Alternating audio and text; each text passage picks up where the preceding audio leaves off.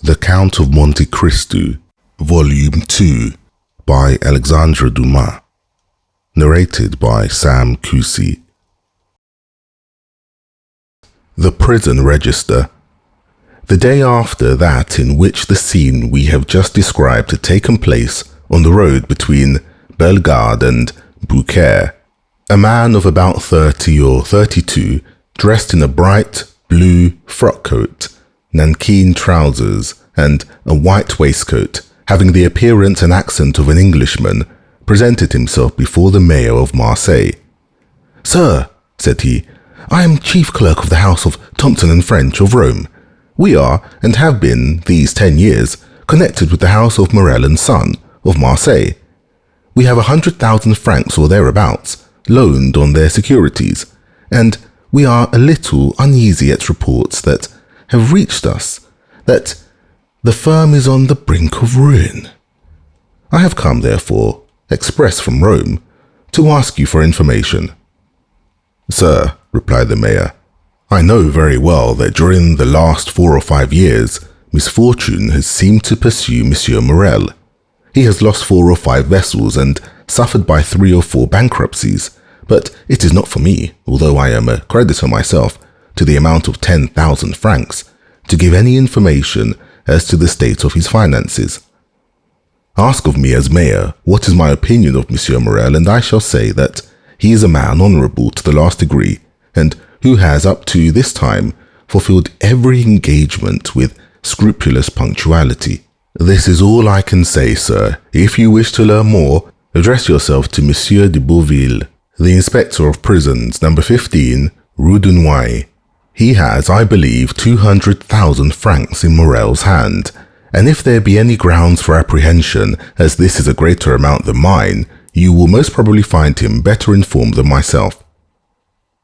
The Englishman seemed to appreciate this extreme delicacy, made his bow and went away, proceeding with a characteristic British stride towards the street mentioned.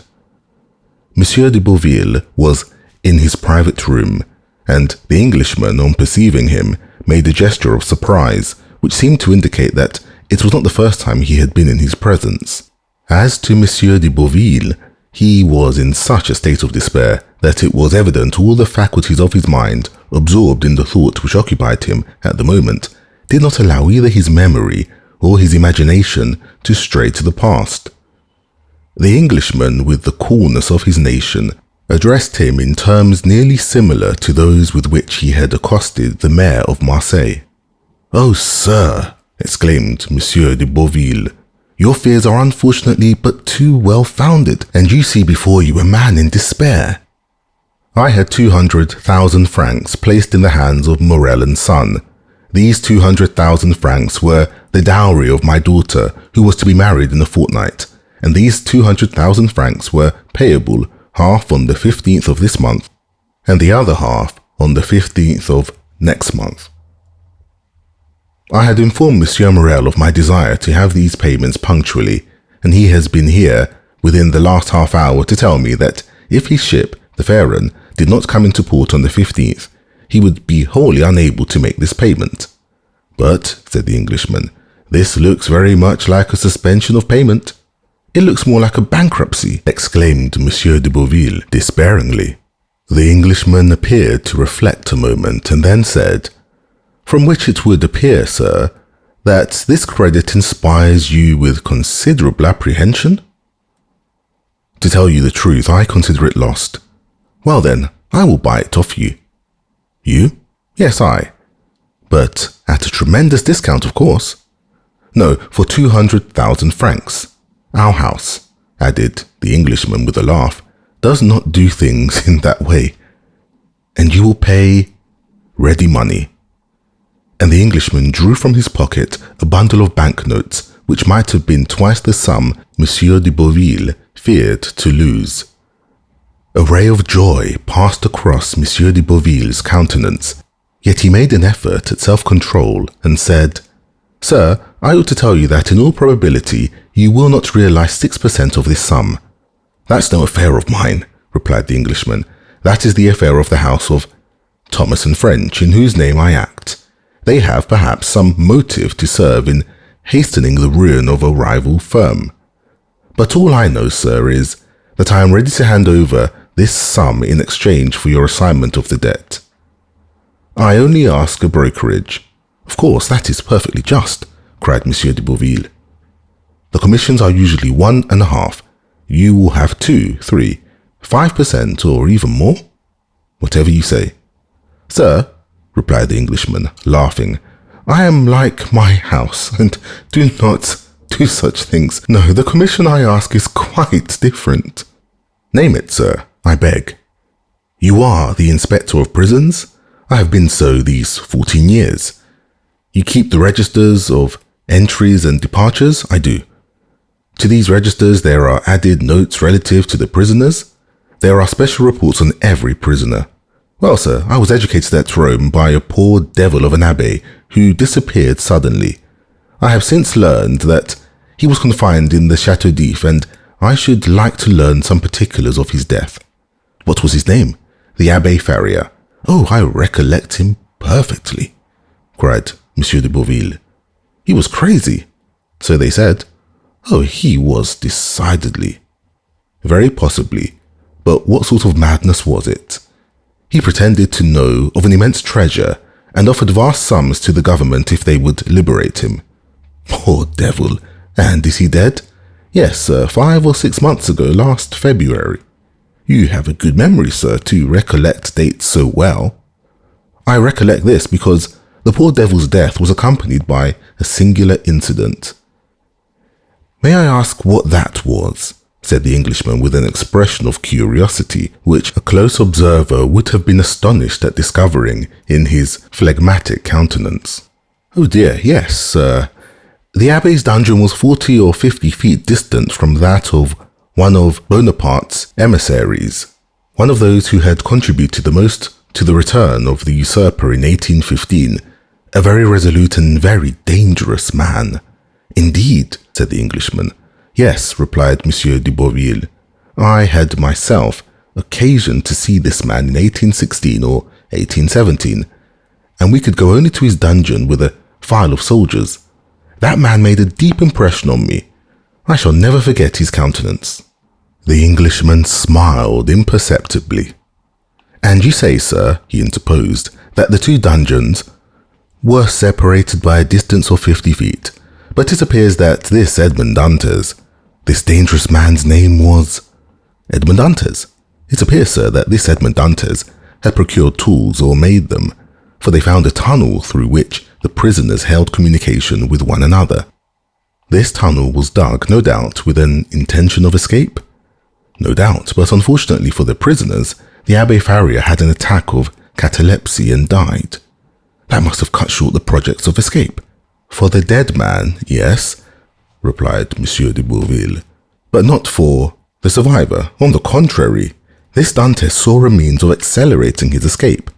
He no doubt thought that prisoners who died in the Château d'If were interred in an ordinary burial ground, and he conveyed the dead man into his own cell, took his place in the sack in which they had sewed up the corpse, and awaited the moment of interment. It was a bold step, and one that showed some courage, remarked the Englishman. As I have already told you, sir, he was a very dangerous man, and fortunately by his own act, disembarrassed the government of the fears it had on his account. How's that? How? Do you not comprehend? No. The Château d'If has no cemetery, and they simply throw the dead into the sea, after fastening a 36-pound cannonball to their feet. Well, observed the Englishman, as if he were slow of comprehension. Well, they fastened a 36-pound ball to his feet and threw him into the sea. Really? Exclaimed the Englishman. Yes, sir, continued the inspector of prisons. You may imagine the amazement of the fugitive when he found himself flung headlong over the rocks. I should like to have seen his face at that moment. That would have been difficult. No matter, replied de Bourville, in supreme good humour, at the certainty of recovering his 200,000 francs. No matter, I can fancy it, and he shouted with laughter. "So can I," said the Englishman, and he laughed too, but he laughed as the English do, at the end of his teeth. "And so," continued the Englishman, who first gained his composure, "he was drowned? Unquestionably. So that the governor got rid of the dangerous and the crazy prisoner at the same time?" "Precisely. But some official document was drawn up as to this affair, I suppose?" inquired the Englishman. Yes, the mortuary deposition. You understand. Dante's relations, if he had any, might have some interest in knowing if he were dead or alive. So that now, if there were anything to inherit from him, they may do so with easy conscience. He is dead, and no mistake about it. Oh yes, and they may have the facts attested whenever they please. "So be it," said the Englishman. "But to return to these registers. True, this story has diverted our attention from them. Excuse me." "Excuse you for what?" "For the story? By no means. It really seems to me very curious." "Yes, indeed. So, sir, if you wish to see all relating to the poor abbé, who really was gentleness itself, yes, you will oblige me. Go into my study here, and I will show it to you." And they both entered Monsieur de Beauville's study. Everything was here arranged in perfect order. Each register had its number, each file of paper its place. The inspector begged the Englishman to seat himself in an armchair and placed before him the register and documents relative to the Chateau d'If, giving him all the time he desired for the examination, while de Beauville seated himself in a corner and began to read his newspaper. The Englishman easily found the entries relative to the Abbé Faria, but it seemed that the history which the inspector had related interested him greatly, for after having perused the first documents, he turned over the leaves until he reached the deposition respecting Edmond Dantes.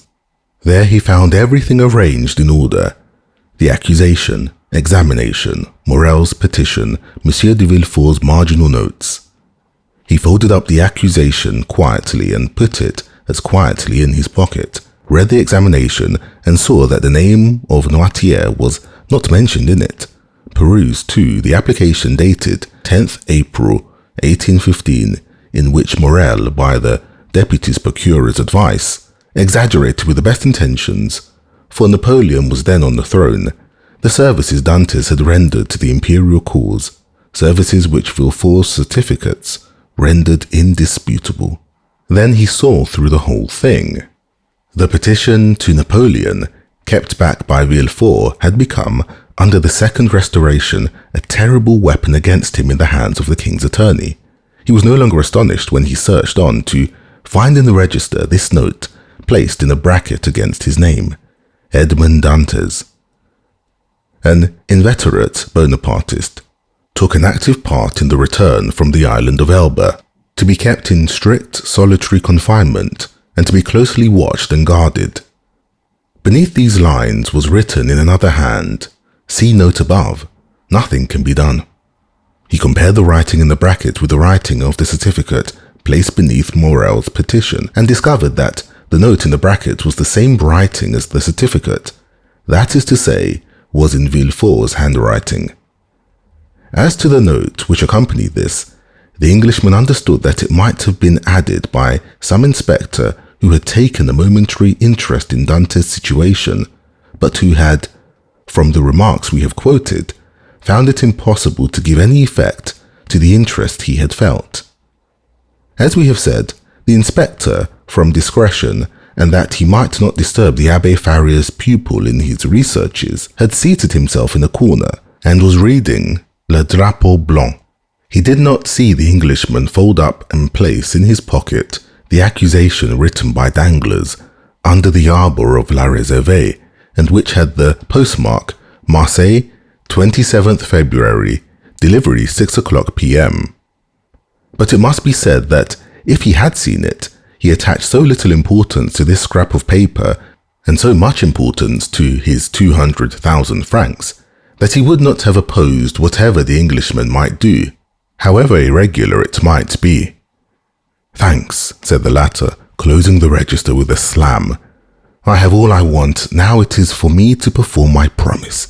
Give me a simple assignment of your debt, acknowledge therein the receipt of the cash, and I will hand you over the money." He rose, gave his seat to Monsieur de Beauville, who took it without ceremony and quickly drew up the required assignment, while the Englishman counted on the banknotes on the other side of the desk. The house of Monsieur Morel. Anyone who has quitted Marseille a few years previously, well acquainted with the interior of Morel's warehouse, and had returned at this date, would have found a great change. Instead of that air of comfort and of happiness that permeates a flourishing and prosperous business establishment, instead of merry faces at the windows, busy clerks hurrying to and fro in the long corridors, instead of the court filled with bales of goods, re-echoing with the cries and jokes of porters, one would have immediately perceived all aspects of sadness and gloom. Out of all the numerous clerks that used to fill the deserted corridor and the empty office, but two remained. One was a young man of 23 or 24, and was in love with Monsieur Morel's daughter, and had remained with him in spite of the efforts of his friends to induce him to withdraw. The other was an old one-eyed cashier called Cockles or Cockeye, a nickname given him by the young men who used to throng this vast, now almost deserted beehive, and which had so completely replaced his real name that he would not, in all probability, have replied to anyone who addressed him by it. Cockles remained in Monsieur Morel's service, and a most singular change had taken place in his position. He had at the same time risen to the rank of cashier and sunk to the rank of a servant. He was, however, the same Cockles, good, patient, devoted, but inflexible on the subject of arithmetic, the only point on which he would have stood firm against the world, even against Monsieur Morel, and strong in the multiplication table, which he had at his fingers, no matter what scheme or what trap was laid to catch him. In the midst of the disaster that befell the house, Cockles was the only one unmoved. But this did not arise from a want of affection, on the contrary, from a firm conviction. Like the rats that one by one forsake the doomed ship, even when the vessel weighs anchor, so all the numerous clerks had, by degrees, deserted the office and the warehouse. Cockles had seen them go without thinking of inquiring the cause of their departure. Everything was, as we have said, a question of arithmetic to Cockles, and during 20 years he had always seen all payments made with such exactitude that it seemed as impossible to him that the house should stop payment as it would to a miller that the river that had so long turned his mill should cease to flow. Nothing had as yet occurred to shake Cockles' belief. The last month's payment had been made with the most scrupulous exactitude. Cockles had detected an overbalance of 14 sous in cash, and the same evening he had brought them to Monsieur Morel, who, with a melancholy smile, threw them into an almost empty drawer, saying, "Thanks, Cockles, you are the pearl of cashiers." Cockles went away, perfectly happy, for this eulogium of Monsieur Morel, himself the pearl of the honest men of Marseille, flattered him more than a present of 50 crowns. But since the end of the month, Monsieur Morel had passed many an anxious hour. In order to meet the payment then due, he had collected all his resources, and, fearing lest the report of his distress should get bruited abroad at Marseille, when he was known to be reduced to such an extremity, he went to the Bouquet fair to sell his wife's and daughter's jewels, and a portion of his plate.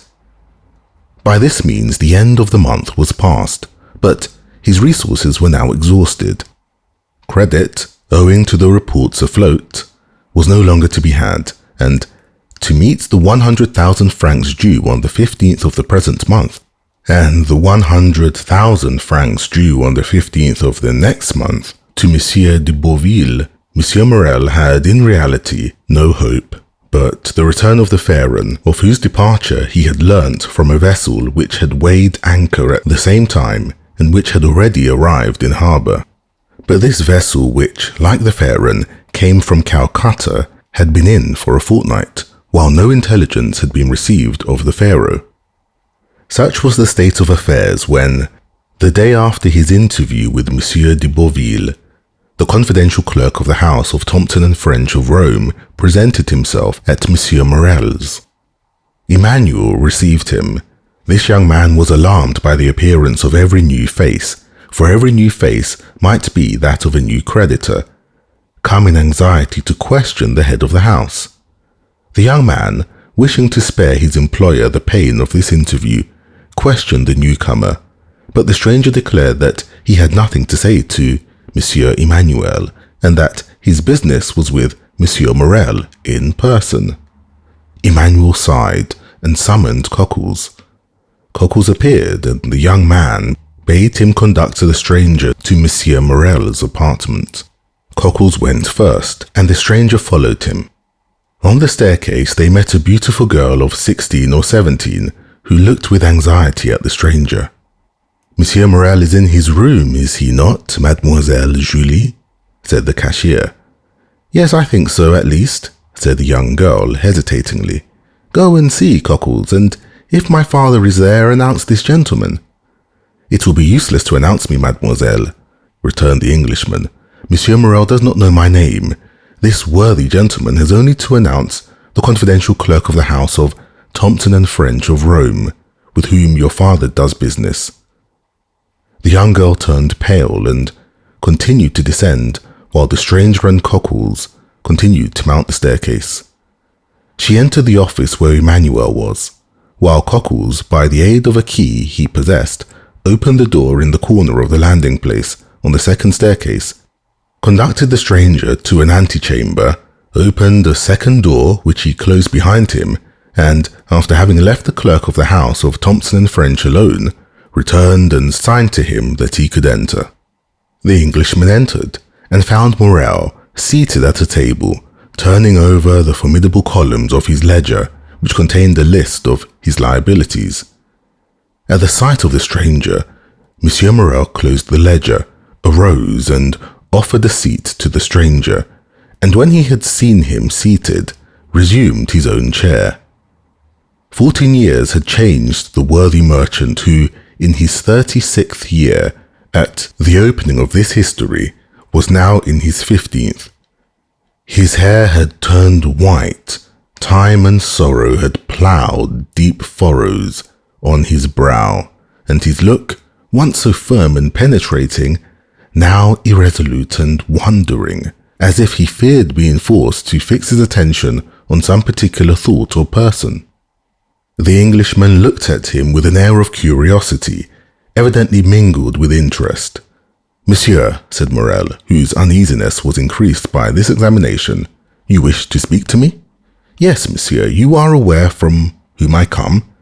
The house of Thompson and French, at least so my cashier tells me. He has told you rightly. The house of Thompson and French had 300,000 or 400,000 francs to pay this month in France, and, knowing your strict punctuality, have collected all the bills bearing your signature and charged me as they became due to present them and to employ the money otherwise. Morel sighed deeply and passed his hand over his forehead, which was covered with perspiration. So then, sir, said Morel, you hold bills of mine? Yes, and for a considerable sum. What's the amount? Asked Morel with a voice he strove to render firm.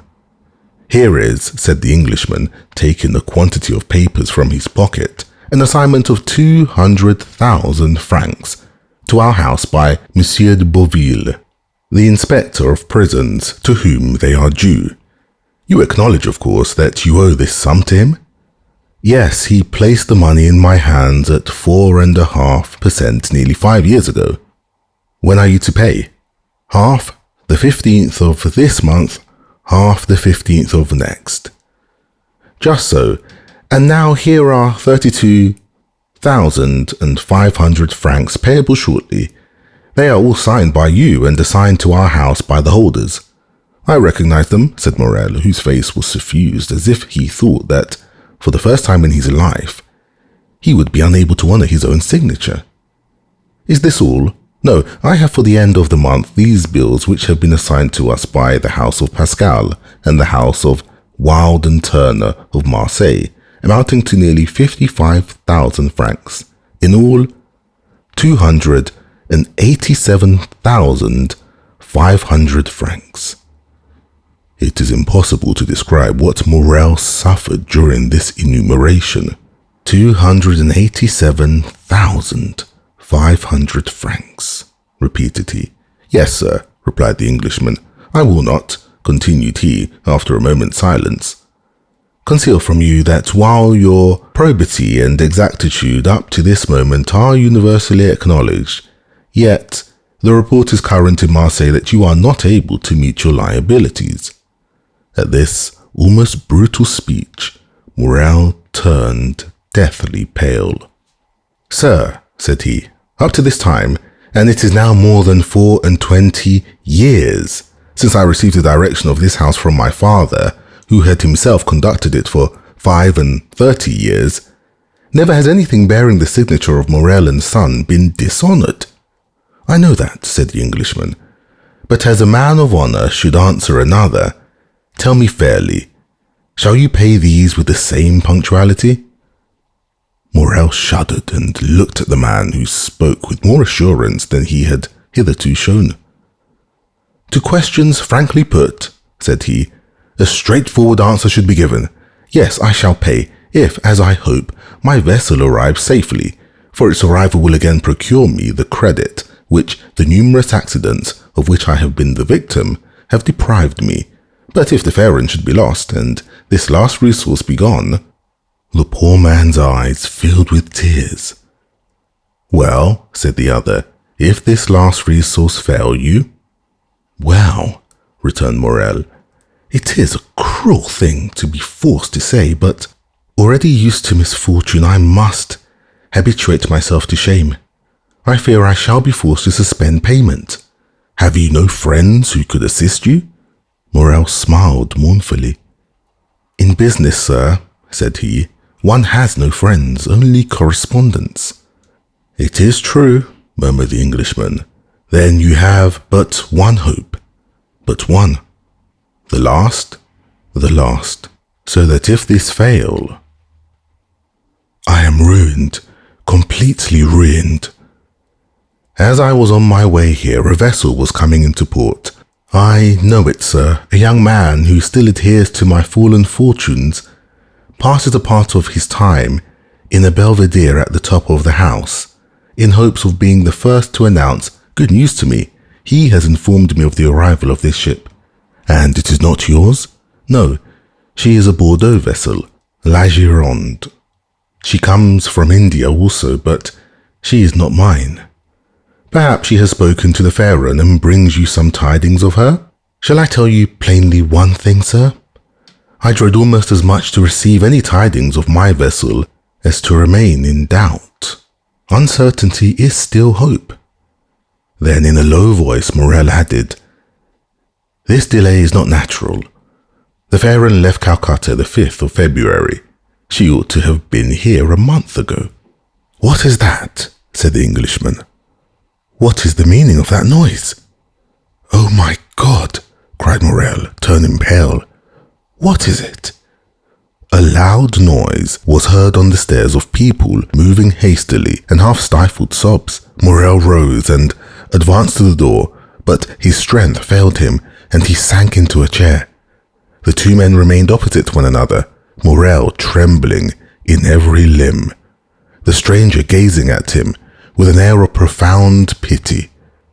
The noise had ceased, but it seemed that Morel expected something. Something had occasioned the noise, and something must follow.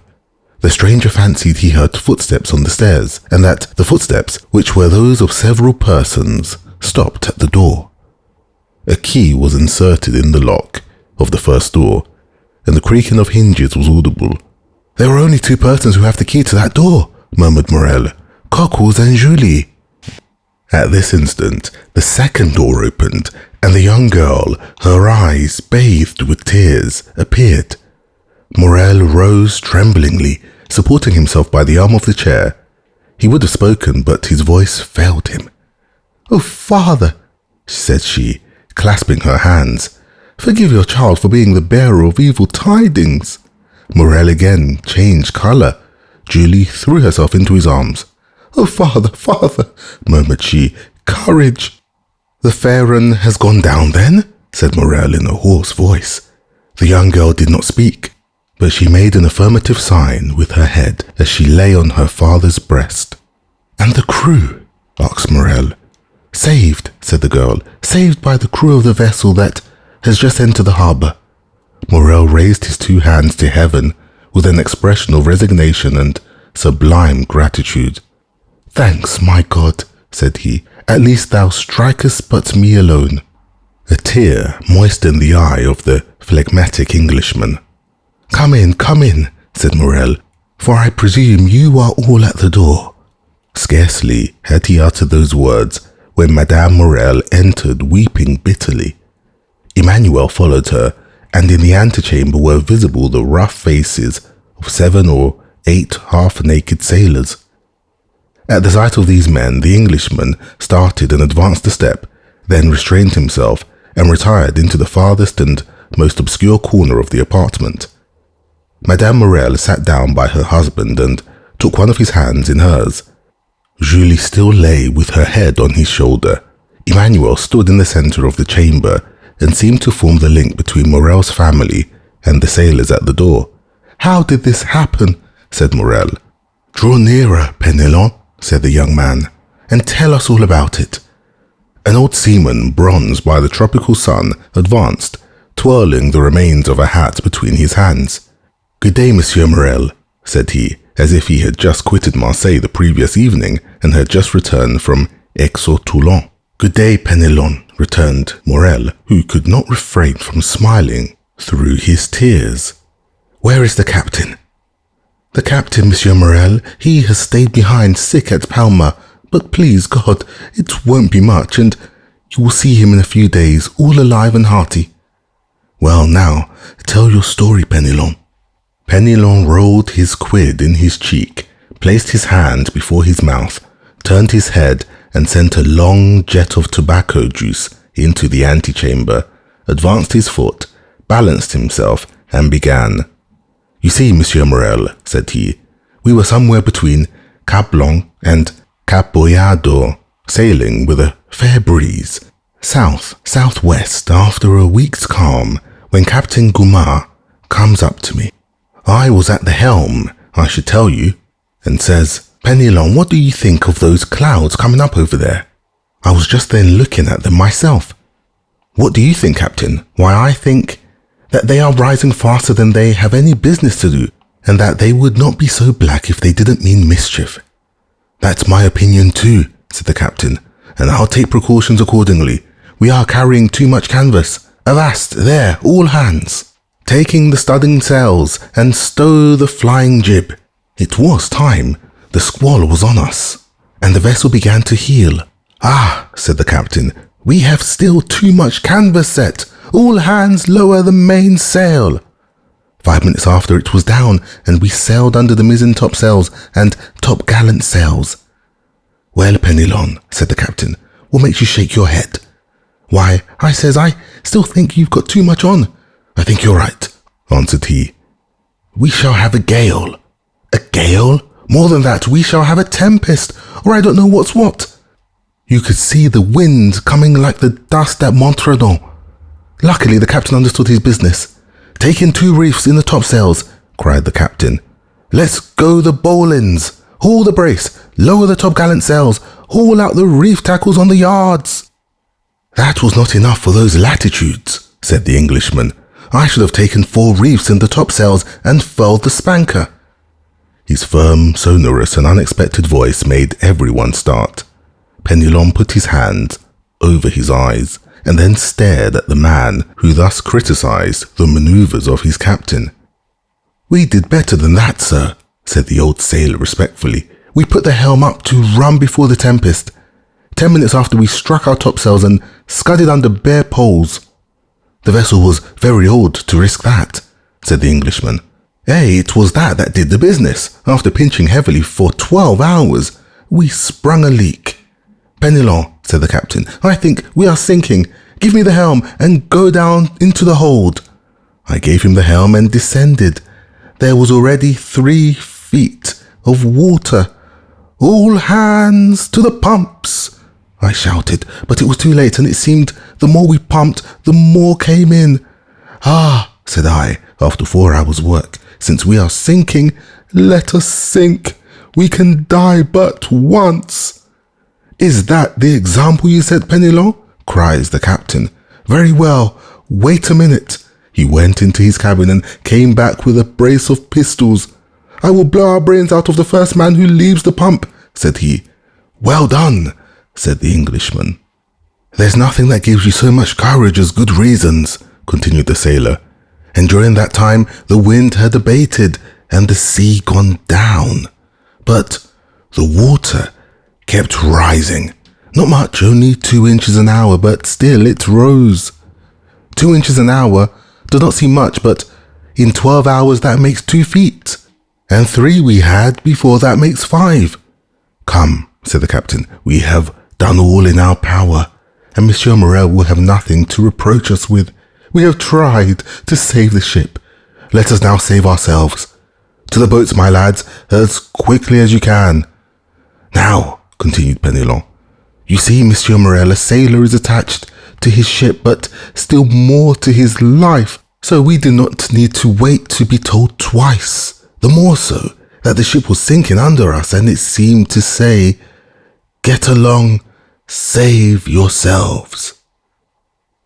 We soon launched the boat, and all 8 of us got into it.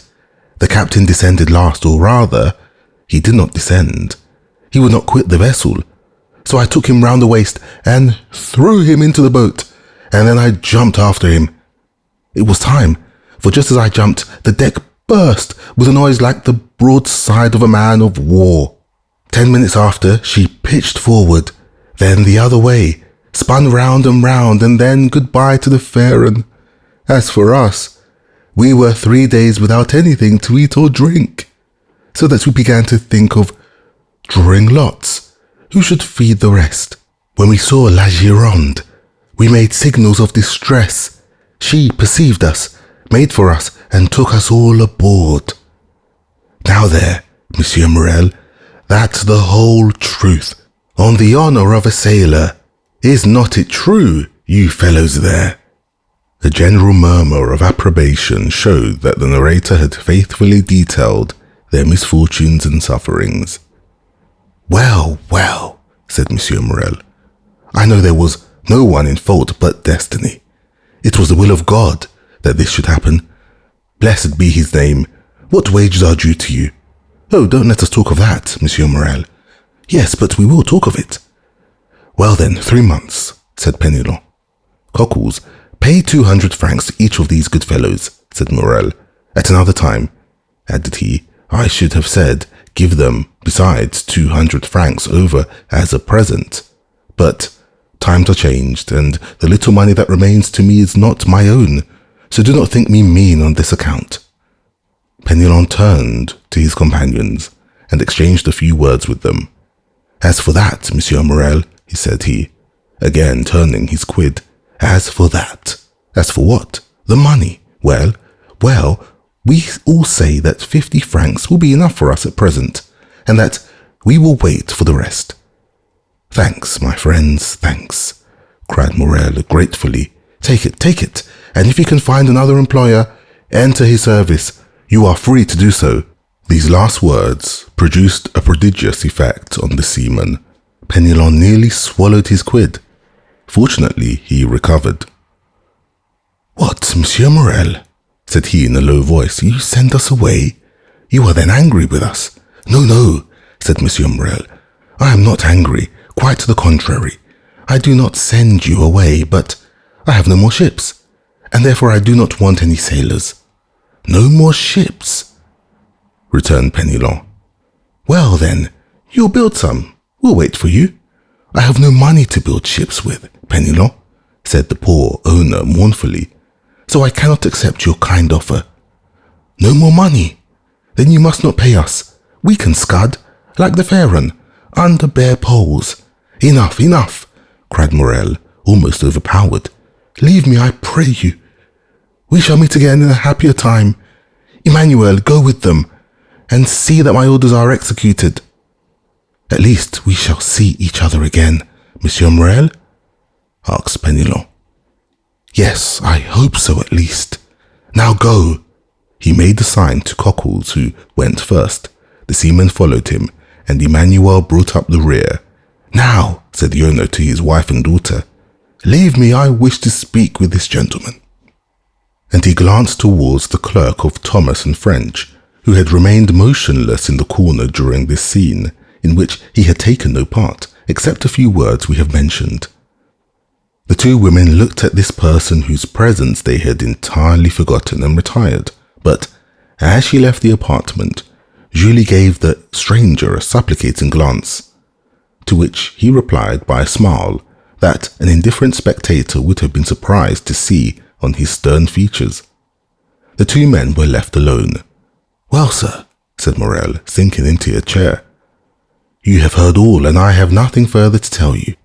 "I see," returned the Englishman, "that a fresh and unmerited misfortune has overwhelmed you, and this only increases my desire to serve you." "Oh, sir," cried Morel. "Let me see," continued the stranger. "I am one of your largest creditors. Your bills, at least, are the first that will fall due. Do you wish for time to pay? A delay would save my honor, and consequently my life. How long a delay do you wish for?" Morel reflected. 2 months, said he. "I will give you 3, replied the stranger. "But," asked Morel, "will the house of Thomas and French consent?" "Oh, I take everything on myself. Today is the 5th of June. "Yes." "Well, renew these bills up to the 5th of September, and on the 5th of September at 11 o'clock, the hand of the clock pointed to 11, I shall come to receive the money." "I shall expect you," returned Morel, "and I will pay you, or I shall be dead." These last words were uttered in so low a tone that the stranger could not hear them. The bills were renewed, the old ones destroyed, and the poor ship owner found himself with 3 months before him to collect his resources. The Englishman received his thanks with the phlegm particular to his nation, and Morel, overwhelming him with grateful blessings, conducted him to the staircase. The stranger met Julie on the stairs. She pretended to be descending, but in reality she was waiting for him. "Oh, sir," said she, clasping her hands. "Mademoiselle," said the stranger, "one day you will receive a letter signed, Sinbad the Sailor. Do exactly what the letter bids you, however strange it may appear." "Yes, sir," returned Julie. "Do you promise?" "I swear to you I will." "It is well. Adieu." "Mademoiselle, continue to be good, sweet girl you are at present, and I have great hopes that heaven will reward you by giving you Emmanuel for a husband." Julie uttered a faint cry, blushed like a rose, and leaned against the baluster. The stranger waved his hand and continued to descend. In the court he found Penelon, who, with a rouleau of 100 francs in either hand, seemed unable to make up his mind to retain them. "Come with me, my friend," said the Englishman. "I wish to speak to you." The 5th of September. The extension provided for by the agent of Thompson and French, at the moment when Morel expected it least, was, to the poor shipowner, so decided a stroke of good fortune that he almost dared to believe that fate had at length grown weary of wasting her spite upon him. The same day he told his wife, Emmanuel, and his daughter all that had occurred, and a ray of hope, if not of tranquillity, returned to the family. Unfortunately, however, Morel had not only engagements with the house of Thompson and French, who had shown themselves so considerate towards him, and, as he had said, in business he had correspondents and not friends. When he thought the matter over, he could by no means account for this generous conduct on the part of Thompson and French towards him, and could only attribute it to some selfish argument as this: we had better help a man who owes us nearly 300,000 francs, and have those 300,000 francs at the end of 3 months, than hasten his ruin and get only 6 or 8% of our money back again. Unfortunately, whether through envy or stupidity, all Morel's correspondents did not take this view, and some even came to a contrary decision. The bills signed by Morel were presented at his office with scrupulous exactitude and, thanks to the delay granted by the Englishman, were paid by Cockles with equal punctuality. Cockles thus remained in his accustomed tranquillity. It was Morel alone who remembered with alarm that if he had to repay on the 15th the 50,000 francs of Monsieur de Beauville, and on the 30th the 32,500 francs of bills, for which, as well as the debt due to the inspector of prisons, he had time granted, he must be a ruined man. The opinion of all the commercial men was that, under the reverses which had successively weighed down Morel, it was impossible for him to remain solvent. Great, therefore, was the astonishment when at the end of the month he cancelled all his obligations with his usual punctuality. Still, confidence was not restored to all minds, and the general opinion was that the complete ruin of the unfortunate ship-owner had been postponed only until the end of the month. The month passed, and Morel made extraordinary efforts to get in all his resources. Formerly, his paper, at any date, was taken with confidence, and was even in request. Morel now tried to negotiate bills at 90 days only, and none of the banks would give him credit. Fortunately, Morel had some funds coming in on which he could rely, and as they reached him, he found himself in a condition to meet his engagements when the end of July came.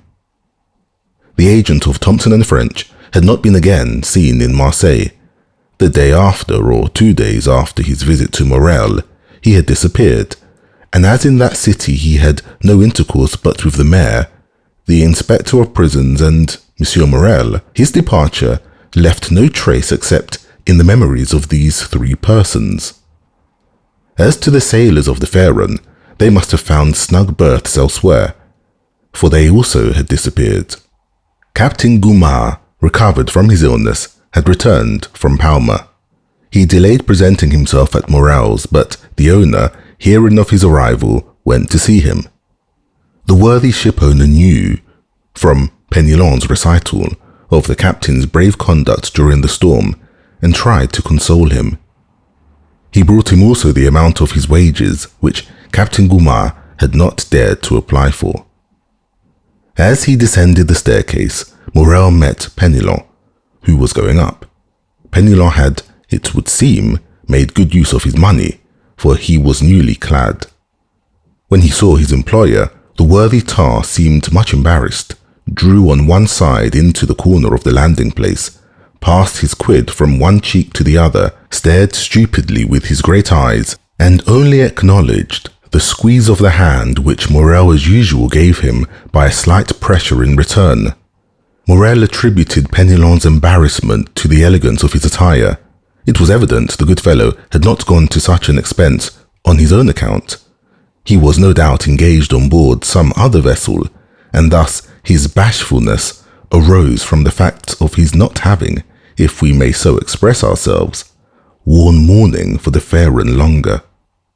Perhaps he had come to tell Captain Dumas of his good luck and to offer him employment from his new master.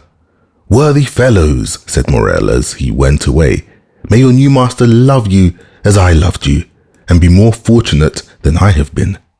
August rolled by in unceasing efforts on the part of Morel to renew his credit or revive the old.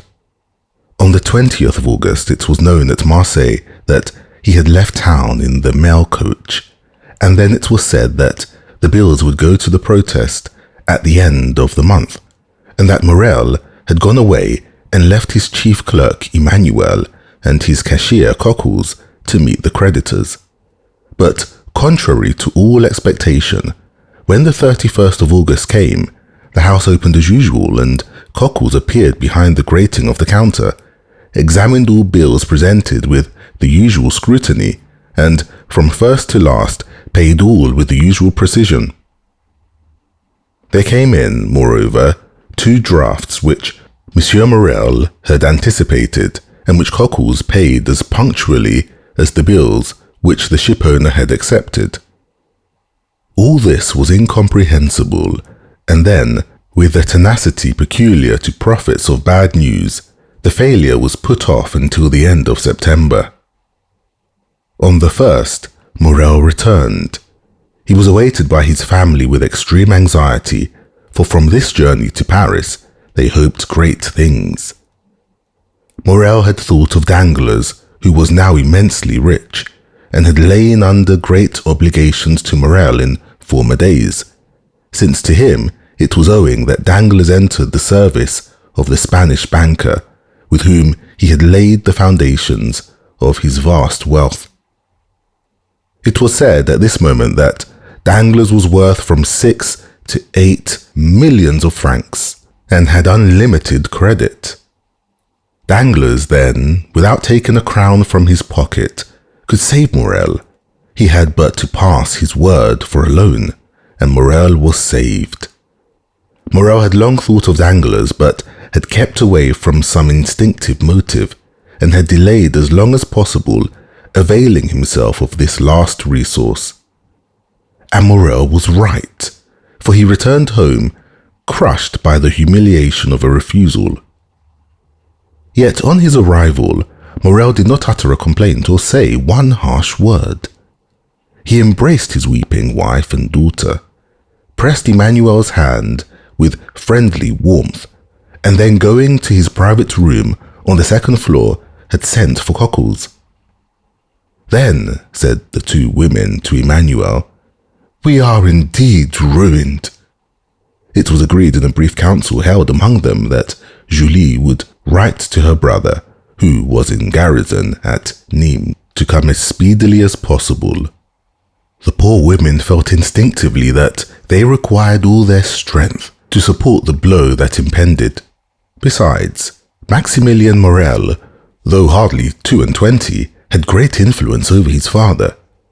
He was a strong-minded, upright young man. At the time when he decided on his profession, his father had no desire to choose for him, but had consulted young Maximilian's taste. He had at once declared for a military life, and had in consequence studied hard, passed brilliantly through the Polytechnic School, and left it as sub-lieutenant of the 53rd of the line.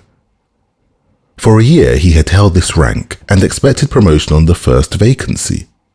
In his regiment, Maximilien Morel was noted for his rigid observance not only of the obligations imposed on a soldier, but also of the duties of a man, and he thus gained the name of the Stoic. We need hardly say that many of those who gave him this epithet repeated it because they had heard it, and did not even know what it meant. This was the young man whom his mother and sister called to their aid to sustain them under the serious trial which they felt they would soon have to endure. They had not mistaken the gravity of this event, for the moment after Morel had entered his private office with Cockles, Julie saw the latter leave it pale, trembling, and his features betraying the utmost consternation. She would have questioned him as he passed by her, but the worthy creature hastened down the staircase with unusual precipitation, and only raised his hands to heaven and exclaimed, "Oh, mademoiselle, mademoiselle! What a dreadful misfortune! Who could ever have believed it?" A moment afterwards, Julie saw him go upstairs carrying 2 or 3 heavy ledgers, a portfolio, and a bag of money. Morel examined the ledgers, opened the portfolio, and counted the money. All his funds amounted to 6,000 or 8,000 francs. His bills receivable up to the 5th to 4,000 or 5,000, which, making the best of everything, gave him 14,000 francs to meet debts amounting to 287,500 francs. He had not even the means for making a possible settlement on account. However, when Morel went down to his dinner, he appeared very calm. This calmness was more alarming to the two women than the deepest dejection would have been. After dinner, Morel usually went out and used to take his coffee at the club of the Phocéon and to read the Semaphore. This day he did not leave the house but returned to his office. As to Cockles, he seemed completely bewildered. For part of the day he went into the courtyard, seated himself on a stone with his head bare and exposed to the blazing sun. Emmanuel tried to comfort the women, but his eloquence faltered. The young man was too well acquainted with the business of the house not to feel that a great catastrophe hung over the Morel family. Night came. The two women had watched, hoping that when he left his room, Morel would come to them, but they heard him pass before their door and trying to conceal the noise of his footsteps. They listened. He went into his sleeping room and fastened the door inside. Madame Morel sent her daughter to bed, and half an hour after, Julie had retired. She rose, took off her shoes, and went stealthily along the passage to see through the keyhole what her husband was doing. In the passage she saw a retreating shadow. It was Julie who, uneasy herself, had anticipated her mother. The young lady went towards Madame Morel. "He is writing," she said. They had understood each other without speaking. Madame Morel looked again through the keyhole. Morel was writing, but Madame Morel remarked what her daughter had not observed, that her husband was writing on stamped paper. The terrible idea that he was writing his will flashed across her. She shuddered, and yet had not strength to utter a word. Next day, Monsieur Morel seemed as calm as ever, went into his office as usual, came to his breakfast punctually, and then, after dinner, placed his daughter beside him, took her head in his arms, and held her for a long time against his bosom.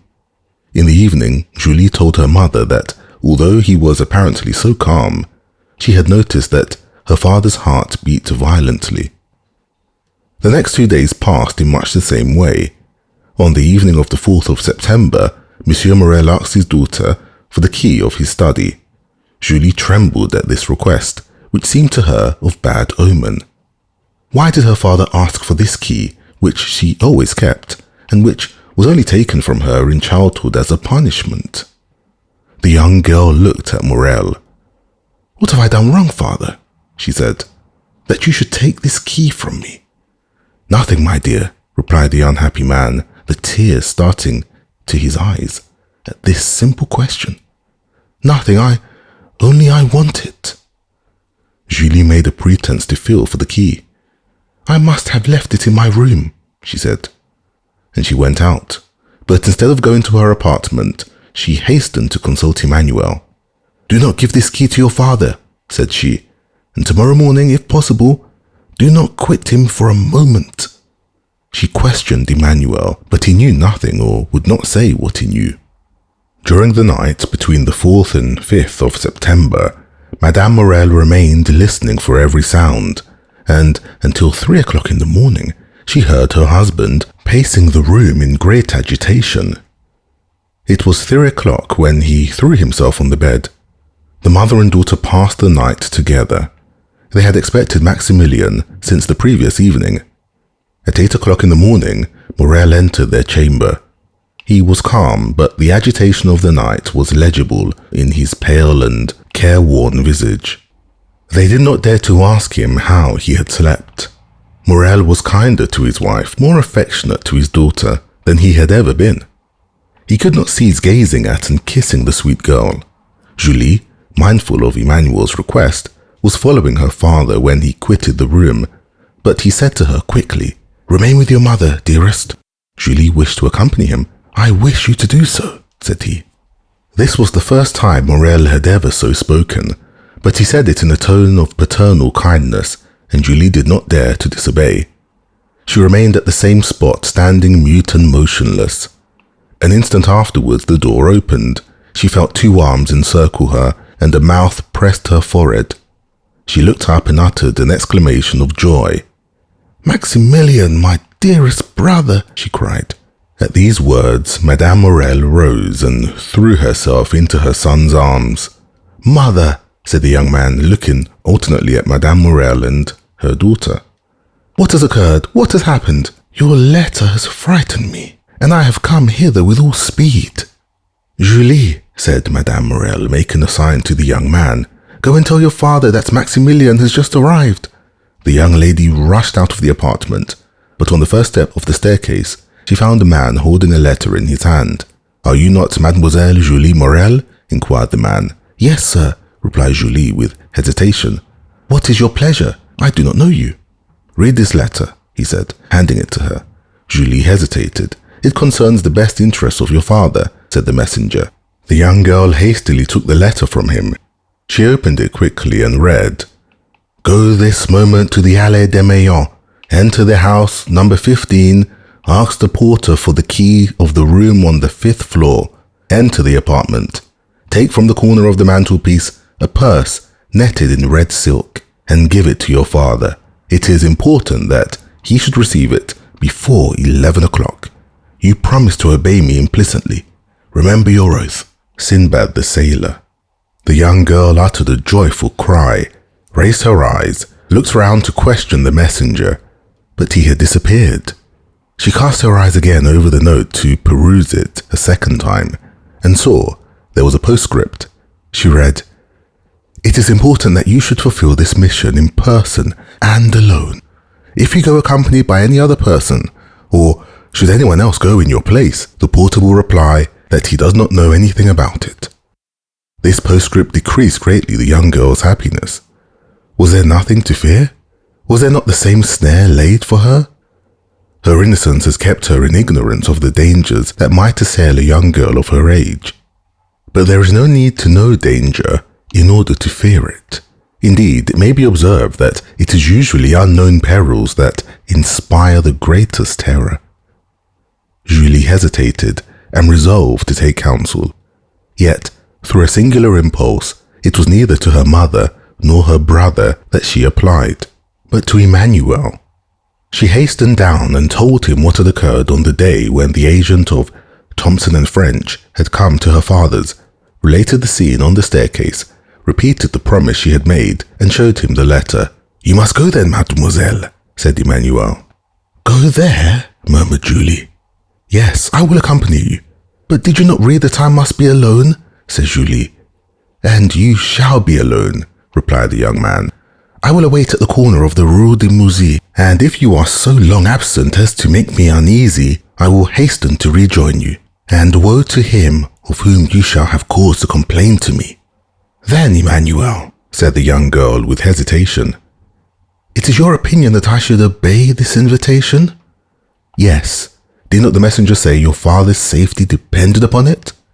"But what danger threatens him then, Emmanuel?" she asked. Emmanuel hesitated a moment, but his desire to make Julie decide immediately made him reply. "Listen," he said, "today is the 5th of September, is it not?" "Yes." "Today then, at 11 o'clock, your father has nearly 300,000 francs to pay." "Yes, we know that." "Well then," continued Emmanuel, "we have not 15,000 francs in the house. What will happen then? Why, if today before 11 o'clock your father has not found someone who will come to his aid, he will be compelled at 12 o'clock to declare himself bankrupt." "Oh, then come," cried she, hastening away with the young man. During this time, Madame Morel had told her son everything. The young man knew quite well that, after the succession of misfortunes which had befallen his father, great changes had taken place in the style of living and housekeeping, but he did not know that matters had reached such a point. He was thunderstruck. Then, rushing hastily out of the apartment, he ran upstairs expecting to find his father in his study, but he rapped there in vain. While he was yet at the door of the study, he heard the bedroom door open, turned and saw his father. Instead of going directly to his study, Monsieur Morel had returned to his bedchamber, which he was only this moment quitting. Morel uttered a cry of surprise at the sight of his son, of whose arrival he was ignorant. He remained motionless on the spot, pressing with his left hand something he had concealed under his coat. Maximilian sprang down the staircase and threw his arms round his father's neck, but suddenly he recoiled and placed his right hand on Morel's breast. "Father!" he exclaimed, turning pale as death. "What are you going to do with that brace of pistols under your coat?" "Oh, this is what I feared," said Morel. "Father, father, in heaven's name!" exclaimed the young man. "What are these weapons for?" "Maximilian," replied Morel, looking fixedly at his son, "you are a man and a man of honor. Come and I will explain to you."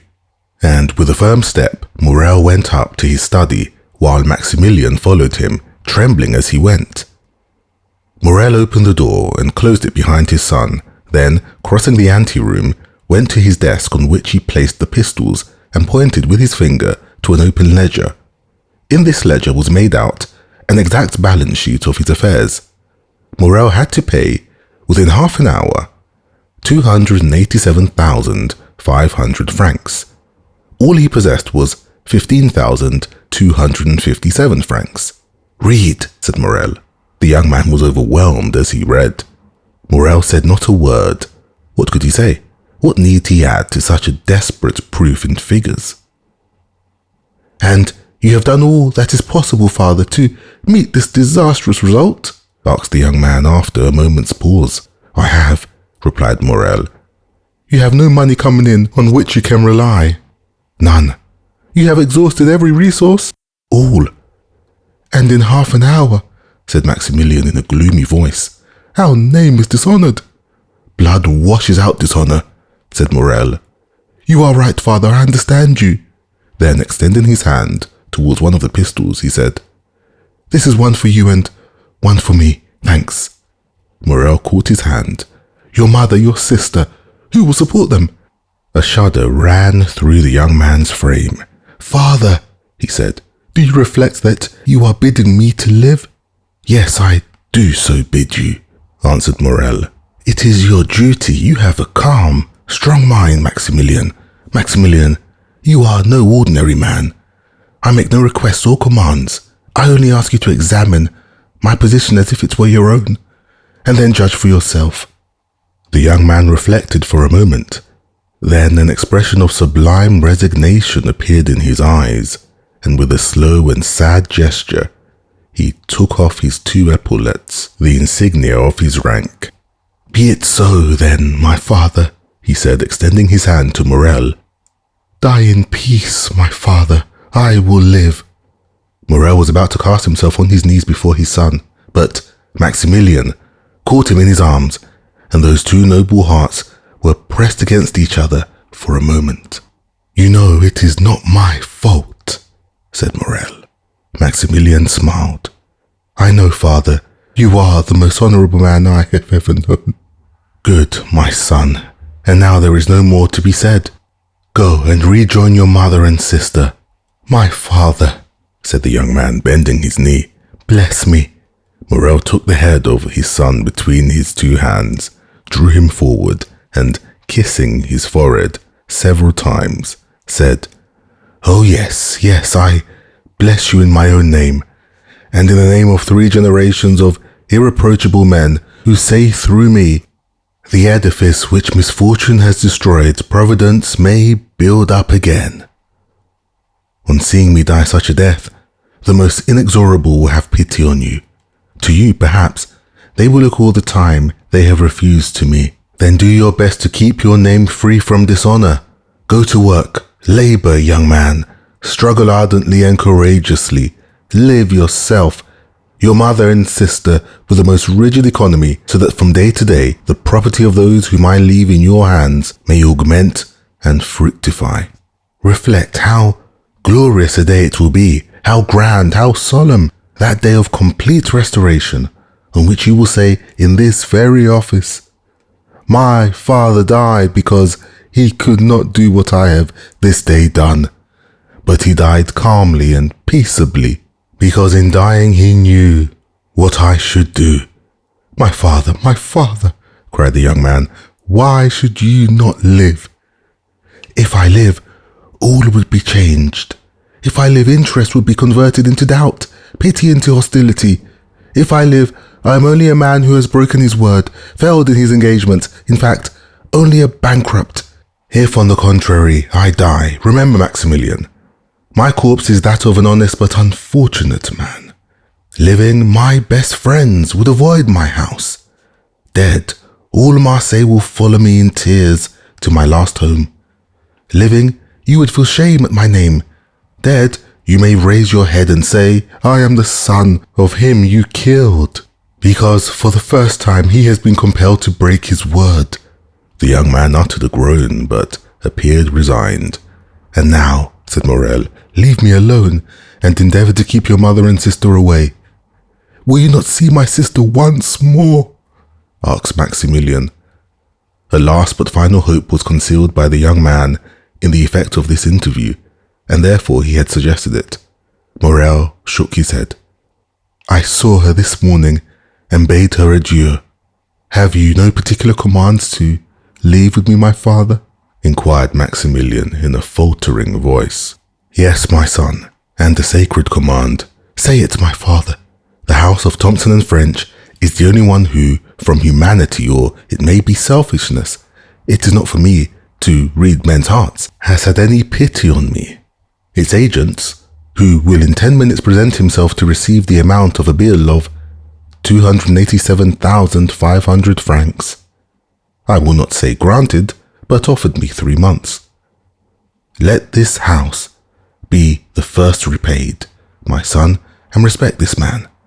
"Father, I will," said Maximilian.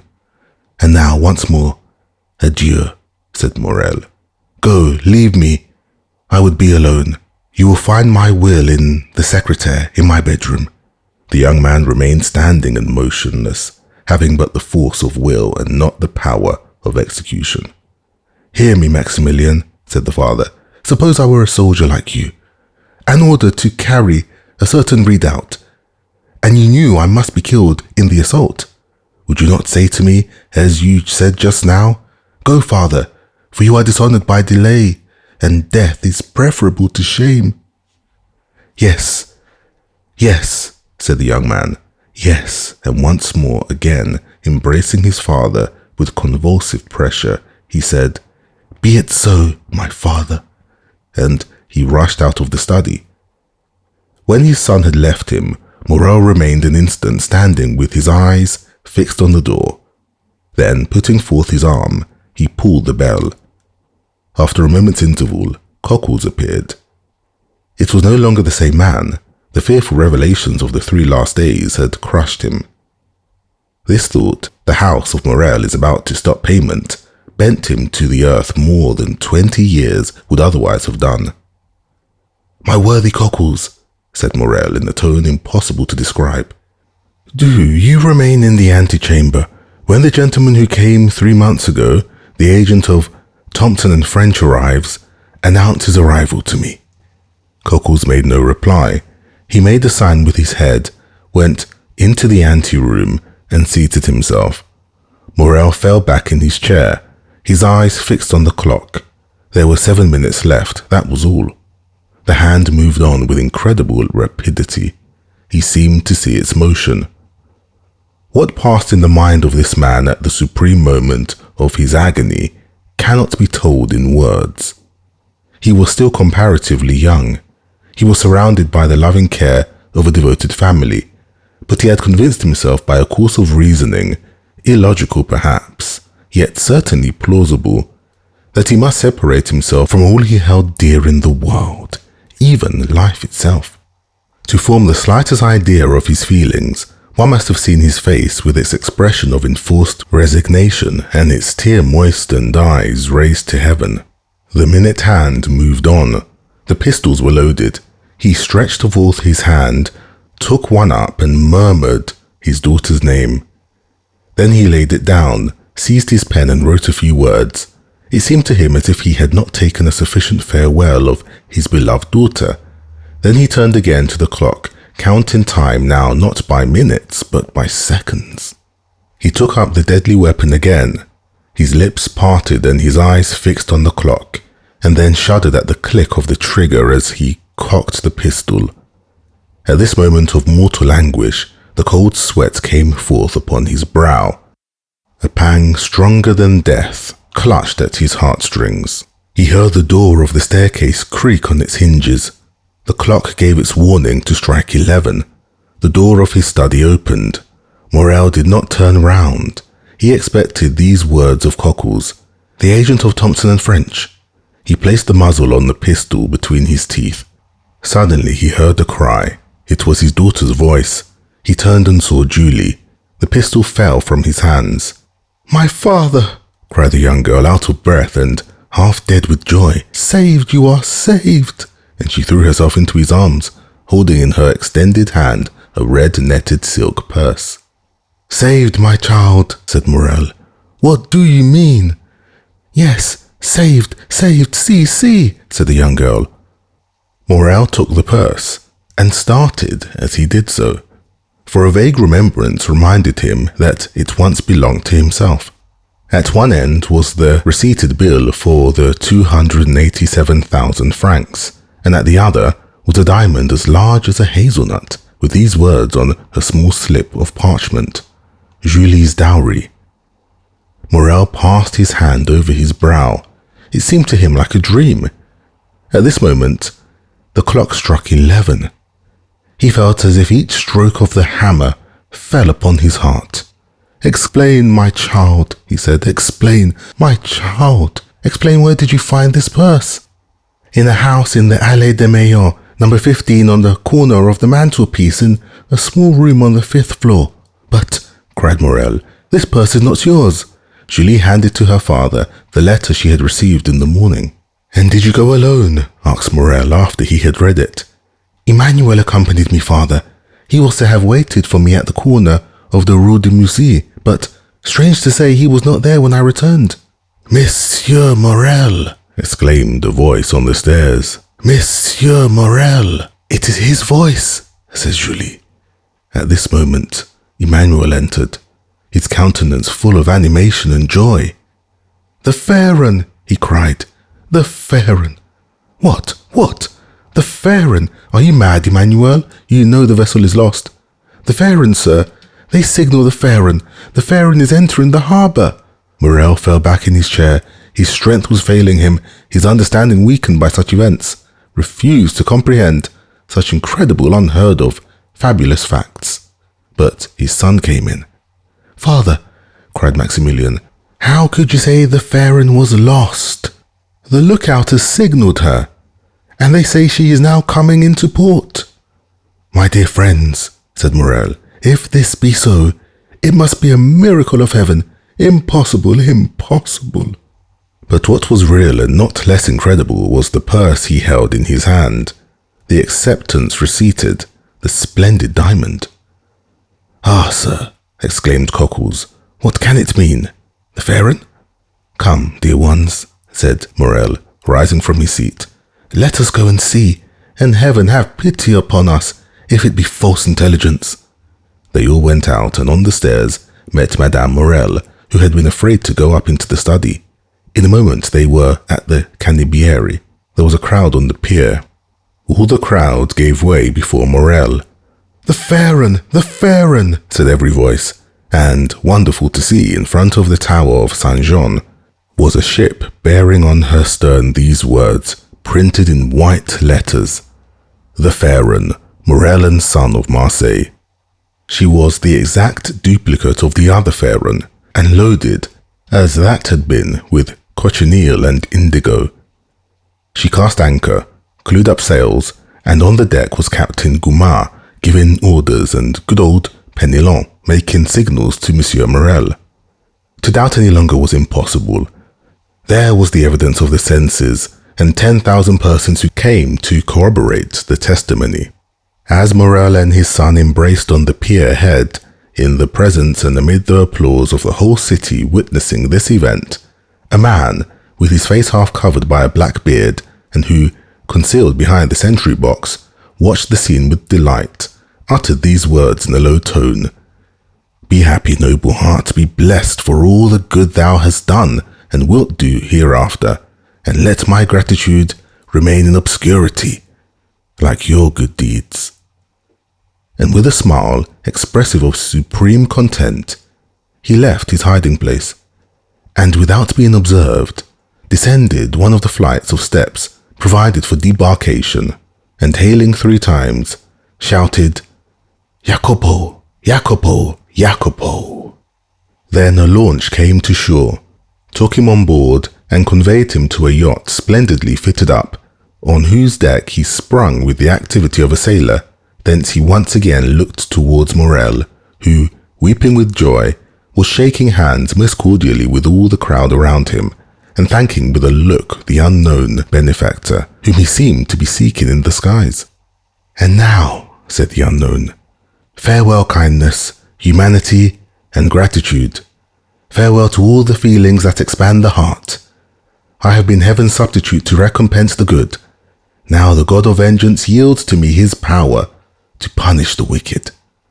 At these words, he gave a signal, and, as if only awaiting this signal, the yacht instantly put out to sea. Italy, Sinbad the Sailor. Towards the beginning of the year 1838, 2 young men, belonging to the First Society of Paris, the Viscount Albert de Morcerf and the Baron Franz d'Épinay, were at Florence.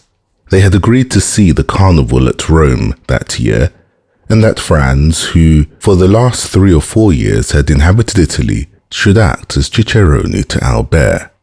As it is no inconsiderable affair to spend the carnival at Rome, especially when you have no great desire to sleep on the Piazza del Popolo or the Campo Vaccino, they wrote to Signor Pestrini, the proprietor of the Hotel de Londres, Piazza di Spagna, to reserve comfortable apartments for them.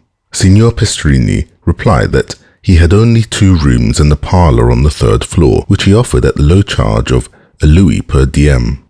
They accepted his offer, but wishing to make the best use of the time that was left, Albert started for Naples.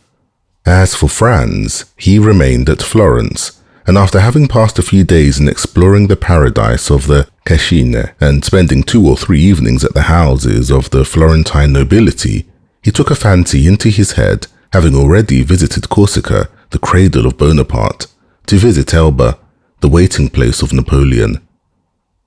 One evening, he cast off the painter of a sailboat from the iron ring that secured it to the dock of Leghorn, wrapped himself in his coat, and lay down, and said to his crew, "To the island of Elba." The boat shot out of the harbour like a bird, and the next morning Franz disembarked at Portoferraio. He traversed the island after having followed the traces which the footsteps of the giant have left, and re-embarked for Marciana. 2 hours after, he again landed at Pianosa, where he was assured that red partridges abounded. The sport was bad. Franz only succeeded in killing a few partridges, and, like every unsuccessful sportsman, he returned to the boat very much out of temper. "Ah, if your excellency choose," said the captain, "you might have capital sport." "Where?" "Do you see that island?" continued the captain, pointing to a conical pile rising from the Indigo Sea. "Well, what is this island?" "The island of Monte Cristo. But I have no permission to shoot over this island. Your excellency does not require a permit, for the island is uninhabited." "Ah, indeed," said the young man. "A desert island in the midst of the Mediterranean must be a curiosity." "It is very natural. This island is a mass of rocks, and does not contain an acre of land capable of cultivation." "To whom does this island belong?" "To Tuscany. What game shall I find there?" "Thousands of wild goats." "Who live upon the stones, I suppose," said Franz with an incredulous smile. "No, but by browsing the shrubs and trees that grow out of the crevices of the rocks." "Where can I sleep?" "On shore in the grottos, or on board in your cloak. Besides, if your excellency pleases, we can leave as soon as you like. We can sail as well as by night as by day, and if the wind drops, we can use our oars. As Franz had sufficient time, and his apartments at Rome were not yet available, he accepted the proposition. Upon his answer in the affirmative, the sailors exchanged a few words together in a low tone. "Well," asked he, "what now? Is there any difficulty in the way?" "No," replied the captain, "but we must warn your excellency that the island is an infected port." "What do you mean?" "Monte Cristo, although uninhabited, yet serves occasionally as a refuge for the smugglers and pirates who come from Corsica, Sardinia, and Africa, and if it becomes known that we have been there, we shall have to perform quarantine for 6 days on our return to Leghorn." "The deuce! That puts a different face on the matter. 6 days! Why, that's as long as the Almighty took to make the world. Too long to wait, too long. But who will say your excellency has been to Monte Cristo?" "Oh, I shall not," cried Franz. "Nor I," chorused the sailors. "Then steer for Monte Cristo." The captain gave his orders, the helm was put out, and the boat was soon sailing in the direction of the island. Franz waited until all was in order, and when the sail was filed and the 4 sailors had taken their places, 3 forward and 1 at the helm, he resumed the conversation. "Gaetano," said he to the captain, "you tell me Monte Cristo serves as a refuge for pirates, who are, it seems to me, a very different kind of game from the ghosts." "Yes, your excellency, and it is true. I knew there were smugglers, but I thought that since the capture of Algiers and the destruction of the Regency, pirates existed only in the romances of Cooper and Captain Marryat." "Your excellency is mistaken. There are pirates, like the bandits who were believed to have been exterminated by Pope Leo XII, and who yet every day rob travellers at the gates of Rome. Has not your excellency heard that the French chargé d'affaires was robbed 6 months ago, within 500 paces of Velletri?" "Oh yes, I heard that." "Well then, if, like us, your excellency lived at Leghorn, you would hear from time to time that a little merchant vessel or an English yacht that was expected at Bastia, at Portofriaio or Civitavecchia has not arrived. No one knows what has become of it, but doubtless it has struck on a rock and foundered. Now this rock it has met has been a long and narrow boat, manned by 6 or 8 men, who have surprised and plundered it, some dark and stormy night, near some desert and gloomy island, as bandits plunder a carriage in the recesses of a forest." "But," asked Franz, who lay wrapped in his cloak at the bottom of the boat, "why do not those who have been plundered complain to the French, Sardinian or Tuscan governments?" "Why?" said Gaetano with a smile. "Yes, why? Because in the first place they transfer from the vessel to their own boat whatever they think worth taking. Then they bind the crew hand and foot. They attach to everyone's neck a 24-pound ball. A large hole is chopped in the vessel's bottom, and then they leave her. At the end of 10 minutes, the vessel begins to roll heavily and settle down. First, one gunwale goes under, then the other. Then they lift and sink again, and both go under at once. All at once, there's a noise like a cannon. That's the air blowing up the deck. Soon the water rushes out of the scupper holes like a whale spouting. The vessel gives a last groan, spins round and disappears, forming a vast whirlpool in the ocean, and then all is over, so that in 5 minutes, nothing but the eye of God can see the vessel where she lies at the bottom of the sea." "Do you understand now?" said the captain. "Why no complaints are made to the government, and why the vessel never reaches port?" It is probable that if Gaetano had related this previous to proposing the expedition, Franz would have hesitated, but now that they had started, he thought it would be cowardly to draw back. He was one of those men who do not rashly court danger, but if danger presents itself, combat it with the most unalterable coolness. Calm and resolute, he treated any peril as he would an adversary in a duel, calculated its probable method of approach, retreated, if at all, as a point of strategy and not from cowardice, was quick to see an opening for attack, and won victory at a single thrust. "Ah," said he, "I have travelled through Sicily and Calabria. I have sailed 2 months in the archipelago, and yet I never saw even the shadow of a bandit or a pirate." "I did not tell your excellency this to deter you from your project," replied Gaetano, "but you questioned me and I have answered. That's all." "Yes, and your conversation is most interesting, and as I wish to enjoy it as long as possible, steer for Monte Cristo." The wind blew strongly. The boat made 6 or 7 knots an hour, and they were rapidly reaching the end of their voyage. As they drew near, the island seemed to lift from the sea, and the air was so clear that they could already distinguish the rocks heaped on one another, like cannonballs in an arsenal, with green bushes and trees growing in the crevices. As for the sailors, although they appeared perfectly tranquil, yet it was evident that they were on the alert, and that they carefully watched the glassy surface over which they were sailing, on which a few fishing boats, with their white sails, were alone visible. They were within 15 miles of Monte Cristo when the sun began to set behind Corsica, whose mountains appeared against the sky, showing their rugged peaks in bold relief. This mass of rock, like the giant Adamastor, rose dead ahead, a formidable barrier, and intercepting the light that glided its massive peaks so that the voyagers were in the shadow. Little by little the shadow rose higher and seemed to drive before it the last rays of the expiring day. At last the reflection rested on the summit of the mountain, where it paused an instant, like the fiery crest of a volcano. Then gloom gradually covered the summit as it had covered the base, and the island now only appeared to be a grey mountain that grew continually darker. Half an hour after, the night was quite dark. Fortunately, the mariners were used to these latitudes, and knew every rock in the Tuscan archipelago, for in the midst of this obscurity Franz was not without uneasiness. Corsica had long since disappeared, and Monte Cristo itself was invisible, but the sailors seemed, like the lynx, to see in the dark, and the pilot who steered did not evince the slightest hesitation. An hour had passed since the sun had set, when Franz fancied he saw, at a quarter of a mile to the left, a dark mass, but he could not precisely make out what it was, and fearing to excite the mirth of the sailors by mistaking a floating cloud for land, he remained silent. Suddenly, a great light appeared on the strand. Land might resemble a cloud, but the fire was not a meteor.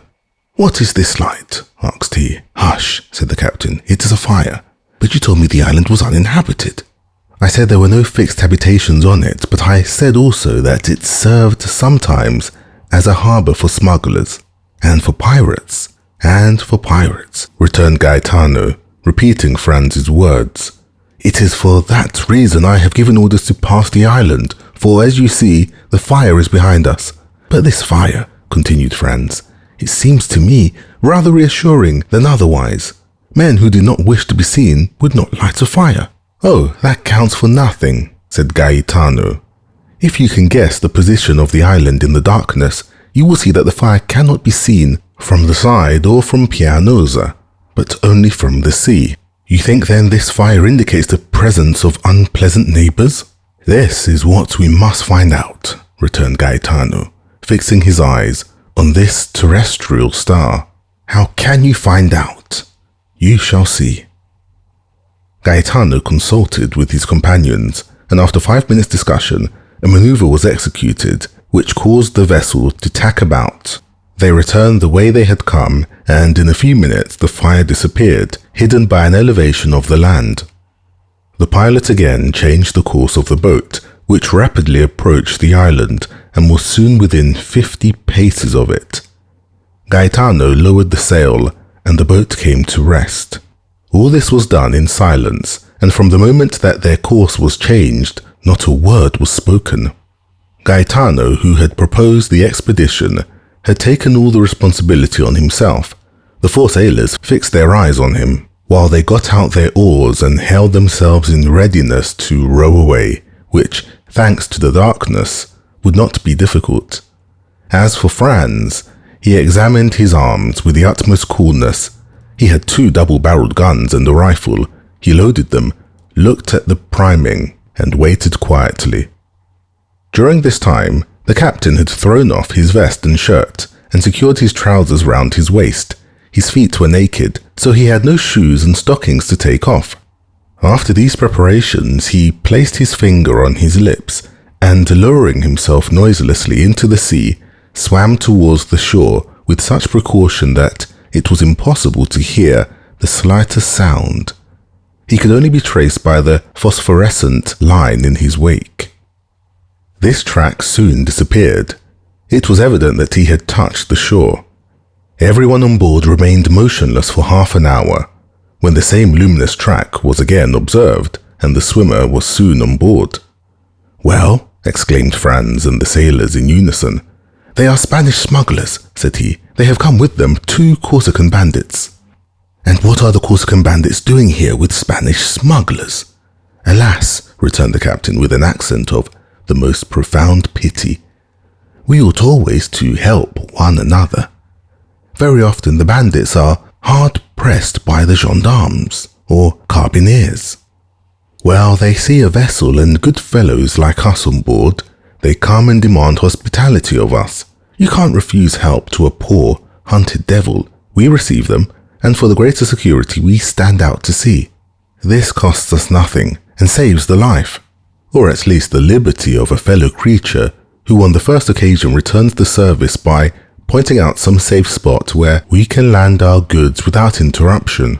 "Ah," said Franz, "then you are a smuggler occasionally, Gaetano." "Your Excellency, we must live somehow," returned the other, smiling impenetrably. "Then you know the men who are now on Monte Cristo?" "Oh yes, we sailors are like Freemasons and recognize each other by signs." "And do you think we have nothing to fear if we land?" "Nothing at all. Smugglers are not thieves." "But these 2 Corsican bandits?" said Franz, calculating the chances of peril. "It is not their fault that they are bandits, but that of the authorities." "How so?" "Because they are pursued for having made a stiff, as if it was not in a Corsican's nature to revenge himself." "What do you mean by having made a stiff?" "Having assassinated a man," said Franz, continuing his investigation. "I mean that they have killed an enemy, which is a very different thing," returned the captain. "Well," said the young man, "let us demand hospitality of these smugglers and bandits. Do you think they will grant it?" "Without a doubt." "How many are they?" 4, and the 2 bandits make 6. "Just our number, so that if they prove troublesome, we shall be able to hold them in check. So, for the last time, steer to Monte Cristo." "Yes, but your Excellency will permit us to take all due precautions." "By all means, be as wise as Nestor and as prudent as Ulysses. I do more than permit. I exhort you." "Silence then," said Gaetano. Everyone obeyed. For a man who, like Franz, viewed his position in its true light, it was a grave one. He was alone in the darkness with sailors whom he did not know and who had no reason to be devoted to him, who knew that he had several thousand francs in his belt, and who had often examined his weapons, which were very beautiful, if not with envy, at least with curiosity. On the other hand, he was about to land without any other escort than these men, on an island which had, indeed, a very religious name, but which did not seem to Franz likely to afford him much hospitality, thanks to the smugglers and bandits. The history of the scuttled vessels, which had appeared improbable during the day, seemed very probable at night. Placed as he was between 2 possible sources of danger, he kept his eye on the crew, and his gun in his hand. The sailors had again hoisted sail, and the vessel was once more cleaving the waves. Through the darkness, Franz, whose eyes were now more accustomed to it, could see the looming shore along which the boat was sailing, and then, as they rounded a rocky point, he saw the fire more brilliant than ever, and about it 5 or 6 persons seated.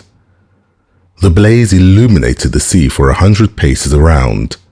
Gaetano skirted the light, carefully keeping the boat in the shadow.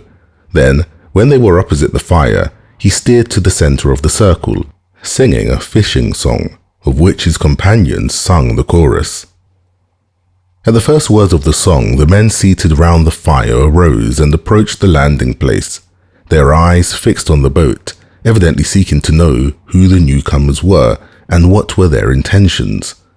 They soon appeared satisfied and returned, with the exception of one who remained at the shore to the fire, at which the carcass of a goat was roasting. When the boat was within 20 paces of the shore, the man on the beach who carried a carbine presented arms after the manner of a sentinel and cried, "Who comes there?" in Sardinian. Franz coolly cocked both barrels. Gaetano then exchanged a few words with this man, which the traveller did not understand, but which evidently concerned him. "Will your excellency give your name or remain incognito?" asked the captain. "My name must rest unknown," replied Franz. "Merely I say I am a Frenchman travelling for pleasure." As soon as Gaetano had transmitted this answer, the sentinel gave an order to one of the men seated round the fire, who rose and disappeared among the rocks. Not a word was spoken. Everyone seemed occupied. Franz with his disembarkment, the sailors with their sails, the smugglers with their goat. But in the midst of all this carelessness, it was evident that they mutually observed each other. The man who had disappeared returned suddenly on the opposite side to that by which he had left. He made a sign with his head to the sentinel, who, turning to the boat, said, "S'accomodi." The Italian, "S'accomodi," is untranslatable. It means at once, "Come, enter, you are welcome. Make yourself at home, you are the master." It is like that Turkish phrase of Molière's that so astonished the bourgeois gentleman by the number of things implied in its utterance. The sailors did not wait for a second invitation. 4 strokes of the oar brought them to land. Gaetano sprang to shore, exchanged a few words with the sentinel, then his comrades disembarked, and lastly came Franz. One of his guns was swung over his shoulder. Gaetano had the other, and the sailor held his rifle. His dress, half artist, half dandy, did not excite any suspicion, and consequently no disquietude. The boat was moored to the shore, and they advanced a few paces to find a comfortable bivouac, but doubtless the spot they chose did not suit the smuggler who filled the post of sentinel, for he cried out, "Not that way, if you please." Gaetano faltered an excuse, and advanced to the opposite side, while 2 sailors kindled torches at the fire to light them on their way. They advanced about 30 paces and then stopped at a small esplanade surrounded with rocks, in which seats had been cut, not unlike sentry boxes. Around, in the crevices of the rocks, grew a few dwarf oaks and thick bushes of myrtles. Franz lowered a torch and saw by the mass of cinders that had accumulated that he was not the first to discover this retreat, which was doubtless one of the halting places of the wandering visitors of Monte Cristo. As for his suspicions, once on terra firma, once that he had seen the indifferent if not friendly appearance of his hosts, his anxiety had quite disappeared, or rather, at sight of the goat, had turned to appetite. He mentioned this to Gaetano, who replied that nothing could be more easy than to prepare a supper when they had in their boat bread, wine, 6 partridges, and a good fire to roast them by. "Besides," added he, "if the smell of the roast meat tempts you, I will go and offer them 2 of our birds for a slice." "You are a born diplomat," returned Franz. "Go and try." Meanwhile, the sailors had collected dried sticks and branches with which they made a fire. Franz waited impatiently, inhaling the aroma of the roasted meat, when the captain returned with a mysterious air. "Well," said Franz, "anything new? Do they refuse?" "On the contrary," returned Gaetano. "The chief, who was told you were a young Frenchman, invites you to sup with him." "Well," observed Franz, "this chief is very polite, and I see no objection, the more so as I bring my share of the supper." "Oh, it is not that. He has plenty, and to spare, for supper. But he makes one condition, or rather a peculiar one, before he will receive you at his house." "His house? Has he built one here, then?" "No, but he has a very comfortable one all the same, so they say." "You know this chief, then? I have heard talk of him." "Favourably or otherwise?" "Both. The deuce! And what is this condition? That you are blindfolded, and do not take off the bandage until he himself bids you. Franz looked at Gaetano to see, if possible, what he thought of this proposal. Ah, he replied.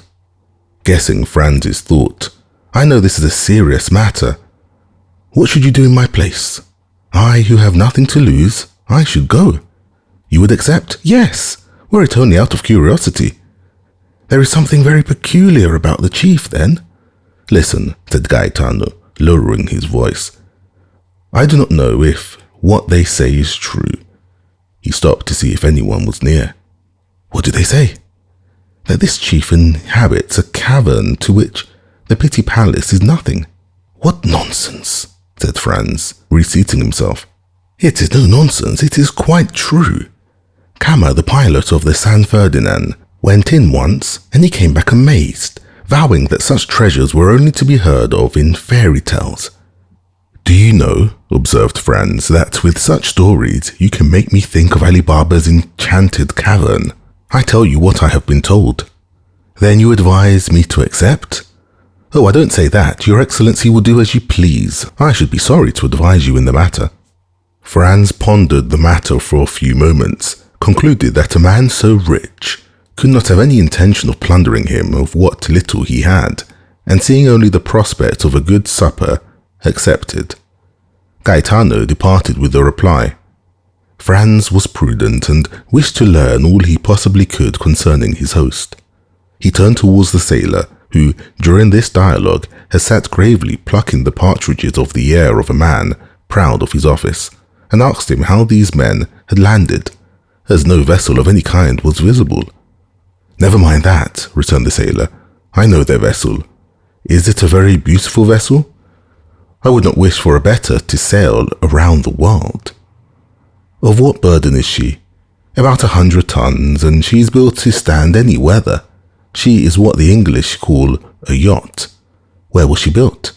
I know not, but my own opinion is she is a Genoese. And how did a leader of smugglers, continued Franz, venture to build a vessel designed for such a purpose at Genoa? I did not say that the owner was a smuggler, replied the sailor. No, but Gaetano did, I thought. Gaetano had only seen the vessel from a distance. He had not then spoken to anyone. And if this person be not a smuggler, who is he? A wealthy signor who travels for his pleasure. Come, thought Franz, he is still more mysterious, since the two accounts do not agree. What is his name? If you ask him, he says Sinbad the Sailor, but I doubt if it be his real name. Sinbad the Sailor? Yes. And where does he reside? On the sea. What country does he come from? I do not know. Have you ever seen him? Sometimes. What sort of a man is he? Your Excellency will judge for yourself. Where will he receive me? No doubt in the subterranean palace Gaetano told you of. Have you never had the curiosity, when you have landed and found this island deserted, to seek for this enchanted palace? Oh yes, more than once, but always in vain. We examined the grotto all over, but we could never find the slightest trace of any opening. They say that the door is not opened by a key, but a magic word. Decidedly, muttered Franz, this is an Arabian Nights adventure. His Excellency waits for you, said a voice, which he recognized as that of the sentinel. He was accompanied by 2 of the yacht's crew. Franz drew his handkerchief from his pocket and presented it to the man who had spoken to him. Without uttering a word, they bandaged his eyes with a care that showed their apprehensions of committing some indiscretion. Afterwards, he was made to promise that he would not make the least attempt to raise the bandage. He promised. Then his 2 guides took his arms, and he went on, guided by them and preceded by the sentinel. After going about 30 paces, he smelt the appetizing odor of the kid that was roasting, and knew thus that he was passing the bivouac. They then led him on about 50 paces farther, evidently advancing towards that part of the shore where they would not allow Gaetano to go, a refusal he could now comprehend. Presently, by a change in the atmosphere, he knew that they were entering a cave. After going on for a few seconds more, he heard a crackling, and it seemed to him as though the atmosphere again changed, and became balmy and perfumed. At length his feet touched on a thick and soft carpet, and his guides let go their hold of him. There was a moment's silence, and then a voice in excellent French, although with a foreign accent, said, "Welcome, sir, I beg you will remove your bandage." It may be supposed then that Franz did not wait for a repetition of this permission, but took off his handkerchief, and found himself in the presence of a man from 38 to 40 years of age, dressed in a Tunisian costume, that is to say, a red cap with a long blue silk tassel, a vest of black cloth embroidered with gold, pantaloons of deep red, large and full gaiters of the same colour, embroidered with gold, like the vest, and yellow slippers. He had a splendid cashmere round his waist, and a small sharp and crooked cangiar was passed through his girdle. Although of a paleness that was almost livid, this man had a remarkably handsome face. His eyes were penetrating and sparkling, his nose, quite straight and projecting direct from the brow, was of the pure Greek type, while his teeth, as white as pearls, were set off to admiration by the black moustache that encircled them. His pallor was so peculiar that he seemed to pertain to one who had been long entombed, and who was incapable of resuming the healthy glow and hue of life. He was not particularly tall, but extremely well made, and, like the men of the South, had small hands and feet. But what astonished Franz, who had treated Gaetano's description as a fable, was the splendour of the apartment in which he found himself. The entire chamber was lined with crimson brocade, worked with flowers of gold. In a recess was a kind of divan, surmounted with a stand of Arabian swords in silver scabbards, and the handles resplendent with gems. From the ceiling hung a lamp of Venetian glass, of beautiful shape and colour, while the feet rested on a Turkey carpet in which they sunk into the instep. Tapestry hung before the door by which Franz had entered, and also in front of the other door, leading to a second apartment which seemed to be brilliantly illuminated. The host gave Franz time to recover from his surprise, and, moreover, returned look for look, not even taking his eyes off him. "Sir," he said after a pause, "a thousand excuses for the precaution taken in your introduction hither, but as, during the greater portion of the year, this island is deserted, if the secret of this abode were discovered, I should doubtless find on my return my temporary retirement in a state of great disorder, which would be exceedingly annoying, not for the loss it occasioned me, but because I should not have the certainty I now possess of separating myself from all the rest of mankind at pleasure. Let me now endeavour to make you forget this temporary unpleasantness, and offer you what, no doubt, you did not expect to find here, that is to say, a tolerable supper and pretty comfortable beds." "Ma foi, my dear sir," replied Franz, "make no apologies. I have always observed that they bandage people's eyes who penetrate enchanted palaces. For instance, those of Raoul in the Huguenot. And really I have nothing to complain of, for what I see makes me think of the wonders of the Arabian Nights. Alas, I may say with Lucullus, if I could have anticipated the honour of your visit, I would have prepared for it. But such as is my hermitage, it is at your disposal. Such as is my supper, it is yours to share, if you will. Ali, is the supper ready?" At this moment, the tapestry moved aside, and a Nubian, black as ebony, and dressed in a plain, white tunic, made a sign to his master that all was prepared in the dining room. "Now," said the unknown to Franz, "I do not know if you are of my opinion, but I think nothing is more annoying than to remain 2 or 3 hours together, without knowing by name or appellation how to address one another. Pray observe that I too much respect the laws of hospitality to ask your name or title. I only request you to give me one by which I may have the pleasure of addressing you. As for myself, that I may put you at your ease, I tell you that I am generally called Sinbad the Sailor, and I, replied Franz, will tell you, as I only require his wonderful lamp to make me precisely like Aladdin, that I see no reason why at this moment I should not be called Aladdin. That will keep us from going away from the East, whither I am tempted to think I have been conveyed by some good genius. Well then, Signor Aladdin, replied the singular Amphitryon, you heard your repast announced? Will you now take the trouble to enter the dining room, your humble servant going first to show you the way? At these words, moving aside the tapestry, Sinbad preceded his guests. Franz now looked upon another scene of enchantment. The table was splendidly covered, and once convinced of this important point, he cast his eyes around him. The dining room was scarcely less striking than the room he had just left. It was entirely of marble, with antique bas-reliefs of priceless value. At the four corners of this apartment, which was oblong, were four magnificent statues, having baskets in their hands. These baskets contained 4 pyramids of most splendid fruit. There were Sicily pineapples, pomegranates from Malaga, oranges from the Balearic Isles, peaches from France, and dates from Tunis. The supper consisted of a roast pheasant garnished with Corsican blackbirds, a boar's ham with jelly, a quarter of a kid with tartar sauce, a glorious turbot, and a gigantic lobster. Between these large dishes were smaller ones containing various dainties. The dishes were of silver and the plates of Japanese china.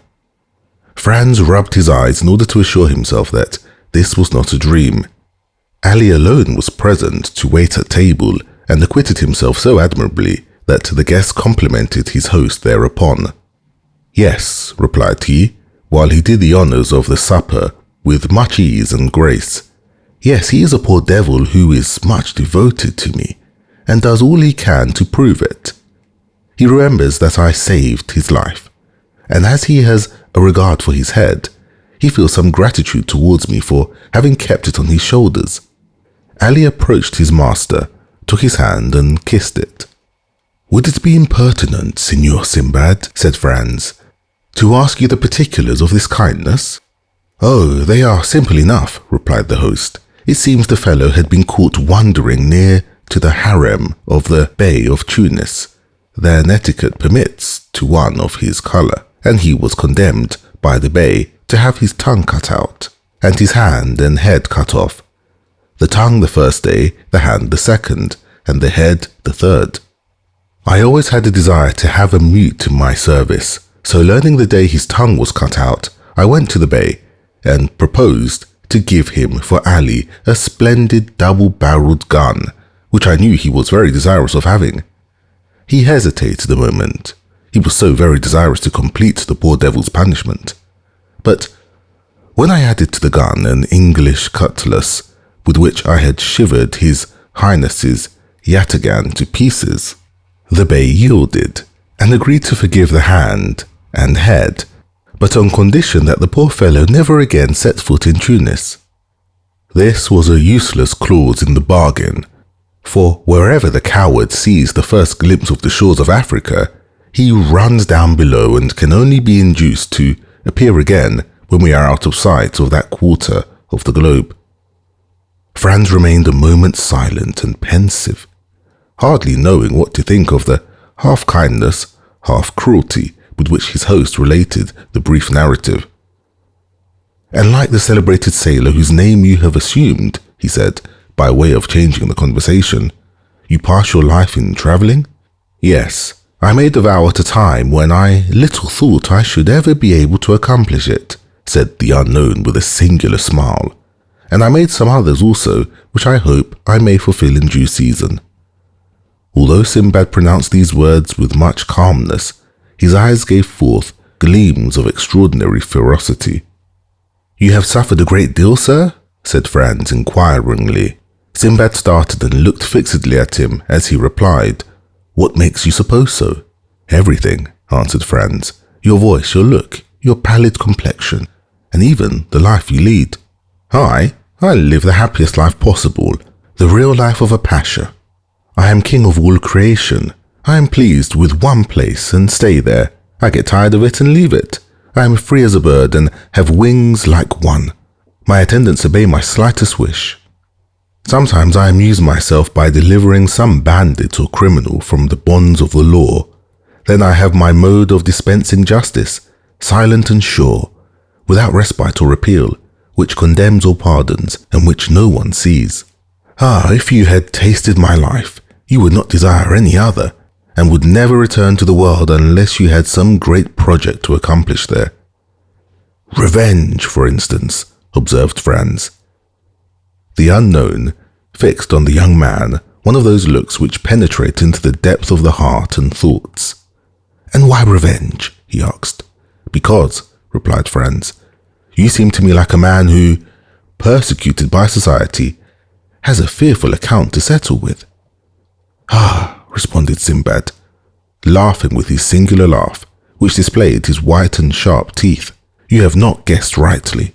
Such as you see me, I am, a sort of philosopher, and one day perhaps I shall go to Paris to rival Monsieur Appert and the man in the little blue cloak. And will that be the first time you ever took that journey? Yes, it will. I must seem to you by no means curious, but I assure you that is not my fault. I have delayed it so long. It will happen one day or the other. And do you propose to make this journey very shortly? I don't know. It depends on circumstances, which depend on certain arrangements. I should like to be there at the time you come, and I will endeavour to repay you, as far as lies in my power, for your liberal hospitality displayed to me at Monte Cristo. I should avail myself of your offer with pleasure, replied the host, but unfortunately, if I go there it will be, in all probability, incognito. The supper appeared to have been supplied solely for Franz, for the unknown scarcely touched one or two dishes of the splendid banquet to which his guest did ample justice. Then Ali brought on the dessert, or rather, took the baskets from the hands of the statues and placed them on the table. Between the two baskets he placed a small silver cup with a silver cover. The care with which Ali placed this cup on the table roused Franz's curiosity. He raised the cover and saw a kind of greenish paste, something like preserved angelica, but which was perfectly unknown to him. He replaced the lid, as ignorant of what the cup contained as he was before he had looked at it, and then, casting his eyes towards his host, he saw him smile at his disappointment. You cannot guess, said he, what there is in that small vase, can you? No, I really cannot. Well then, that green preserve is nothing less than the ambrosia which Hebe served at the table of Jupiter. But, replied Franz, this ambrosia, no doubt in passing through mortal hands, has lost its heavenly appellation, and assumed a human name. In vulgar phrase, what may you term this composition, for which, to tell the truth, I do not feel any particular desire? Ah, thus it is that our material origin is revealed, cried Sinbad. We frequently pass so near to happiness without seeing, without regarding it, or if we do see and regard it, yet without recognizing it. Are you a man for the substantials, and is gold your god? Taste this, and the mines of Peru, Gujarat and Golconda are open to you. Are you a man of imagination, a poet? Taste this, and the boundaries of possibility disappear, the fields of infinite space open to you, and advance free in heart, free in mind, into the boundless realms of unfettered reverie. Are you ambitious, and do you seek after the greatness of the earth?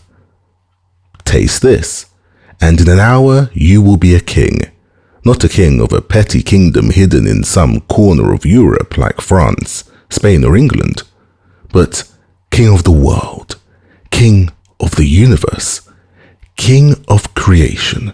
Without bowing at the feet of Satan, you will be king and master of all the kingdoms of this earth. Is it not tempting what I offer you? And is it not an easy thing, since it is only to do thus? Look.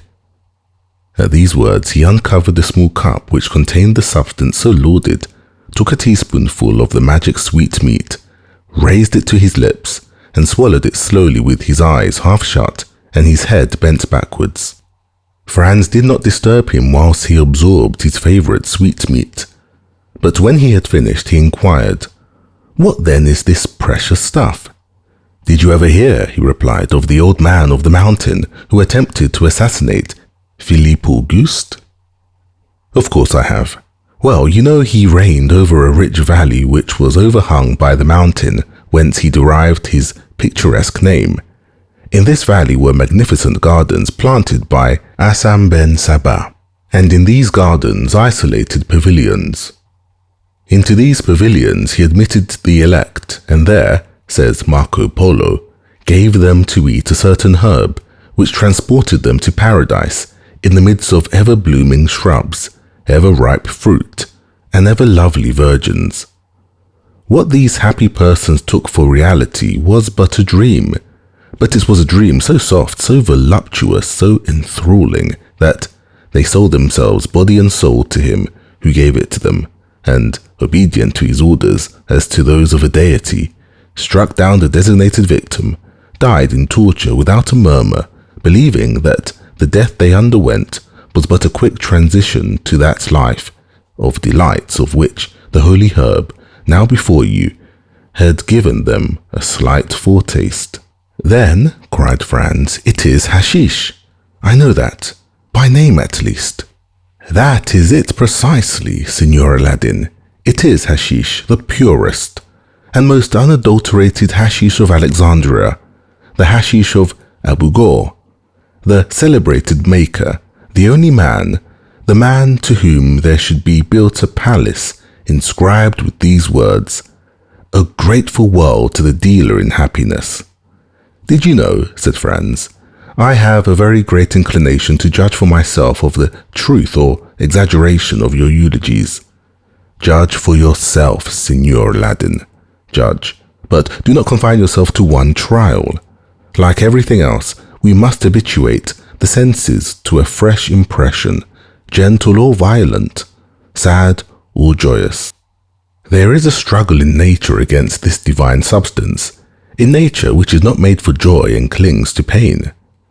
Nature subdued must yield in the combat. The dream must succeed to reality, and then the dream reigns supreme. Then the dream becomes life, and life becomes the dream. But what changes occur? It is only by comparing the pains of actual being with the joys of the assumed existence that you would desire to live no longer, but to dream thus forever. When you return to this mundane sphere of your visionary world, you would seem to leave a Neapolitan spring for a Lapland winter, to quit paradise for earth, heaven for hell. Taste the hashish. Guest of mine, taste the hashish."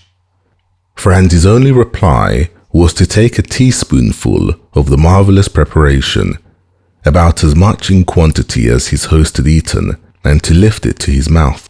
"Diable," he said, after having swallowed the divine preserve. "I do not know if the result will be as agreeable as you describe, but the thing does not appear to me as palatable as you say, because your palate has not yet been attuned to the sublimity of the substances it flavours. Tell me, the first time you tasted oysters, tea, porter, truffles, and sundry other dainties which you now adore, did you like them? Could you comprehend how the Romans stuff their pheasants with asafoetida, and the Chinese eat swallows' nests? No. Well, it is the same with hashish. Only eat for a week, and nothing in the world will seem to you to equal the delicacy of its flavour, which now appears to you flat and distasteful. Let us go into the adjoining chamber, which is your apartment, and Ali will bring us coffee and pipes." They both arose, and while he who called himself Sinbad, and whom we have occasionally named so, that we might, like his guests, have some title by which to distinguish him, gave some orders to the servant, Franz entered still another apartment. It was simply yet richly furnished. It was round, and a large divan completely encircled it.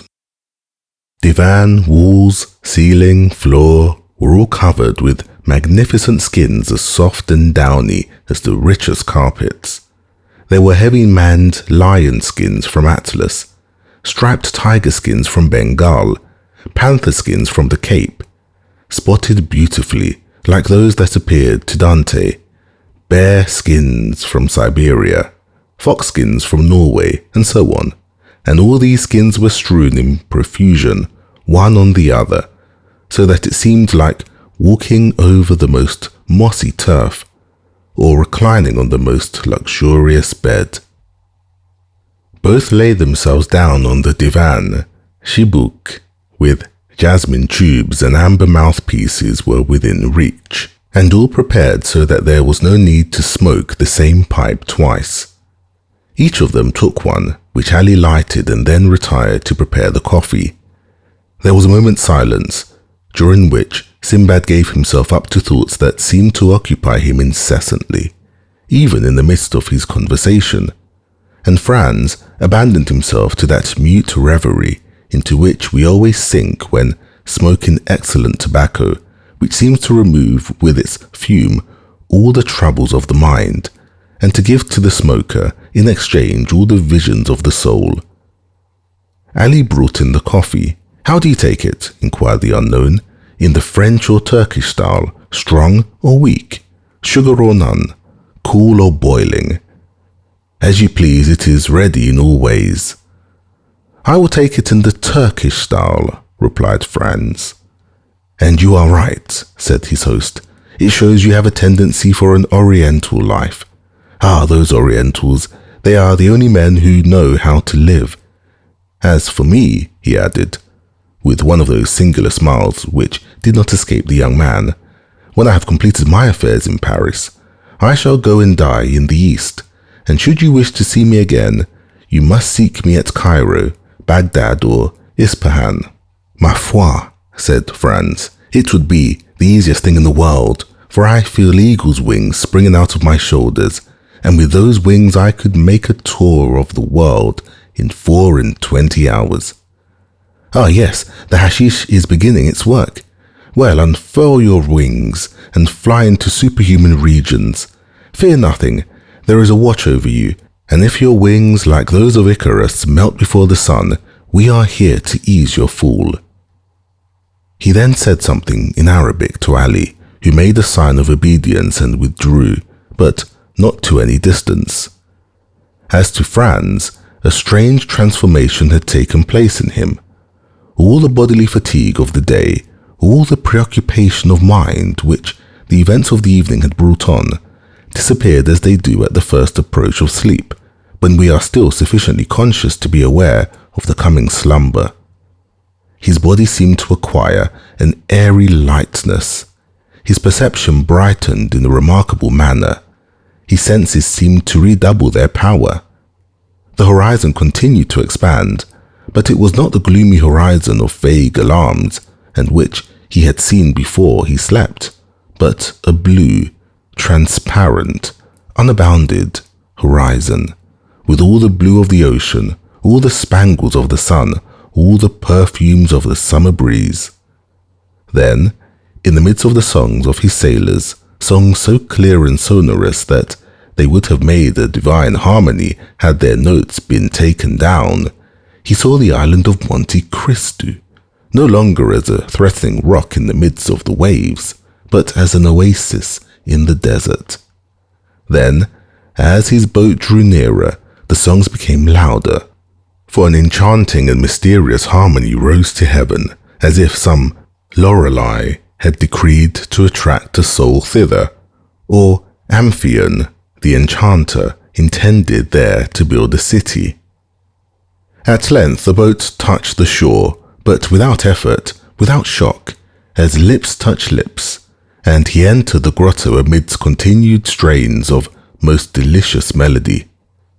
He descended, or rather seemed to descend, several steps, inhaling the fresh and balmy air, like that which may be supposed to reign around the grotto of Circe, formed from such perfumes as set the mind a-dreaming, and such fires as burn the very senses, and he saw again all that he had seen before his sleep, from Sinbad, his singular host, to Ali, the mute attendant. Then all seemed to fade away and become confused before his eyes, like the last shadows of the magic lantern before it is extinguished, and he was again in the chamber of statues, lighted only by one of those pale and antique lamps which watch in the dead of the night over the sleep of pleasure. They were the same statues, rich in form, in attraction and poesy, with eyes of fascination, smiles of love, and bright and flowing hair. They were Phryne, Cleopatra, Messalina, those three celebrated courtesans. Then among them glided like a pure ray, like a Christian angel in the midst of Olympus, one of those chaste figures, those calm shadows, those soft visions, which seemed to veil its virgin brow before these marble wantons. Then the three statues advanced towards him with looks of love, and approached the couch on which he was reposing, their feet hidden in their long white tunics, their throats bare, hair flowing like waves, and assuming attitudes which the gods could not resist, but which saints withstood, and looks inflexible and ardent like those with which the serpent charms the bird. And then he gave way before looks that held him in a torturing grasp, and delighted his senses as with a voluptuous kiss. It seemed to Franz that he closed his eyes and, in a last look about him, saw the vision of modesty completely veiled, and then followed a dream of passion like that promised by the prophet to the elect. Lips of stone turned to flame, breasts of ice became like heated lava, so that to Franz, yielding for the first time to the sway of the drug, love was a sorrow and voluptuousness a torture, as burning mouths were pressed to his thirsty lips, and he was held in cool, serpent-like embraces. The more he strove against this unhallowed passion, the more his senses yielded to its thrall, and at length, weary of a struggle that taxed his very soul, he gave way and sank back breathless and exhausted beneath the kisses of these marble goddesses and the enchantment of his marvelous dream. The waking. When Franz returned to himself, he seemed still to be in a dream. He thought himself in sepulchre, into which a ray of sunlight in pity scarcely penetrated. He stretched forth his hand and touched stone. He rose to his seat and found himself lying on his burnous in a bed of dry heather, very soft and odoriferous. The vision had fled, and as if the statues had been but shadows from the tomb, they vanished at his waking. He advanced several places towards the point whence the light came, and to all the excitement of his dream succeeded the calmness of reality. He found that he was in a grotto, went towards the opening, and through a kind of fanlight saw a blue sea and an azure sky. The air and water were shining in the beams of the morning sun. On the shores the sailors were sitting, chatting and laughing, and at 10 yards from them the boat was at anchor, undulating gracefully on the water. There for some time he enjoyed the fresh breeze which played on his brow, and listened to the dash of the waves on the beach that left against the rocks a lace of foam as white as silver. He was for some time without reflection or thought for the divine charm which is in the things of nature, especially after a fantastic dream. Then, gradually, this view of the outer world, so calm, so pure, so grand, reminded him of the elusiveness of his vision and once more awakened memory. He recalled his arrival on the island, his presentation to a smuggler chief, a subterranean palace full of splendor, an excellent supper, and a spoonful of hashish. It seemed, however, even in the very face of open day, that at least a year had elapsed since all these things had passed. So deep was the impression made in his mind by the dream, and so strong a hold it had taken of his imagination. Thus, every now and then, he saw in fancy amid the sailors, seated on a rock, or undulating in the vessel, one of the shadows which had shared his dream with looks and kisses. Otherwise, his head was perfectly clear, and his body refreshed, He was free from the slightest headache. On the contrary, he felt a certain degree of lightness, a faculty for absorbing the pure air and enjoying the bright sunshine more vividly than ever. He went gaily up to the sailors, who rose as soon as they perceived him, and the patron, accosting him, said, "The Señor Sinbad has left his compliments for your excellency, and desires us to express the regret he feels at not being able to take his leave in person, but he trusts you will excuse him, as very important business calls him to Malaga." "So then, Gaetano," said Franz, "this is, then, all reality. There exists a man who has received me in the island, entertained me right royally, and has departed while I was asleep?" "He exists as certainly as that. You may see his small yacht, with all her sails spread, and if you will use your glass, you will, in all probability, recognize your host in the midst of his crew." So saying, Gaetano pointed in a direction in which a small vessel was making sail towards the southern point of Corsica. Franz adjusted his telescope and directed it towards the yacht. Gaetano was not mistaken. At the stern, the mysterious stranger was standing up, looking towards the shore and holding a spyglass in his hand. He was attired as he had been on the previous evening and waved his pocket handkerchief to his guest in a token adieu. Franz returned the salute by shaking his handkerchief as an exchange of signals. After a second, a slight cloud of smoke was seen at the stern of the vessel, which rose gracefully as it expanded in the air, and then Franz heard a slight report. "There, do you hear?" observed Gaetano. "He is bidding you adieu." The young man took his carbine and fired it in the air, but without any idea that the noise could be heard at the distance which separated the yacht from the shore. "What are your excellency's orders?" inquired Gaetano. "In the first place, light the torch." "Ah, yes, I understand," replied the patron, "to find the entrance to the enchanted apartment. With much pleasure, your excellency, if it would amuse you, and I will get you the torch you asked for." "But I too have had the idea you have, and 2 or 3 times the same fancy has come over me, but I have always given it up. Giovanni, light a torch," he added, "and give it to his excellency." Giovanni obeyed. Franz took the lamp and entered the subterranean grotto, followed by Gaetano. He recognized the place where he had awaked by the bed of heather that was there, but it was in vain that he carried his torch all around the exterior surface of the grotto. He saw nothing, unless that, by traces of smoke, others had before him attempted the same thing, and like him, in vain. Yet he did not leave a foot of this granite wall, as impenetrable as futurity, without strict scrutiny. He did not see a fissure without introducing the blade of his hunting sword into it, or a projecting point on which he did not lean and press in the hopes it would give way. All was vain, and he lost 2 hours in his attempts, which were at last utterly useless. At the end of this time, he gave up his search, and Gaetano smiled. When Franz appeared again on the shore, the yacht only seemed like a small white speck on the horizon. He looked again through his glass, but even then he could not distinguish anything. Gaetano reminded him that he had come for the purpose of shooting goats, which he had utterly forgotten. He took his fowling piece and began to hunt over the island with the air of a man who was fulfilling a duty rather than enjoying a pleasure, and at the end of a quarter of an hour he had killed a goat and 2 kids. These animals, though wild and agile as chamois, were too much like domestic goats, and Franz could not consider them as game. Moreover, other ideas, much more enthralling, occupied his mind.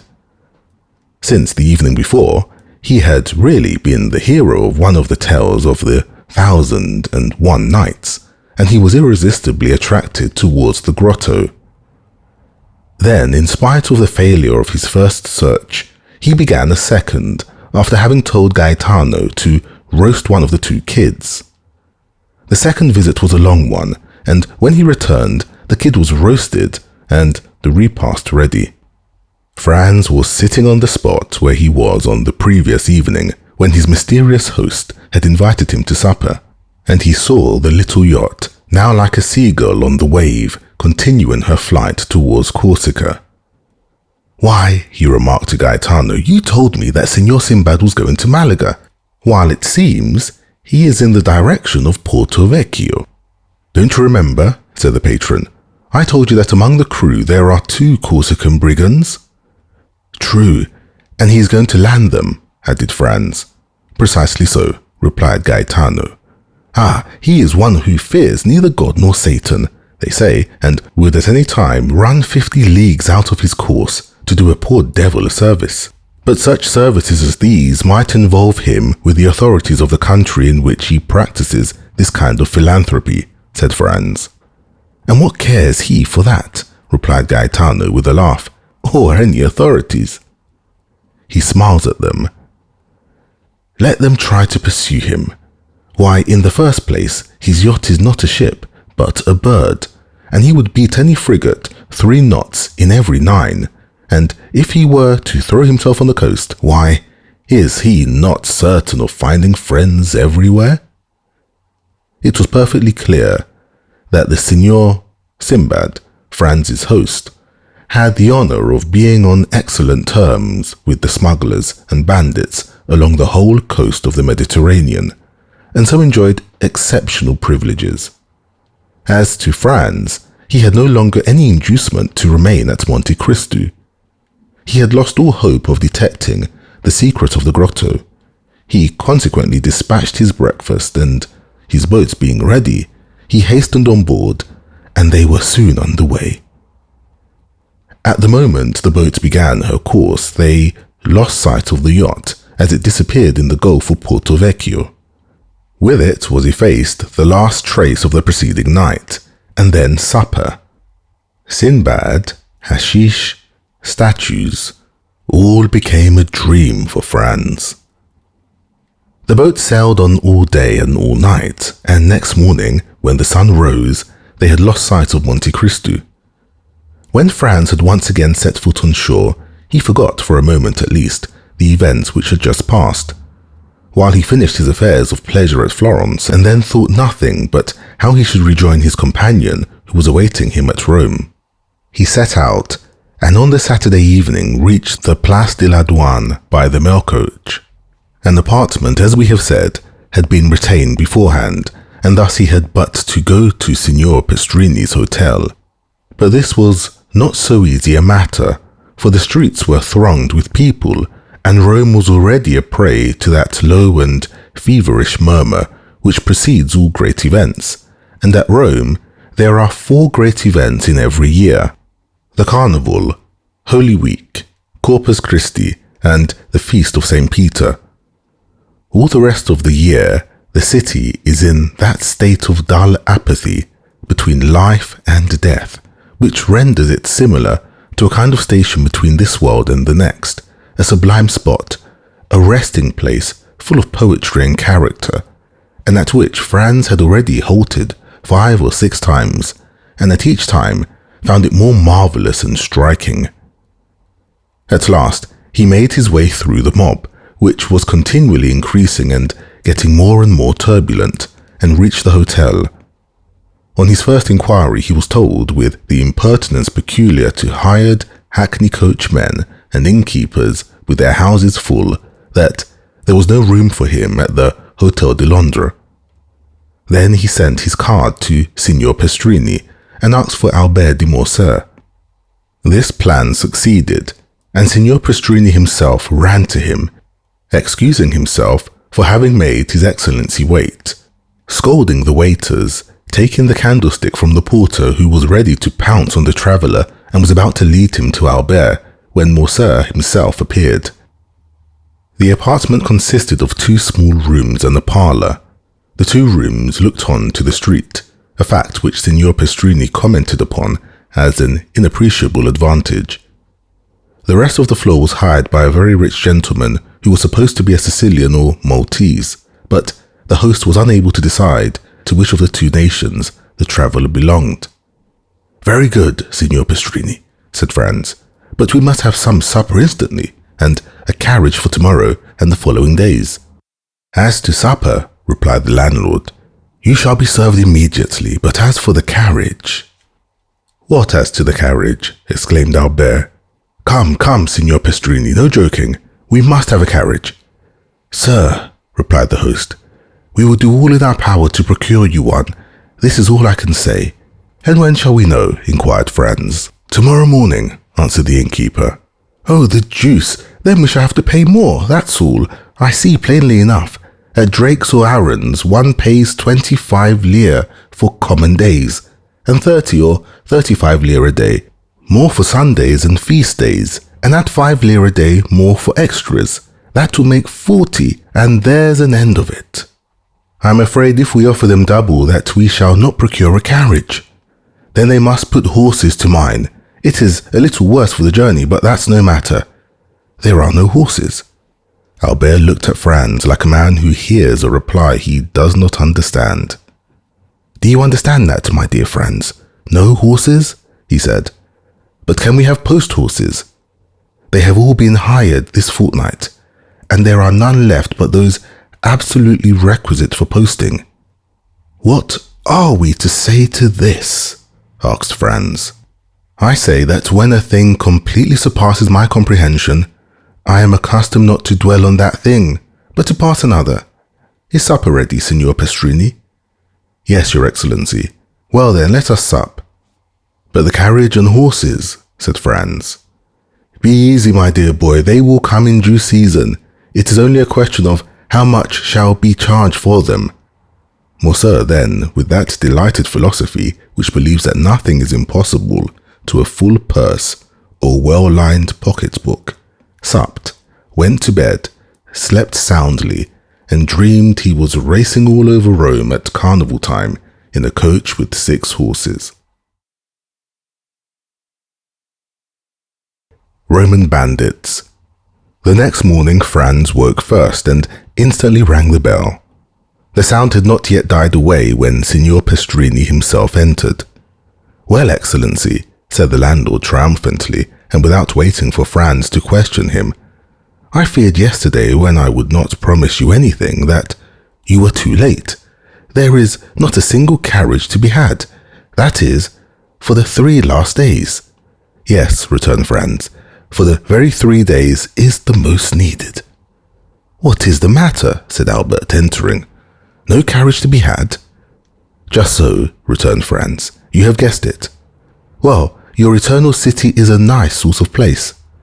"That is to say, Excellency," replied Pastrini, who was desirous of keeping up the dignity of the capital of the Christian world in the eyes of his guest, "that there are no carriages to be had from Sunday to Tuesday evening, but from now till Sunday you can have 50 if you please." "Ah, that is something," said Albert. "Today is Thursday, and who knows what may arrive between this and Sunday?" 10 or 12,000 travellers will arrive," replied Franz, "which will make it still more difficult." "My friend," said Morcerf, "let us enjoy the present without gloomy forebodings for the future. At least we can have a window." "Where?" "In the Corso." "Ah, a window!" exclaimed Signor Pastrini. "Utterly impossible. There was only one left on the 5th floor of the Doria Palace, and that has been let to a Russian prince for 20 sequins a day." The 2 young men looked at each other with an air of stupefaction. "Well," said Franz to Albert, "do you know what is the best thing we can do? It is to pass the carnival at Venice. There we are sure of obtaining gondolas if we cannot have carriages." "Ah, the devil, no!" cried Albert. "I came to Rome to see the carnival, and I will, though I see it on stilts." "Bravo, an excellent idea. We will disguise ourselves as monster punchinellos, or shepherds of the lands, and we shall have complete success. Do your Excellency still wish for a carriage from now to Sunday morning?" "Parbleu," said Albert. "Do you think we are going to run about on foot in the streets of Rome like lawyers' clerks?" "I hasten to comply with your Excellency's wishes, only I tell you beforehand the carriage will cost you 6 piastres a day." "And am I not a millionaire like the gentleman in the next apartments?" said Franz. "I warn you that, as I have been 4 times before at Rome, I know the prices of all the carriages. We will give you 12 piastres for today, tomorrow, and the day after, and then you will make a good profit." "But, Excellency," said Pastrini, still striving to gain his point. "Now go," returned Franz, "or I shall go myself and bargain with your affettatore, who is mine also. He is an old friend of mine who has plundered me pretty well already, and in the hope of making more out of me, he will take a less price than the one I offer you. You will lose the preference, and that will be your fault."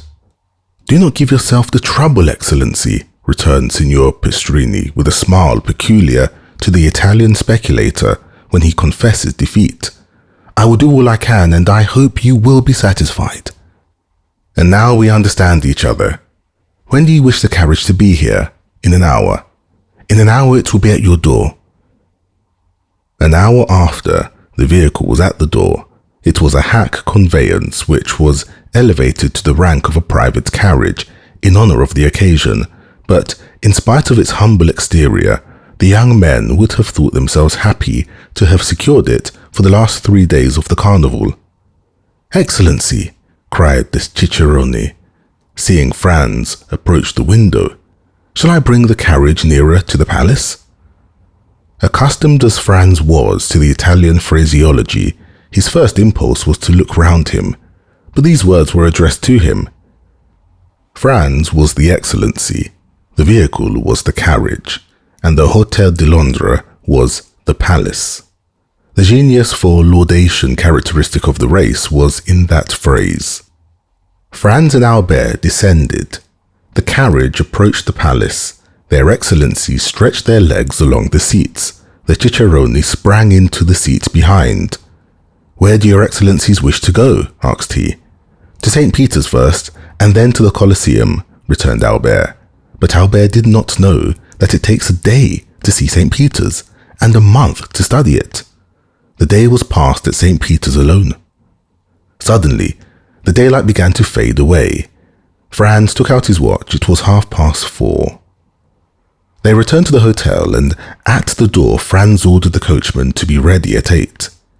He wished to show Albert the Colosseum by moonlight, as he had shown him St. Peter's by daylight. When we show a friend a city one has already visited, we feel the same pride as when we point out a woman whose lover we have been. He was to leave the city by the Porta del Popolo, skirt the outer wall, and re-enter by the Porta San Giovanni. Thus they would behold the Colosseum without finding their impressions dulled by first looking on the Capitol, the Forum, the Arch of Septimus Severus, the Temple of Antonius and Faustina, and the Via Sacra. They sat down to dinner. Signor Pastrini had promised them a banquet. He gave them a tolerable repast. At the end of dinner he entered in person. Franz thought that he came to hear his dinner praised, and began accordingly, but at the first words he was interrupted. "Excellency," said Pastrini, "I am delighted to have your approbation, but it was not for that I came." "Did you come to tell us you have procured a carriage?" asked Albert, lighting his cigar. "No, and your Excellencies will do well not to think of that any longer. At Rome, things can or cannot be done. When you are told anything cannot be done, there is an end of it. It is much more convenient at Paris, when anything cannot be done. You pay double, and it is done directly." "That is what all the French say," returned Signor Pastrini, somewhat piqued. "For that reason I do not understand why they travel." "But," said Albert, emitting a volume of smoke and balancing his chair on its hind legs, "only madmen or blockheads like us ever do travel. Men in their senses do not quit their hotel in the Rue du Helder, their walk on the Boulevard de Gaulle and the Café de Paris." It is of course understood that Albert resided in the aforesaid street, appeared every day on the fashionable walk, and dined frequently at the only restaurant where you can really dine, that is, if you are on good terms with its waiters. Signor Pastrini remained silent a short time. It was evident that he was musing over his answer, which did not seem very clear. "But," said Franz, in his turn, interrupting his host's meditations, "you have some motive for coming here. May I beg to know what it was? Ah, yes, you have ordered your carriage at 8 o'clock precisely? I have. You intend visiting Il Colosseo. You mean the Colosseum? It is the same thing. You have told your coachman to leave the city by the Porta del Popolo, to drive round the walls and re-enter by the Porta San Giovanni. These are my words exactly. Well, this route is impossible. Impossible? Very dangerous, to say the least. Dangerous, and why? On account of the famous Luigi Vampa. Pray, who may this famous Luigi Vampa be? Inquired Albert. He may be very famous at Rome, and I can assure you he is quite unknown at Paris. What? Do you not know him? I have not that honour. You have never heard his name? Never. Well then, he is a bandit, compared to whom the Decesaris and the Gasparone were mere children. Now then, Albert, cried Franz, here is a bandit for you at last. I forewarn you, Signor Pastrini, that I shall not believe one word of what you are going to tell us, having told you this. Begin. Once upon a time... Well, go on. Signor Pastrini turned towards Franz, who seemed to him the more reasonable of the two. We must do him justice, he had had a great many Frenchmen in his house, but had never been able to comprehend them. Excellency, he said gravely, addressing Franz, if you look upon me as a liar, it is useless for me to say anything. It was for your interest Albert does not say you are a liar, Signor Pastrini, said Franz, but that he will not believe what you are going to tell us. But I will believe all you say, so proceed. But if your excellency doubt my veracity... Signor Pastrini, returned Franz, you are more susceptible than Cassandra, who was a prophetess, and yet no one believed her, while you, at least, are sure of the credence of half your audience. Come, sit down and tell us all about this Signor Vampa. I had told your excellency he is the most famous bandit we have had since the days of Mastrilla. Well, what has this bandit to do with the order I have given the coachman to leave the city by the Porta del Popolo and to re-enter by the Porta San Giovanni? This, replied Signor Pastrini, that you will go out by one, but I very much doubt your returning by the other. Why? Asked Franz. Because after nightfall, you are not safe 50 yards from the gates. On your honour, is that true? Cried Albert. Count, returned Signor Pastrini, hurt at Albert's repeated doubts of the truth of his assertions. I do not say this to you, but to your companion who knows Rome and knows too that these things are not to be laughed at. My dear fellow, said Albert, returning to Franz, here is an admirable adventure. We will fill our carriage with pistols, blunderbusses and double-barreled guns. Luigi Vampa comes to take us, and we take him. We bring him back to Rome and present him to His Holiness the Pope, who asks us how he can repay so great a service. Then we merely ask for a carriage and a pair of horses, and we see the carnival in the carriage, and doubtless the Roman people will crown us at the Capitol and proclaim us, like Curtius and Horatius Cockles, the preservers of their country. Whilst Albert proposed this scheme, Signor Pastrini's face assumed an expression impossible to describe. And pray, asked Franz, where are these pistols, blunderbusses, and other deadly weapons with which you intend filling the carriage? Not out of my armoury, for at Terracina I was plundered even of my hunting knife. And you? I share the same fate at Acquapendente. Do you know, Signor Pastrini, said Albert, lighting a second cigar at the first, that this practice is very convenient for bandits, and that it seems to be due to an arrangement of their own? Doubtless, Signor Pastrini found this pleasantry compromising, for he only answered half the question, and then he spoke to Franz, as the only one likely to listen with attention. Your Excellency knows that it is not customary to defend yourself when attacked by bandits. What? Cried Albert, whose courage revolted at the idea of being plundered tamely. Not to make any resistance. No, for it would be useless. What could you do against a dozen bandits who sprung out of some pit, ruin, or aqueduct, and level their pieces at you? Eh, parbleu! They should kill me. The innkeeper turned to Franz with an air that seemed to say, your friend is decidedly mad. "My dear Albert," returned Franz, "your answer is sublime, and worthy the 'let him die' of Corneille. Only when Horace made that answer, the safety of Rome was concerned, but as for us, it is only to gratify a whim, and it would be ridiculous to risk our lives for so foolish a motive." Albert poured himself out a glass of Lacrima Christi, which he sipped at intervals, muttering some unintelligible words. "Well, Signor Pestrini," said Franz, "now that my companion is quieted and you have seen how peaceful my intentions are, tell me, who is this Luigi Vampa?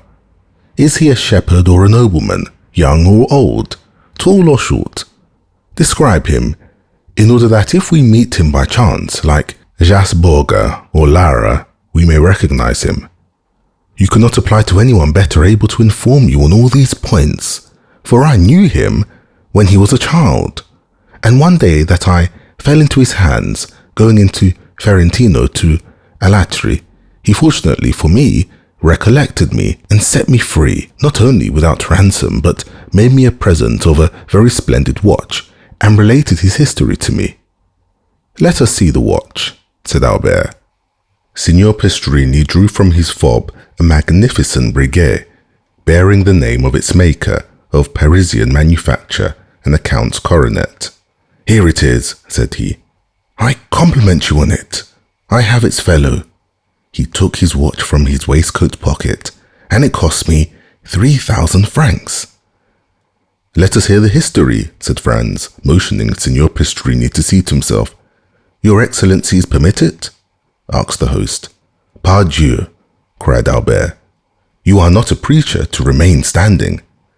The host sat down, after having made each of them a respectful bow, which meant that he was ready to tell them all they wished to know concerning Luigi Vampa. "You tell me," said Franz at the moment Signor Pestrini was about to open his mouth, "that you knew Luigi Vampa when he was a child. Is he still a young man then?" "A young man? He's only 22. He will gain himself a reputation. What do you think of that, Albert? At 22, to be thus famous?" "Yes, and at his age, Alexander, Caesar, and Napoleon, who have all made some noise in the world, were quite behind him."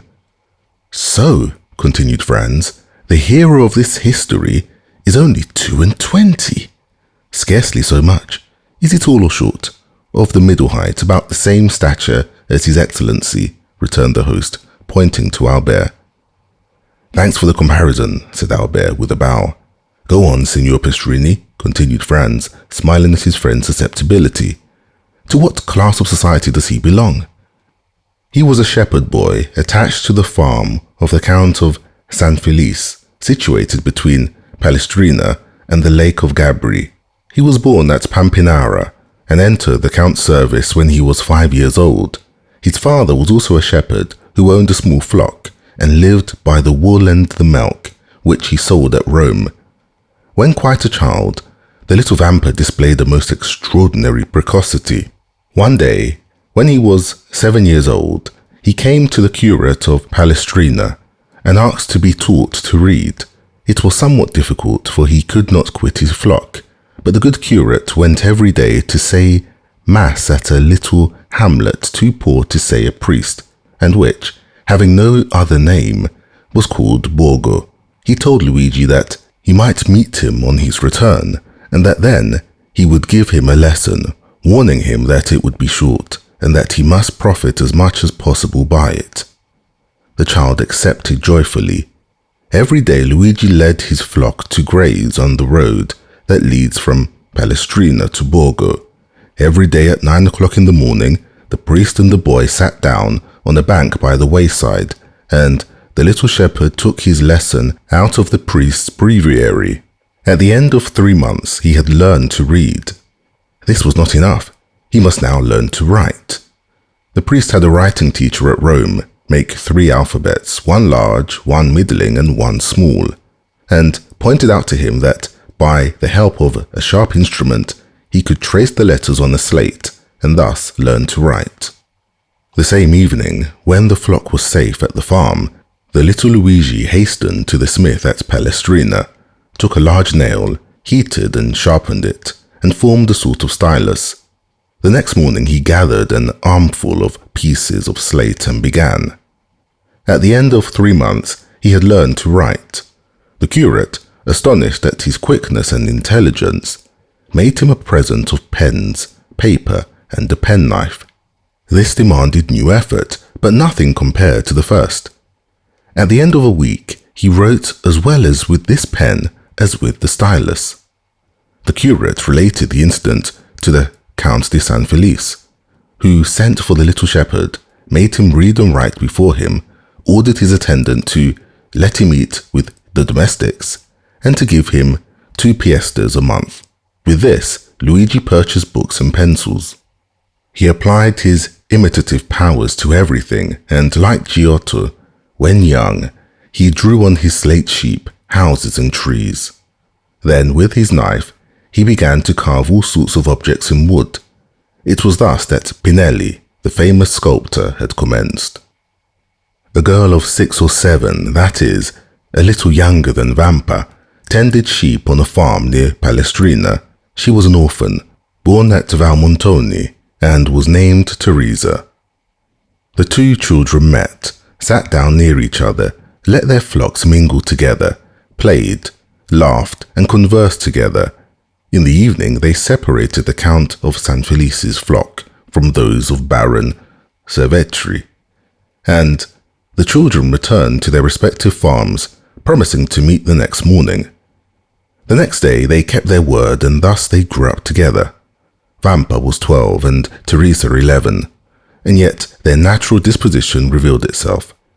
Beside his taste for the fine arts, which Luigi had carried as far as he could in his solitude, he was given to alternating fits of sadness and enthusiasm, was often angry and capricious, and always sarcastic. None of the lads of Pampinara, Palestrina, or Valmontone had been able to gain any influence over him or even to become his companion. His disposition, always inclined to exact concessions rather than to make them, kept him aloof from all friendships. Teresa alone ruled by a look, a word, a gesture. This impetuous character, which yielded beneath the hand of a woman and which beneath the hand of a man might have broken but could never have been bended. Teresa was lively and gay, but coquettish to excess. The 2 piastres that Luigi received every month from the Count of San Felice's steward, and the price of all the little carvings in wood he sold at Rome, were expended in earrings, necklaces and gold hairpins, so that, thanks to her friend's generosity, Teresa was the most beautiful and the best attired peasant near Rome. The 2 children grew up together, passing all their time with each other and giving themselves up to the wild ideas of their different characters. Thus, in all their dreams, their wishes, and their conversations, Vampa saw himself the captain of a vessel, general of an army, or governor of a province. Teresa saw herself rich, superbly attired, and attended by a train of liveried domestics. Then, when they had thus passed the day in building castles in the air, they separated their flocks and descended from the elevation of their dreams to the reality of their humble position. One day, the young shepherd told the Count's steward that he had seen a wolf come out of the Sabine mountains and prowl around his flock. The steward gave him a gun. This was what Vampa longed for. This gun had an excellent barrel made at Brescia and carrying a ball with the precision of an English rifle. But one day, the Count broke the stock and had then cast the gun aside. This, however, was nothing to a sculptor like Vampa. He examined the broken stock, calculated what change it would require to adapt the gun to his shoulder, and made a fresh stock, so beautifully carved that it would have fetched 15 or 20 piastres, had he chosen to sell it. But nothing could be farther from his thoughts. For a long time a gun had been the young man's greatest ambition. In every country where independence has taken the place of liberty, the first desire of a manly heart is to possess a weapon, which at once renders him capable of defense or attack, and by rendering its owner terrible, often makes him feared. From this moment, Vampa devoted all his leisure time to perfecting himself in the use of his precious weapon. He purchased powder and ball, and everything served him for a mark, the trunk of some old and moss-grown olive tree that grew on the Sabine mountains. The fox, as he quitted his earth on some marauding excursion, the eagle that soared above their heads, and thus he soon became so expert that Teresa overcame the terror she at first felt at the report, and amused herself by watching him direct the ball wherever he pleased, with as much accuracy as if he placed it by hand. One evening, a wolf emerged from a pine wood near which they were usually stationed, but the wolf had scarcely advanced 10 yards ere he was dead. Proud of this exploit, Vampa took the dead animal on his shoulders and carried him to the farm. These exploits had gained Luigi considerable reputation. The man of superior abilities always finds admirers, go where he will.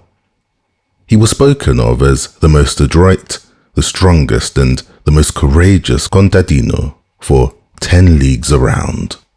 And although Teresa was universally allowed to be the most beautiful girl of the Sabines, no one had ever spoken to her of love, because it was known that she was beloved by Vampa. And yet the two young people had never declared their affection. They had grown together like two trees whose roots were mingled, whose branches intertwined, and whose intermingled perfume rises to the heavens. Only their wish to see each other had become a necessity, and they would have preferred death to a day's separation. Teresa was 16 and Vampa 17. About this time, a band of brigands that had established itself in the Lepini Mountains began to be much spoken of. The brigands have never really been extirpated from the neighborhood of Rome. Sometimes a chief is wanted, but when a chief presents himself, he rarely has to wait long for a band of followers. The celebrated Cucumetto, pursued in the Abruzzo, driven out of the kingdom of Naples where he had carried on a regular war, had crossed the Garigliano like Manfred and had taken refuge on the banks of the Amazine between Sonnino and Juperno. He strove to collect a band of followers and followed the footsteps of De Cesaris and Gasparone, whom he had hoped to surpass. Many young men of Palestrina, Frascati and Pampinara had disappeared. Their disappearance at first caused so much disquietude, but it was soon known that they had joined Cucumetto. After some time, Cucumetto became the object of universal attention. The most extraordinary traits of ferocious daring and brutality were related of him. One day he carried off a young girl, the daughter of a surveyor of Frosinone. The bandits' laws are positive. A young girl belongs first to him who carries her off. Then the rest draws lots for her, and she is abandoned to their brutality until death relieves her sufferings. When their parents are sufficiently rich to pay a ransom, a messenger is sent to negotiate. The prisoner is hostage for the security of the messenger. Should the ransom be refused, the prisoner is irrevocably lost. The young girl's lover was in Cucumetto's troop. His name was Carlini. When she recognized her lover, the poor girl extended her arms to him and believed herself safe, but Carlini felt his heart sink, for he but too well knew the fate that awaited her. However, as he was a favorite with Cucumetto, as he had for 3 years faithfully served him, and as he had saved his life by shooting a dragoon who was about to cut him down, he hoped the chief would have pity on him. He took Cucumetto one side, while the young girl, seated at the foot of a huge pine that stood in the center of the forest, made a veil of her picturesque headdress to hide her face from the lascivious gaze of the bandits. There he told the chief all, his affection for the prisoner, their promises of mutual fidelity, and how every night, since he had been near, they had met in some neighboring ruins. It so happened that night that Cucumetto had sent Carlini to a village so that he had been unable to go to the place of meeting. Cucumetto had been there, however, by accident, as he said, and had carried the maiden off. Carlini besought his chief to make an exception in Rita's favor, as her father was rich and could pay a large ransom. Cucumetto seemed to yield to his friend's entreaties and bade him find a shepherd to send to Rita's father at Frisonone.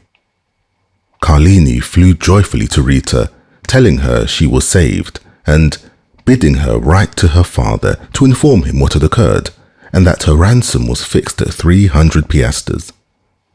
12 hours delay was all that was granted, that is, until 9 the next morning. The instant the letter was written, Carlini seized it and hastened to the plain to find a messenger. He found a young shepherd watching his flock.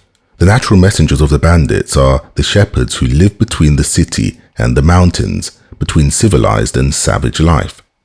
The boy undertook the commission, promising to be in Frosinone in less than an hour. Carlini returned, anxious to see his mistress, and announced the joyful intelligence. He found the troop in the glade, supping off the provisions exacted as contributions from the peasants, but his eye vainly sought Rita and Cucumetto among them. He inquired where they were, and was answered by a burst of laughter. A cold perspiration burst from every pore, and his hair stood on end. He repeated his question. One of the bandits rose and offered him a glass filled with Orvieto, saying, "To the health of the brave Cucumetto and the fair Rita." At this moment Carlini heard a woman's cry.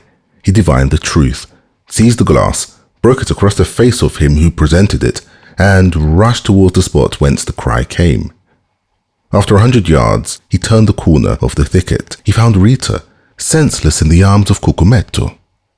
At the sight of Carlini, Cucumetto rose, a pistol in each hand. The two brigands looked at each other for a moment, the one with a smile of lasciviousness on his lips, the other with the pallor of death on his brow. A terrible battle between the two men seemed imminent, but by degrees Carlini's features relaxed. His hand, which had grasped one of the pistols in his belt, fell to his side. Rita lay between them. The moon lighted the group. "Well," said Cucumetto, "have you executed your commission?" "Yes, Captain," returned Carlini. "At 9 o'clock tomorrow Rita's father will be here, with the money." "It is well. In the meantime, we have a merry night.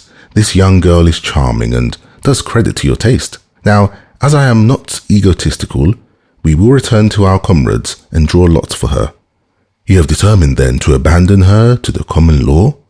said Carlini. "Why should an exception be made in her favor? I thought that my entreaties— What right have you, any more than the rest of us, to ask for an exception?" "It is true, but never mind," continued Cucumetto, laughing. "Sooner or later, your turn will come." Carlini's teeth clenched convulsively. "Now then," said Cucumetto, advancing towards the other bandits, "are you coming? I follow you." Cucumetto departed without losing sight of Carlini, for doubtless he feared lest he should strike him unawares, but nothing betrayed a hostile design on Carlini's part. He was standing, his arms folded, near Rita, who was still insensible. Cucumetto fancied for a moment the young man was about to take her in his arms and fly. But this mattered little to him now Rita had been his, and as for the money, 300 piastres distributed among the band was so small a sum that he cared little about it. He continued to follow the path of the glade, but to his great surprise, Carlini arrived almost as soon as himself. "Let us draw lots," cried all the brigands when they saw the chief. Their demand was fair, and the chief inclined his head in sign of acquiescence. The eyes of all shone fiercely as they made their demand, and the red light of the fire made them look like demons. The names of all, including Carlini, were placed in a hat, and the youngest of the band drew forth a ticket. The ticket bore the name of Diavolaccio. He was the man who had proposed to Carlini the health of their chief, and to whom Carlini replied by breaking the glass across his face. A large wound, extending from the temple to the mouth, was bleeding profusely. Diavolaccio, seeing himself thus favored by fortune, burst into a loud laugh. "Captain," said he, Just now Carlini would not drink your health when I proposed it to him. Propose mine to him, and let us see if he will be more condescending to you than to me." Everyone expected an explosion on Carlini's part, but to their great surprise, he took a glass in one hand and a flask in the other, and filling it, "Your health, Diavolaccio," said he calmly, and he drank it off, without his hand trembling in the least. Then, sitting down by the fire, "My supper," said he. "My expedition has given me an appetite." "Well done, Carlini," cried the brigands. "That is acting like a good fellow." And they all formed a circle round the fire, while Diavolaccio disappeared. Carlini ate and drank as if nothing had happened. The bandits looked on with astonishment at this singular conduct until they heard footsteps. They turned round and saw Diavolaccio bearing the young girl in his arms. Her head hung back, and her long hair swept the ground. As they entered the circle, the bandits could perceive by the firelight the unearthly pallor of the young girl and of Diavolaccio. This apparition was so strange and so solemn that everyone rose, with the exception of Carlini, who remained seated and ate and drank calmly. Diavolaccio advanced amidst the most profound silence, and laid Rita at the captain's feet. Then everyone could understand the cause of the unearthly pallor in the young girl and the bandit. A knife was plunged up to the hilt in Rita's left breast. Everyone looked at Carlini. The sheath at his belt was empty. "Aha," said the chief. "I now understand why Carlini stayed behind. All savage natures appreciate a desperate deed. None of the other bandits would perhaps have done the same, but they all understood what Carlini had done. Now then," cried Carlini, rising in his turn and approaching the corpse, his hand on the butt of one side of his pistols. "Does anyone dispute the possession of this woman with me?" "No," returned the chief. "She's thine." Carlini raised her in his arms and carried her out of the circle of firelight. Cucumetto placed his sentinels for the night, and the bandits wrapped themselves in their cloaks and lay down before the fire. At midnight the sentinel gave the alarm, and in an instant all were on the alert. It was Rita's father who brought his daughter's ransom in person. "Here," he said to Cucumetto, "here are 300 piastres. Give me back my child." But the chief, without taking the money, made a sign to him to follow. The old man obeyed. They both advanced beneath the trees, through whose branches streamed the moonlight. Cucumetto stopped at last and pointed to two persons grouped at the foot of the tree. "There," said he, "demand thy child of Carlini. He will tell thee what has become of her." And he returned to his companions. The old man remained motionless. He felt that some great and unforeseen misfortune hung over his head. At length, he advanced toward the group, the meaning of which he could not comprehend. As he approached, Carlini raised his head, and the forms of two persons became visible to the old man's eyes. A woman lay on the ground, her head resting on the knees of a man who was seated by her. As he raised his head, the woman's face became visible. The old man recognized his child, and Carlini recognized the old man. "I expected thee," said the bandit to Rita's father. "Wretch," returned the old man, "what hast thou done?" And he gazed with terror on Rita, pale and bloody, a knife buried in her bosom. A ray of moonlight poured through the trees and lighted up the face of the dead. "Cucumetto had violated thy daughter," said the bandit. "I loved her, therefore I slew her, for she would have served as the sport of the whole band." The old man spoke not, and grew pale as death. "Now," continued Carlini, "if I have done wrongly, avenge her." And withdrawing the knife from the wound in Rita's bosom, he held it out to the old man with one hand, while with the other he tore open his vest. "Thou hast done well," returned the old man in a hoarse voice. "Embrace me, my son." Carlini threw himself, sobbing like a child, into the arms of his mistress's father.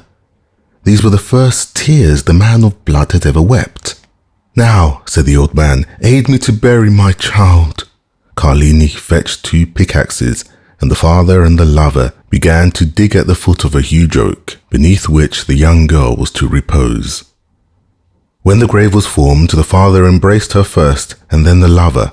Afterwards, one taking the head, the other the feet, they placed her in the grave.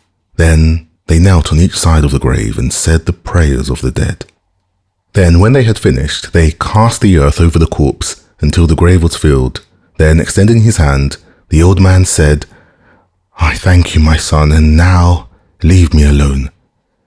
"Yet," replied Carlini, "leave me, I command you."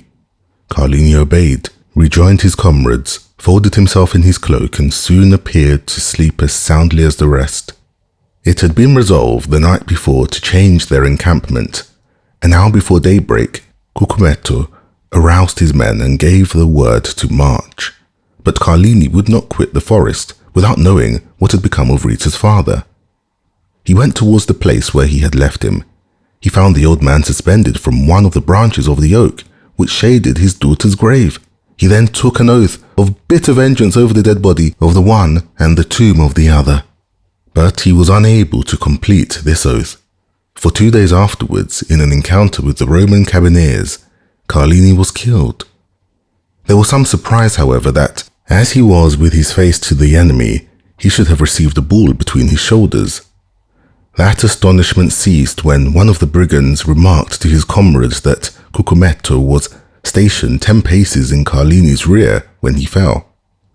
On the morning of their departure from the forest of Frosinone, he had followed Carlini in the darkness and heard this oath of vengeance, and, like a wise man, anticipated it. They told 10 other stories of this bandit chief, each more singular than the other. Thus, from Fondi to Perugia, everyone trembles at the name of Cucumetto. These narratives were frequently the theme of conversation between Luigi and Teresa. The young girl trembled very much at hearing the stories, but Vampa reassured her with a smile, tapping the butt of his good fowling piece, which threw its ball so well, and if that did not restore her courage. He pointed to a crow, perched on some dead branch, took aim, touched the trigger, and the bird fell dead at the foot of the tree. Time passed on, and the 2 young people had agreed to be married when Vampa should be 20 and Teresa 19 years of age. They were both orphans, and had only their employer's leave to ask, which had been already sought and obtained. One day, when they were talking over their plans for the future, they heard 2 or 3 reports of firearms, and then suddenly a man came out of the wood near which the 2 young persons used to graze their flocks, and hurried towards them. When he came within hearing, he exclaimed, "I am pursued. Can you conceal me?" They knew full well that this fugitive must be a bandit, but there is an innate sympathy between the Roman brigand and the Roman peasant, and the latter is always ready to aid the former. Vampa, without saying a word, hastened to the stone that closed up the entrance of their grotto, drew it away, made a sign to the fugitive to take refuge there, in a retreat unknown to everyone, closed the stone upon him, and then went and resumed his seat by Teresa. Instantly afterwards, 4 carbineers on horseback appeared on the edge of the wood. 3 of them appeared to be looking for the fugitive, while the 4th dragged the brigand prisoner by the neck. The 3 carbineers looked about carefully on every side, saw the young peasants, and, galloping up, began to question them. They had seen no one. "That's very annoying," said the brigadier, "for the man we are looking for is the chief." "Cucumetto?" cried Luigi and Teresa at the same moment. "Yes," replied the brigadier, "and as the head is valued at 1,000 Roman crowns, there would have been 500 for you if you had helped us to catch him." The 2 young persons exchanged looks. The brigadier had a moment's hope. 500 Roman crowns are 3,000 lire, and 3,000 lire are a fortune for 2 poor orphans who are going to be married.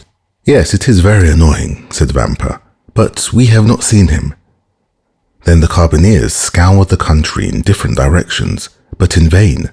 Then, after a time, they disappeared, Vampa then removed the stone, and Cucumetto came out. Through the crevices in the granite, he had seen the two young peasants talking with the carbineers, and guessed the subject of their parley. He had read in the countenances of Luigi and Teresa their steadfast resolution not to surrender him, and he drew from his pocket a purse full of gold, which he offered to them. But Vampa raised his head proudly. As to Teresa, her eyes sparkled when she thought of all the fine gowns and gay jewellery she could buy with this purse of gold. Cucumetto was a cunning fiend, and had assumed the form of a brigand instead of a serpent, and this look from Teresa showed to him that she was a worthy daughter of Eve, and he returned to the forest, pausing several times on his way under the pretext of saluting his prosecutors. Several days elapsed, and they neither saw nor heard of Cucumetto. The time of the carnival was at hand. The Count of San Felice announced a grand masked ball, to which all that were distinguished in Rome were invited. Teresa had a great desire to see this ball. Luigi asked permission from his protector, the steward, that she and he might be present amongst the servants of the house. This was granted. The ball was given by the Count for the particular pleasure of his daughter, Carmela, whom he adored. Carmela was precisely the age and figure of Teresa, and Teresa was as handsome as Carmela. On the evening of the ball, Teresa was attired in her best, her most brilliant ornaments in her hair, and gayest glass beads. She was in the costume of the women of Frascati. Luigi wore the very picturesque garb of the Roman peasant at holiday time. They both mingled as they had leave to do with the servants and peasants. The festa was magnificent. Not only was the villa brilliantly illuminated, but thousands of coloured lanterns were suspended from the trees in the garden, and very soon the palace overflowed to the terraces and the terraces to the garden walks. At each cross path was an orchestra and tables spread with refreshments. The guests stopped, formed quadrilles, and danced in any part of the grounds they pleased. Carmela was attired like a woman of Sonnino. Her cap was embroidered with pearls. The pins in her hair were of gold and diamonds. Her girdle was of Turkey silk and large embroidered flowers. Her bodice and skirt were of cashmere, her apron of Indian muslin, and the buttons of her corset were of jewels.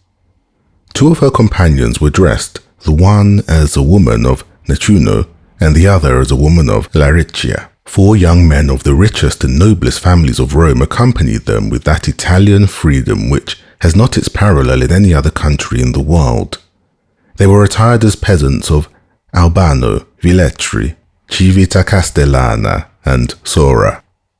We need hardly add that these peasant costumes, like those of the young women, were brilliant with gold and jewels. Carmela wished to form a quadrille, but there was one lady wanting. Carmela looked all around her, but not one of the guests had a costume similar to her own, or those of her companions.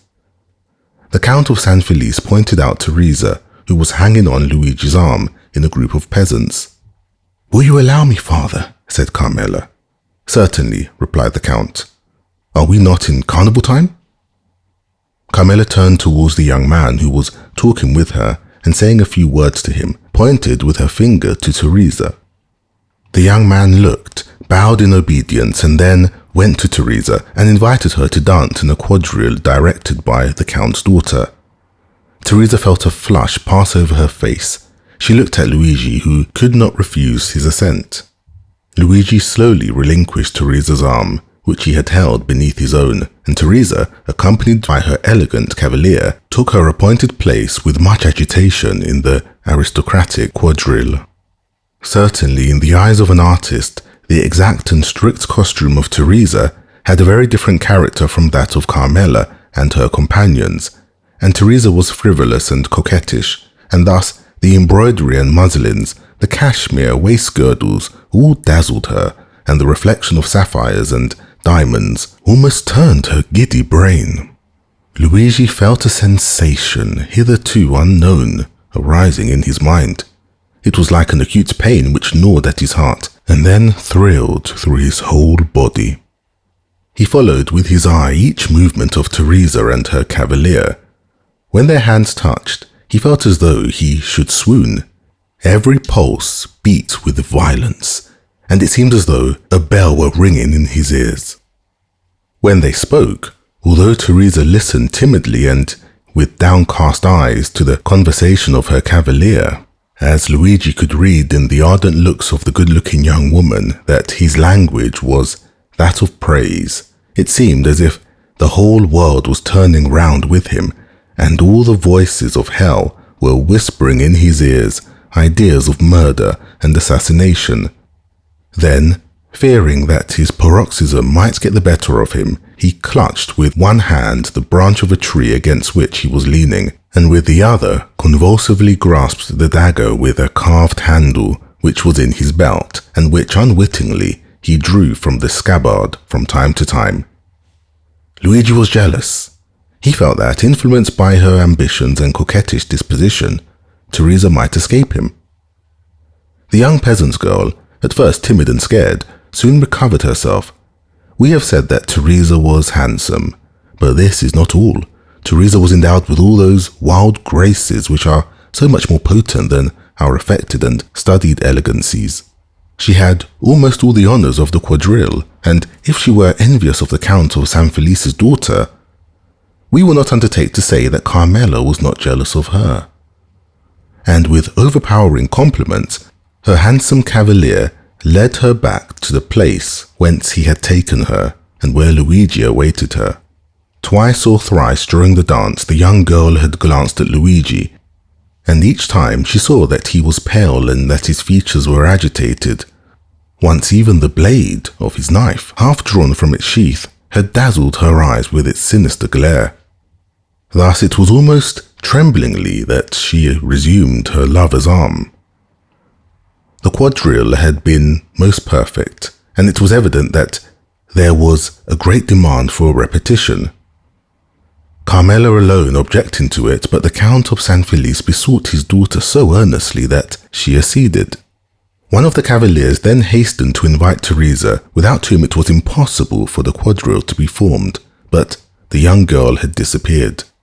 The truth was that Luigi had not felt the strength to support another such trial, and half by persuasion and half by force, he had removed Teresa toward another part of the garden. Teresa had yielded in spite of herself, but when she looked at the agitated countenance of the young man, she understood by his silent and trembling voice that something strange was passing within him. She herself was not exempt from internal emotion, and without having done anything wrong, yet fully comprehended that Luigi was right in reproaching her. Why, she did not know, but yet she did not the less feel that these reproaches were merited. However, to Teresa's great astonishment, Luigi remained mute, and not a word escaped his lips the rest of the evening. When the chill of the night had driven away the guests from the garden, and the gates of the villa were closed on them for the festa indoors, he took Teresa quite away, and as he left her at her home, he said, "Teresa, what were you thinking of as you danced opposite the young Countess of San Felice?" "I thought," replied the young girl with all the frankness of her nature, "that I would give half my life for a costume such as she wore." "And what said your cavalier to you?" "He said it only depended on myself to have it, and I had only one word to say." "He was right," said Luigi. "Do you desire it as ardently as you say?" "Yes." "Well then, you shall have it." The young girl, much astonished, raised her head to look at him, but his face was so gloomy and terrible that her words froze to her lips. As Luigi spoke thus, he left her. Teresa followed him with her eyes into the darkness as long as she could, and when he had quite disappeared, she went into the house with a sigh. That night, a memorable event occurred, due no doubt to the imprudence of some servant who had neglected to extinguish the lights. The villa of San Felice took fire in the rooms adjoining the very apartment of the lovely Carmela. Awakened in the night by the light of the flames, she sprang out of bed, wrapped herself in a dressing gown, and attempted to escape by the door, but the corridor by which she hoped to fly was already a prey to the flames. She then returned to her room, calling for help as loudly as she could, when suddenly her window, which was 20 feet from the ground, was opened. A young peasant jumped into the chamber, seized her in his arms, and, with superhuman skill and strength, conveyed her to the turf of the grass plot, where she fainted. When she recovered, her father was by her side. All the servants surrounded her, offering her assistance. An entire wing of the villa was burnt down, but what of that as long as Carmela was safe and uninjured? Her preserver was everywhere sought for, but he did not appear. He was inquired after, but no one had seen him. Carmela was greatly troubled that she had not recognized him. As the Count was immensely rich, accepting the danger Carmela had run and the marvelous manner in which she had escaped, made that appear to him rather a favor of Providence than a real misfortune. The loss occasioned by the conflagration was, to him, but a trifle. The next day, at the usual hour, the two young peasants were on the borders of the forest. Luigi arrived first. He came towards Teresa in high spirits and seemed to have completely forgotten the events of the previous evening. The young girl was very pensive, but seeing Luigi so cheerful, she on her part assumed a smiling air, which was natural to her when she was not excited or in a passion. Luigi took her arm beneath his own and led her to the door of the grotto. Then he paused, perceiving that there was something extraordinary, looked at him steadfastly. "Teresa," said Luigi, "yesterday evening you told me you would give all the world to have a costume similar to that of the Count's daughter." "Yes," replied Teresa with astonishment, "but I was mad to utter such a wish." And I replied, "Very well, you shall have it," whose astonishment increased at every word uttered by Luigi. "But of course your reply was only to please me." "I have promised no more than I have given you," Luigi proudly. "Go into the grotto and dress yourself." At these words, he drew away the stone and showed Teresa the grotto, lighted up by 2 wax lights, which burnt on each side of a splendid mirror. On a rustic table made by Luigi were spread out the pearl necklace and the diamond pins, and on a chair at the side was laid the rest of the costume. Teresa uttered a cry of joy, and without inquiring whence this attire came, or even thanking Luigi, darted into the grotto, transformed into a dressing room.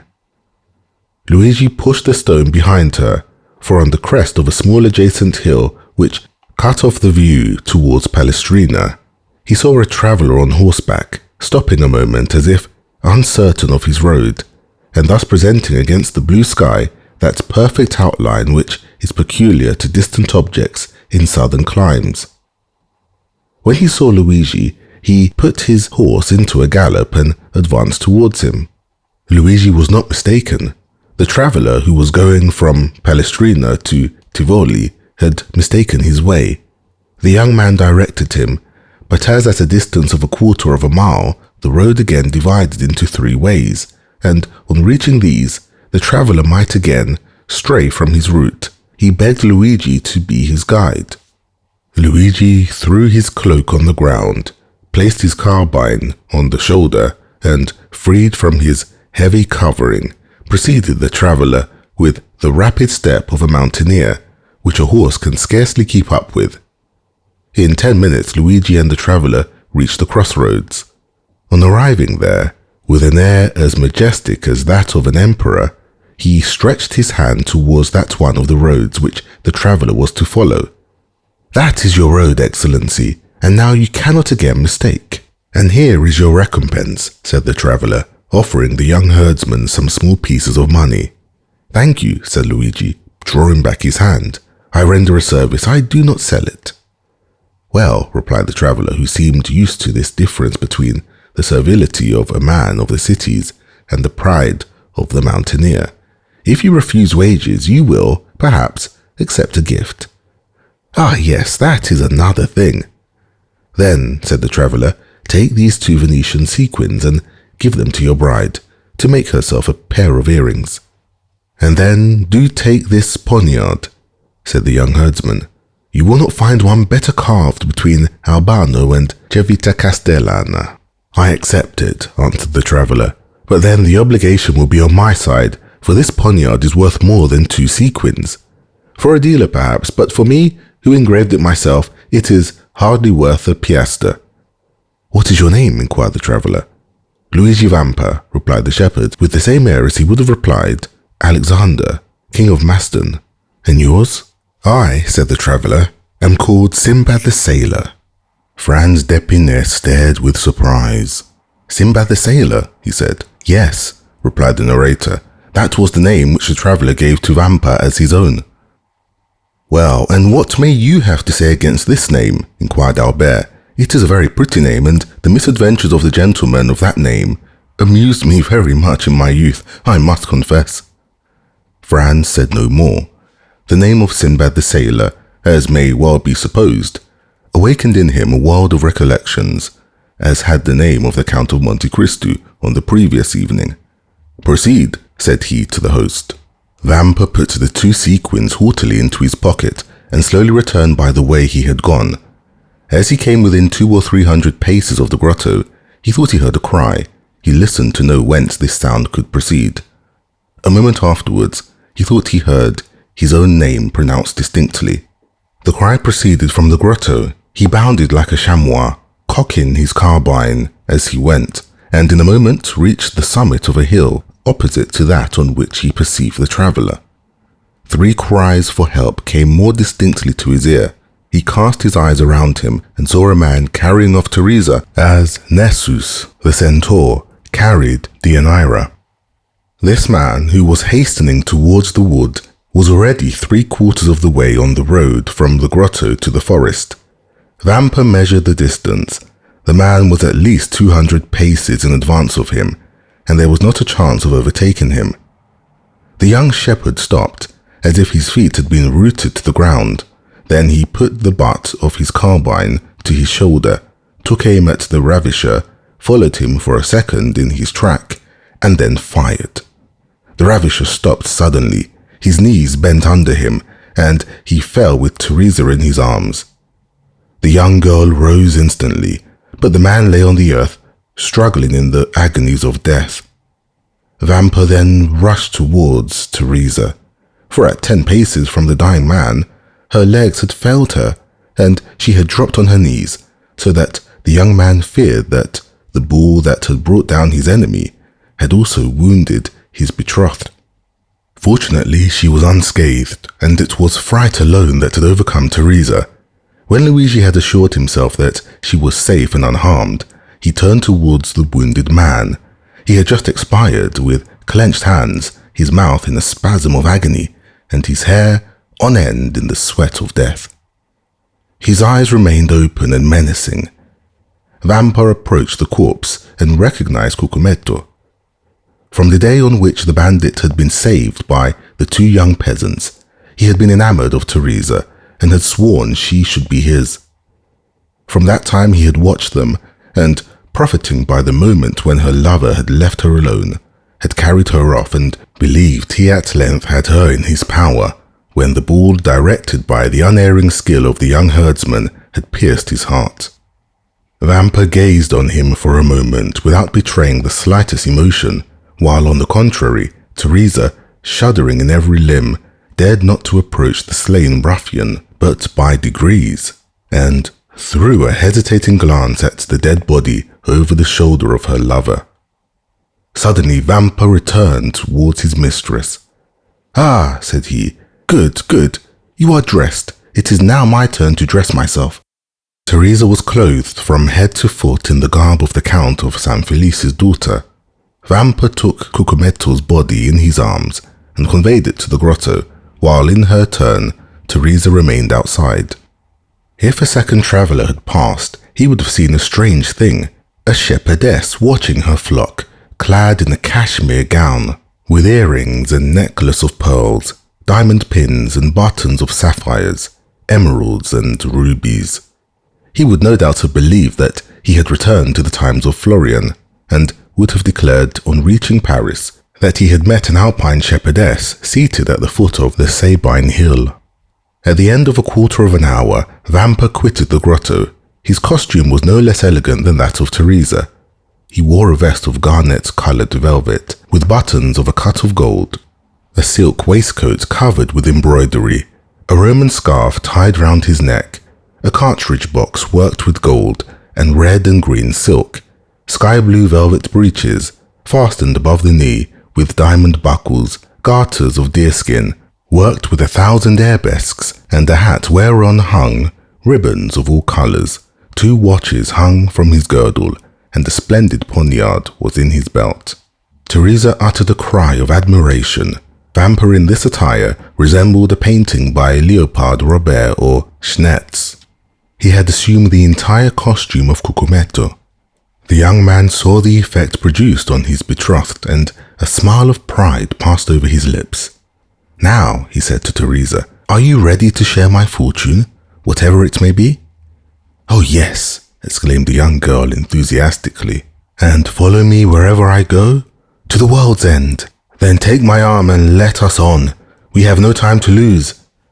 The young girl did so without questioning her lover as to where he was conducting her, for he appeared to her at this moment as handsome and proud and powerful as a god.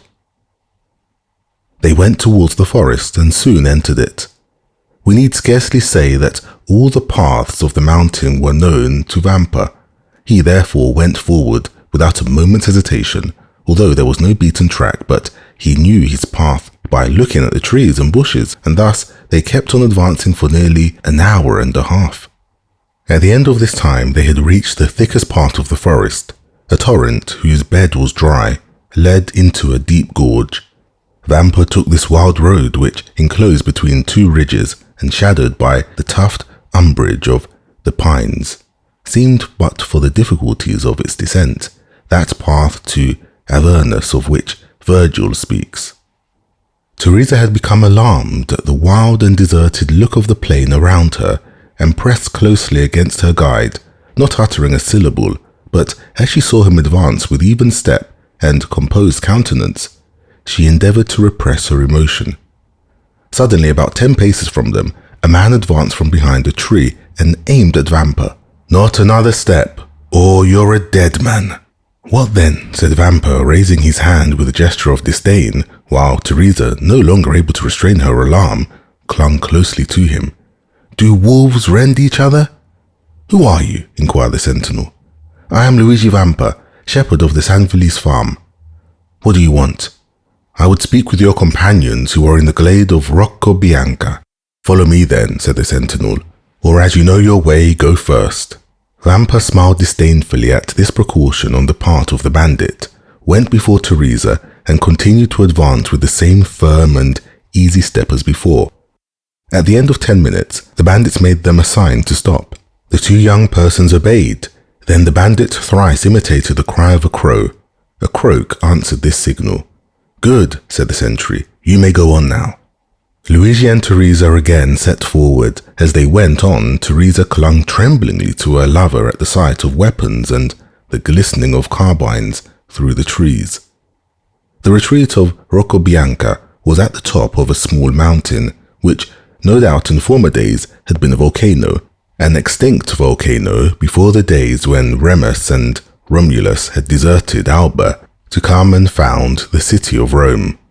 Teresa and Luigi reached the summit, and all at once found themselves in the presence of 20 bandits. "Here is a young man who seeks and wishes to speak to you," said the sentinel. "What has he to say?" inquired the young man who was in command in the chief's absence. "I wish to say that I am tired of a shepherd's life," was Vampa's reply. "Ah, I understand," said the lieutenant. "And you seek admittance into our ranks?" "Welcome," cried several bandits from Ferrocino, Pampinara, and Anagni, who had recognized Luigi Vampa. "Yes, but I came to ask something more than to be your companion." "And what may that be?" inquired the bandits with astonishment. "I come to ask to be your captain," said the young man. The bandits shouted with laughter. "And what have you done to aspire to this honor?" demanded the lieutenant. I have killed your chief, Cucumetto, whose dress I now wear, and I set fire to the Villa San Felice to procure a wedding dress for my betrothed." An hour afterwards, Luigi Vampa was chosen captain. Vice Cucumetto deceased. "Well, my dear Albert," said Franz, turning towards his friend, "what do you think of citizen Luigi Vampa?" "I say he is a myth," replied Albert, "and never had an existence." "And what may a myth be?" inquired Pestrini. "The explanation would be too long, my dear lord," replied Franz. "And you say that Signor Vampa exercises his profession at this moment in the environs of Rome? And with a boldness of which no bandits before him ever gave an example. Then the police have vainly tried to lay hands on him. Why, you see he has a good understanding with the shepherds in the plains, the fishermen of Tiber, and the smugglers of the coast. They seek for him in the mountains, and he is on the waters. They follow him on the waters, and he is on the open sea. Then they pursue him, and he has suddenly taken refuge in the islands, at Giglio, Giannucci, or Monte Cristo, and when they hunt for him there, he reappears suddenly at Albano, Tivoli, or La Riccia. And how does he behave towards travellers? Alas, his plan is very simple. It depends on the distance he may be from the city, whether he gives 8 hours, 12 hours, or a day wherein to pay their ransom. And when that time has elapsed, he allows another hour's grace. At the 16th minute of this hour, if the money is not forthcoming, he blows out the prisoner's brains with a pistol shot, or plant his dagger in his heart, and that settles the account. "Well, Albert," inquired Franz of his companion, "are you still disposed to go to the Colosseum by the outer wall?" "Quite so," said Albert, "if the way be picturesque." The clock struck 9 as the door opened, and a coachman appeared. "Excellencies," said he, "the coach is ready." "Well then," said Franz, "let us to the Colosseum." "By the Porta del Popolo, or by the streets, your excellencies?" "By the streets, morbleu, by the streets," cried Franz. "Ah, my dear fellow," said Albert, rising and lighting his third cigar, "really I thought you had more courage." So saying, the two young men went down the staircase and got into the carriage. The Colosseum. Franz had so managed his route that during the ride to the Colosseum they passed not a single ancient ruin, so that no preliminary impression interfered to mitigate the colossal proportions of the gigantic building they came to admire. The road selected was a continuation of Via Sistina, then by cutting off the right angle of the street in which stands Santa Maria Maggiore, and proceeding by the Via Urbana and San Pietro in Vincoli, the travellers would find themselves directly opposite the Colosseum. This itinerary possessed another great advantage, that of leaving Franz at full liberty to indulge his deep reverie upon the subject of Signor Pestrini's story, in which his mysterious host of Monte Cristo was so strangely mixed up. Seated with folded arms in a corner of the carriage, he continued to ponder over the singular history he had so lately listened to, and to ask himself an interminable number of questions touching its various circumstances without, however, arriving at a satisfactory reply to any of them. One fact more than the rest brought his friend Sinbad the sailor back to his recollection, and that was the mysterious sort of intimacy that seemed to exist between the brigands and the sailors, and Pestrini's account of Vampa's having found refuge on board the vessels of smugglers and fishermen reminded Franz of the two Corsican bandits he had found supping so amicably with the crew of the little yacht, which had even deviated from its course and touched at Porto Vecchio for the sole purpose of landing them. The very name assumed by the host of Monte Cristo and again repeated by the landlord of the Hotel de Londra abundantly proved to him that his island friend was playing his philanthropic part on the shores of Piombino, Civitavecchia, Ostia, and Gaeta, as on those of Corsica, Tuscany, and Spain, and further, Franz bethought him of having heard his singular entertainer speak both of Tunis and Palermo, proving thereby how largely his circle of acquaintances extended. But however the mind of the young man might be absorbed in these reflections, they were at once dispersed at the sight of the dark frowning ruins of the stupendous Colosseum, through the various openings of which the pale moonlight played and flickered like the unearthly gleam from the eyes of the wondering dead. The carriage stopped near the Meta Sudans.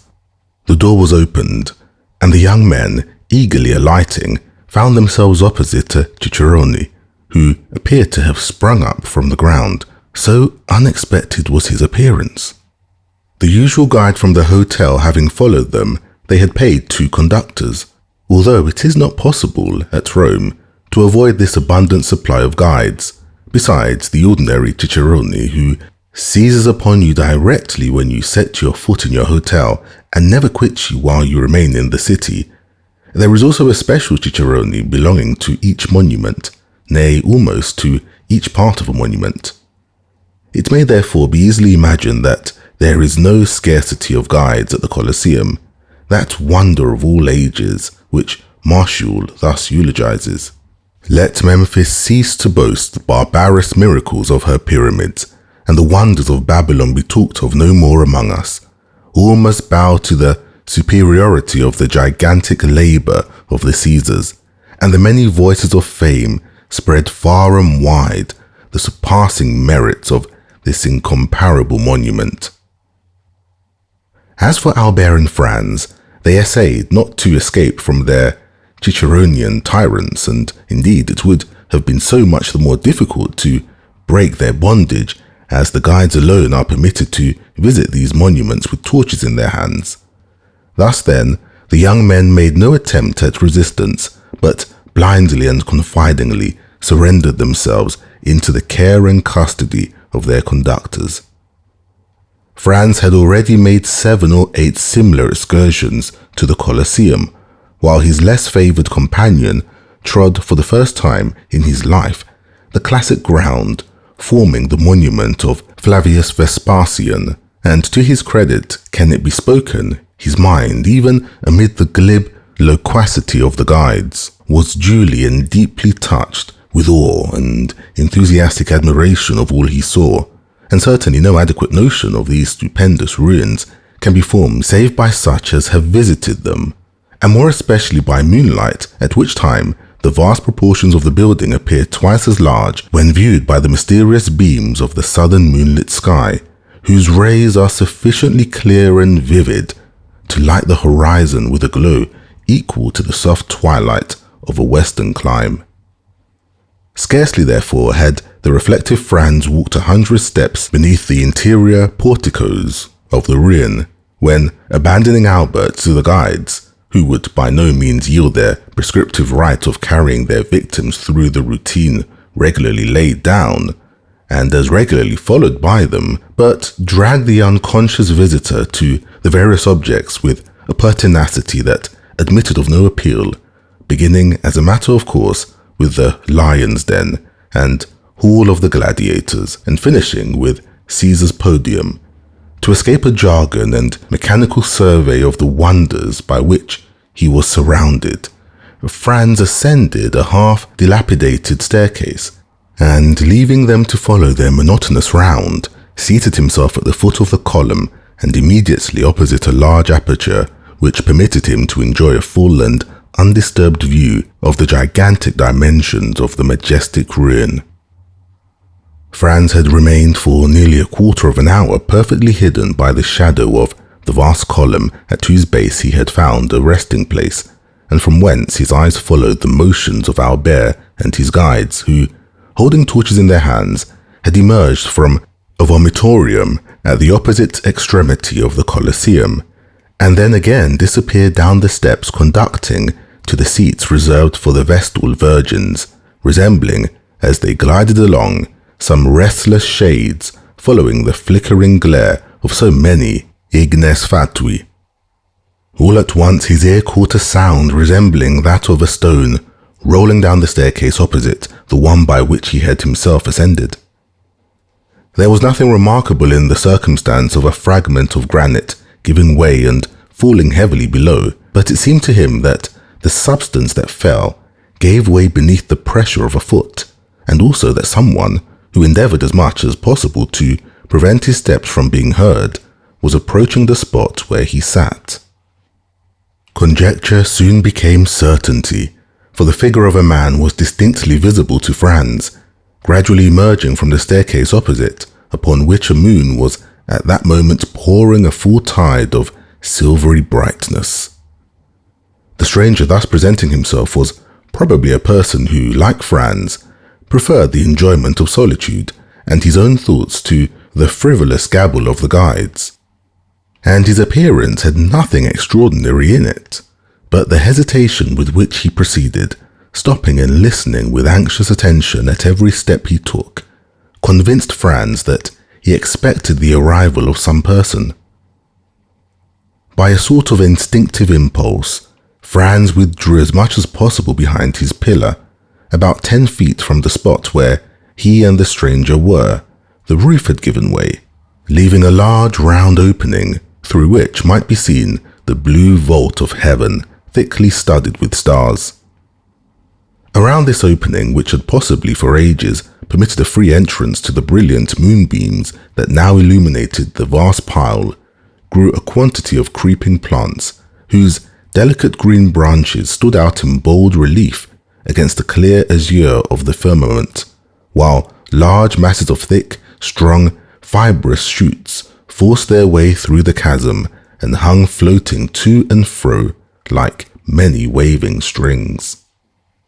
The person whose mysterious arrival had attracted the attention of Franz stood in a kind of half-light that rendered it impossible to distinguish his features, although his dress was easily made out.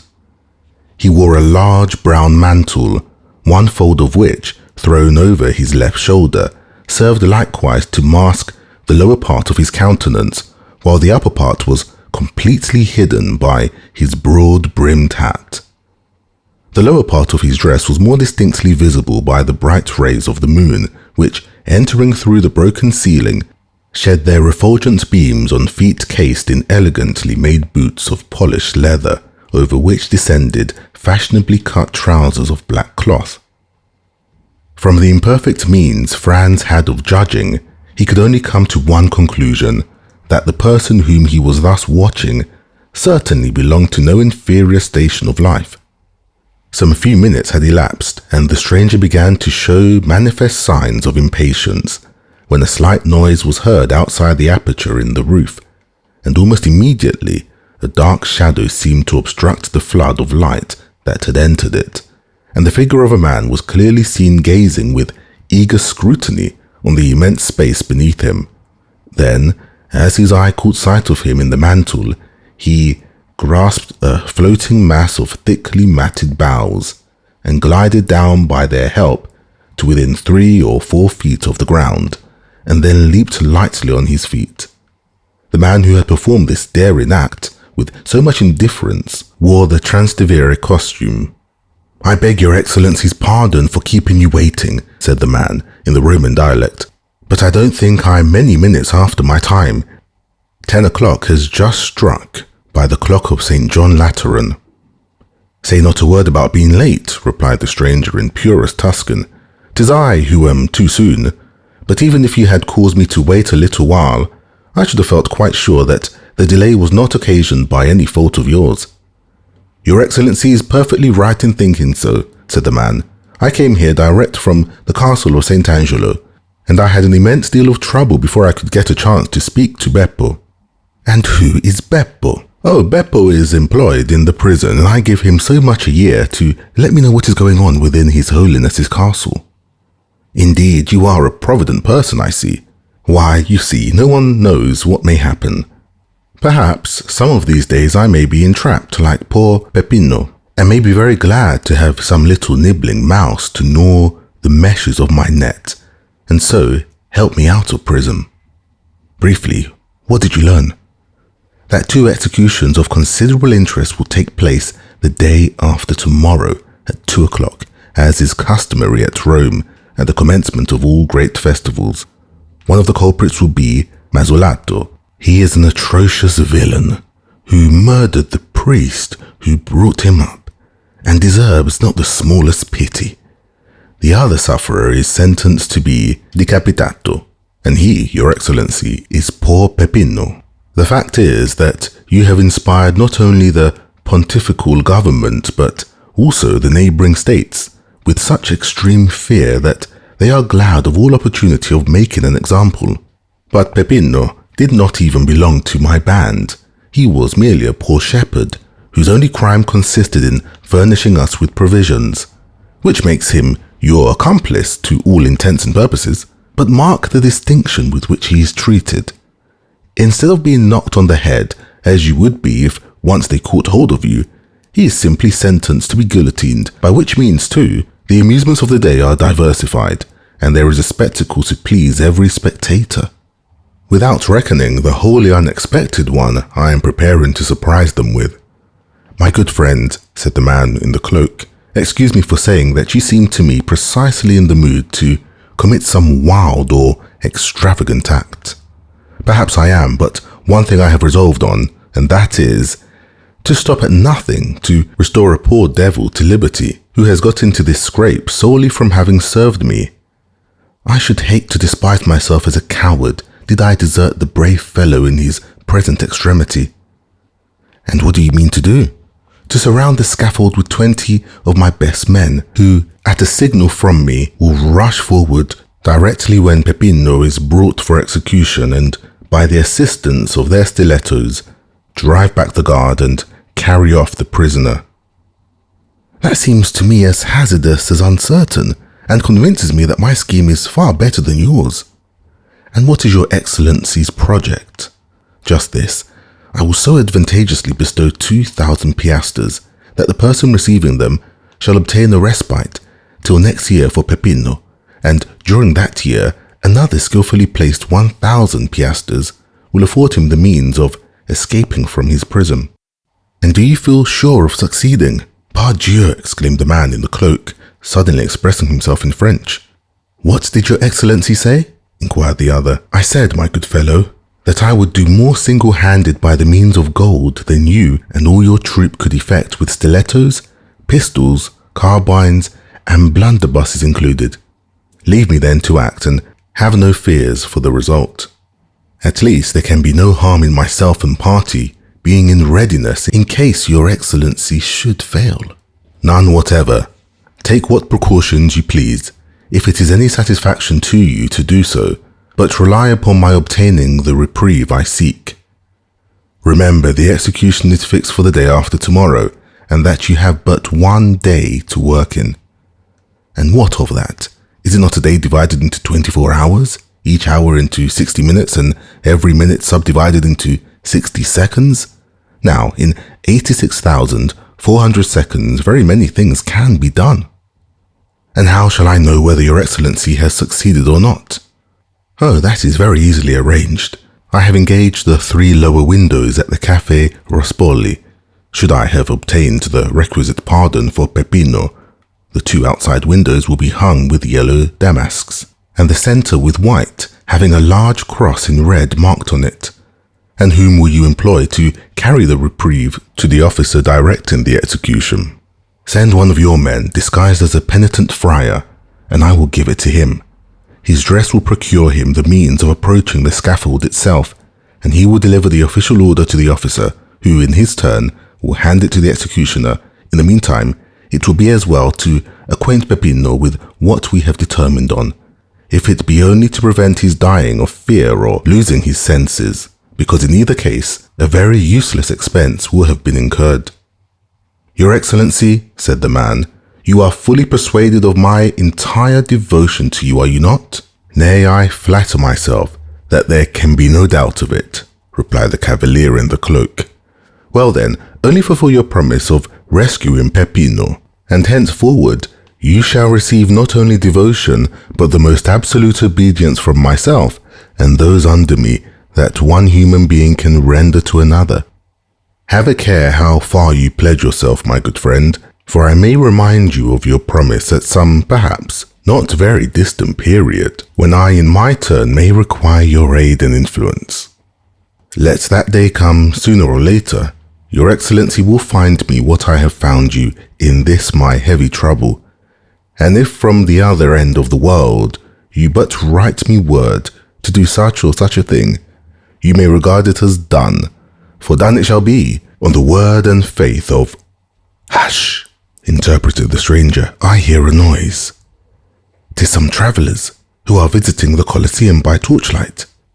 'Twere better we should not be seen together. Those guides are nothing but spies and might possibly recognize you, and however I may be honoured by your friendship, my worthy friend, if once the extent of our intimacy were known, I am sadly afraid both my reputation and credit would suffer thereby.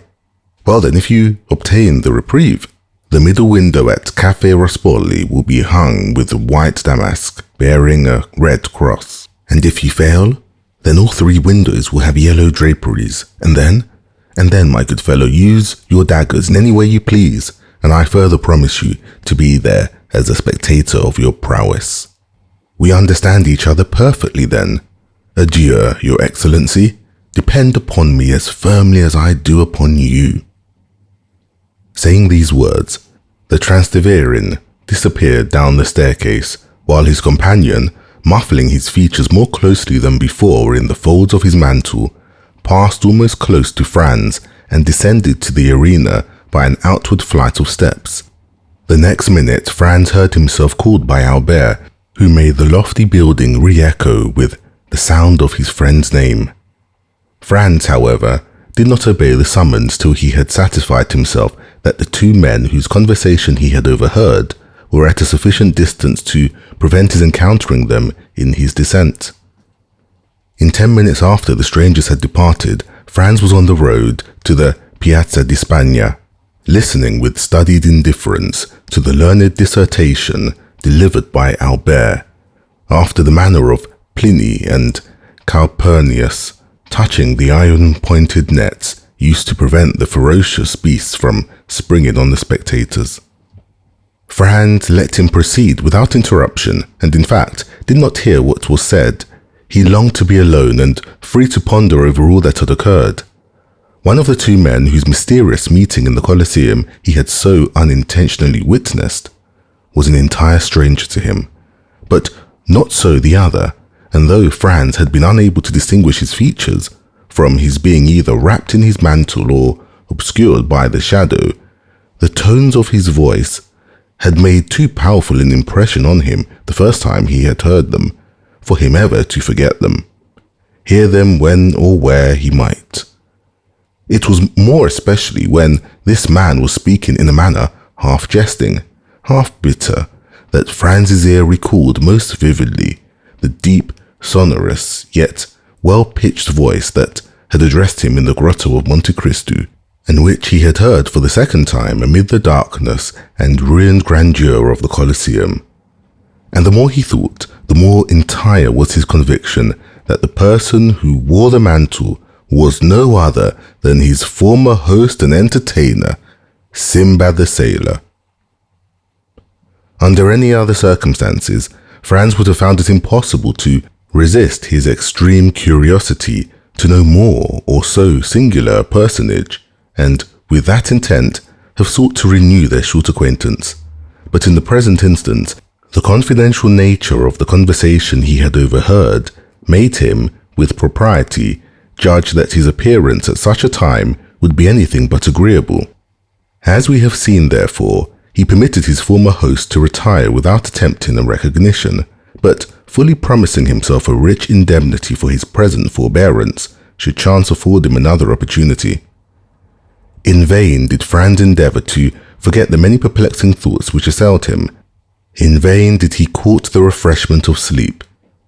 Slumber refused to visit his eyelids, and the night was passed in feverish contemplation of the chain of circumstances tending to prove the identity of the mysterious visitant to the Colosseum with the inhabitant of the grotto of Monte Cristo, and the more he thought, the firmer grew his opinion on the subject. Worn out at length, he fell asleep at daybreak and did not awake till late. Like a genuine Frenchman, Albert had employed his time in arranging for the evening's diversion. He had sent to engage a box at the Teatro Argentina, and Franz, having a number of letters to write, relinquished the carriage to Albert for the whole of the day. At 5 o'clock Albert returned, delighted with his day's work. He had been occupied in leaving his letters of introduction and had received in return more invitations to balls and routs than it would be possible for him to accept. Beside this, he had seen, as he called it, all the remarkable sights at Rome.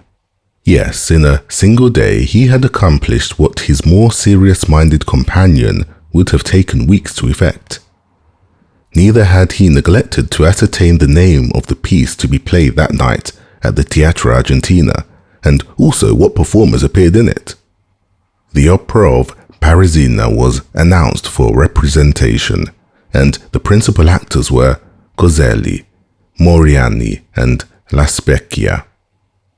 The young men therefore had reason to consider themselves fortunate in having the opportunity of hearing one of the best works by the composer of Lucia di Lammermoor, supported by three of the most renowned vocalists in Italy. Albert had never been able to endure the Italian theatres, with their orchestras from which it is impossible to see, and the absence of balconies or open boxes. All these defects pressed hard on a man who had had his stall at the booths and had shared the lower box at the opera. Still, in spite of this, Albert displayed his most dazzling and effective costumes each time he visited the theatres. But, alas, his elegant toilette was wholly thrown away, and one of the most worthy representatives of Parisian fashion had to carry with him the mortifying reflection that he had nearly overrun Italy without meeting a single adventure. Sometimes Albert would affect to make a joke of his want of success, but internally he was deeply wounded, and his self-love immensely piqued to think that Albert de Morcerf, the most admired and most sought after of any young person of his day, should thus be passed over and merely have his labour for his pains. And the thing was so much the more annoying as, according to the characteristic modesty of a Frenchman, Albert had quitted Paris with the full conviction that he had only to show himself in Italy to carry all before him, and that upon his return he should astonish the Parisian world with the recital of his numerous love affairs. Alas, poor Albert! None of those interesting adventures fell his way. The lovely Genoese, Florentines, and Neapolitans were all faithful, if not to their husbands, at least to their lovers, and thought not of changing even for the splendid appearance of Albert de Morcerf, and all he gained was the painful conviction that the ladies of Italy have this advantage over those of France, that they are faithful even in their infidelity. Yet he could not restrain a hope that in Italy, as elsewhere, there might be an exception to the general rule. Albert, besides being an elegant, well-looking young man, was also possessed of considerable talent and ability. Moreover, he was a viscount, a recently created one, certainly, but in the present day it is not necessary to go as far back as Noah in tracing a descendant, and a genealogical tree is equally estimated, whether dated from 1399 or merely 1815. But to crown all these advantages, Albert de Morcerf commanded an income of 50,000 livres, a more than sufficient sum to render him a personage of considerable importance in Paris. It was therefore no small mortification to him to have visited most of the principal cities in Italy without having excited the most trifling observation. Albert, however, hoped to indemnify himself for all these slights and indifferences during the carnival, knowing full well that among the different states and kingdoms in which this festivity is celebrated, Rome is the spot where even the wisest and gravest throw off the usual rigidity of their lives and deign to mingle in the follies of this time of liberty and relaxation. The carnival was to commence on the morrow.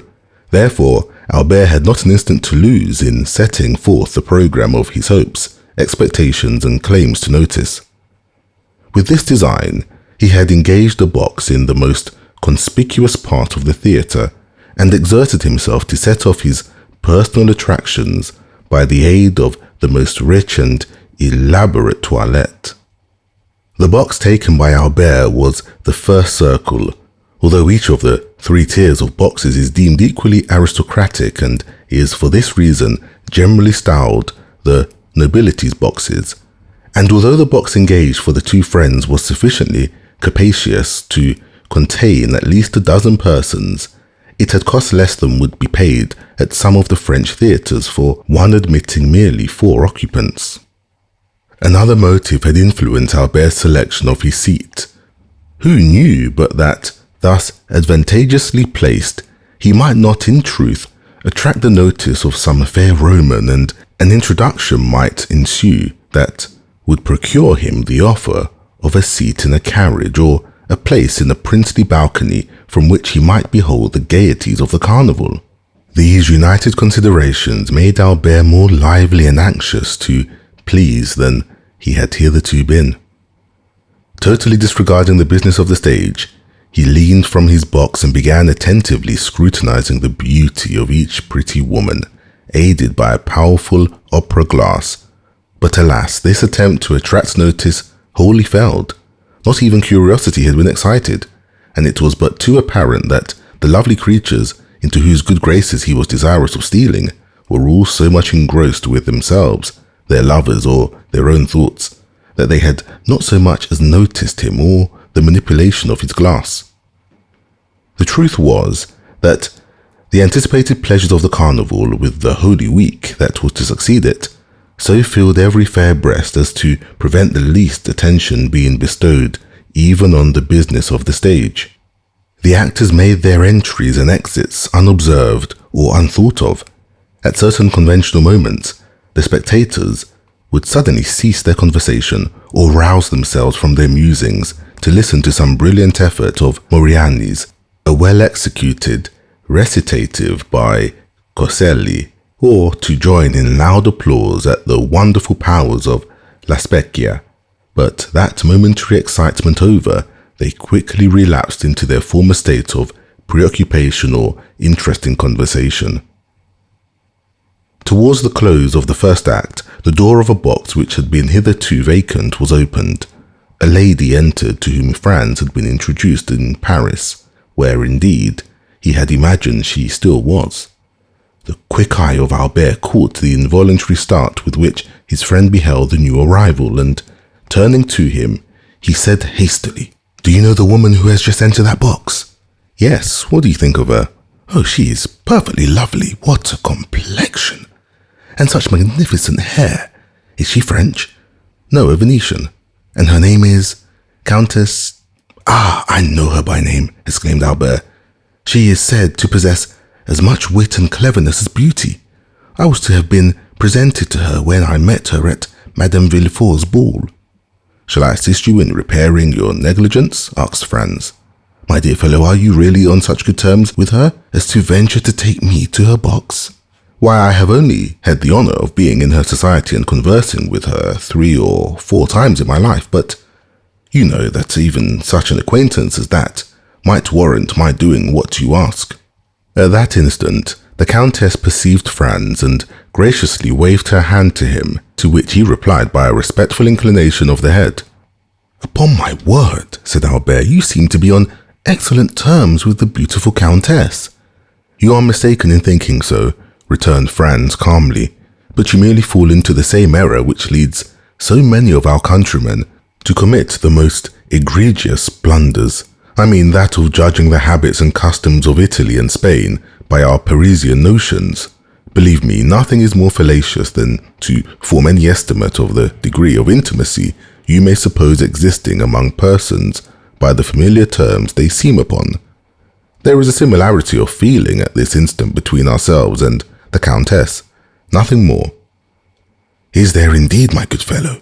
Pray tell me, is it sympathy of heart?" "No, of taste," continued Franz gravely. "And in what manner has this congeniality of mind been evinced?" "By the Countess's visiting the Colosseum, as we did last night, by moonlight and nearly alone." "Were you with her then?" "I was." "And what did you say to her?" "Oh, we talked of the illustrious dead of whom that magnificent ruin is a glorified monument." "Upon my word," cried Albert, You must have been a very entertaining companion alone, or all but alone, with a beautiful woman in such a place of sentiment as the Colosseum.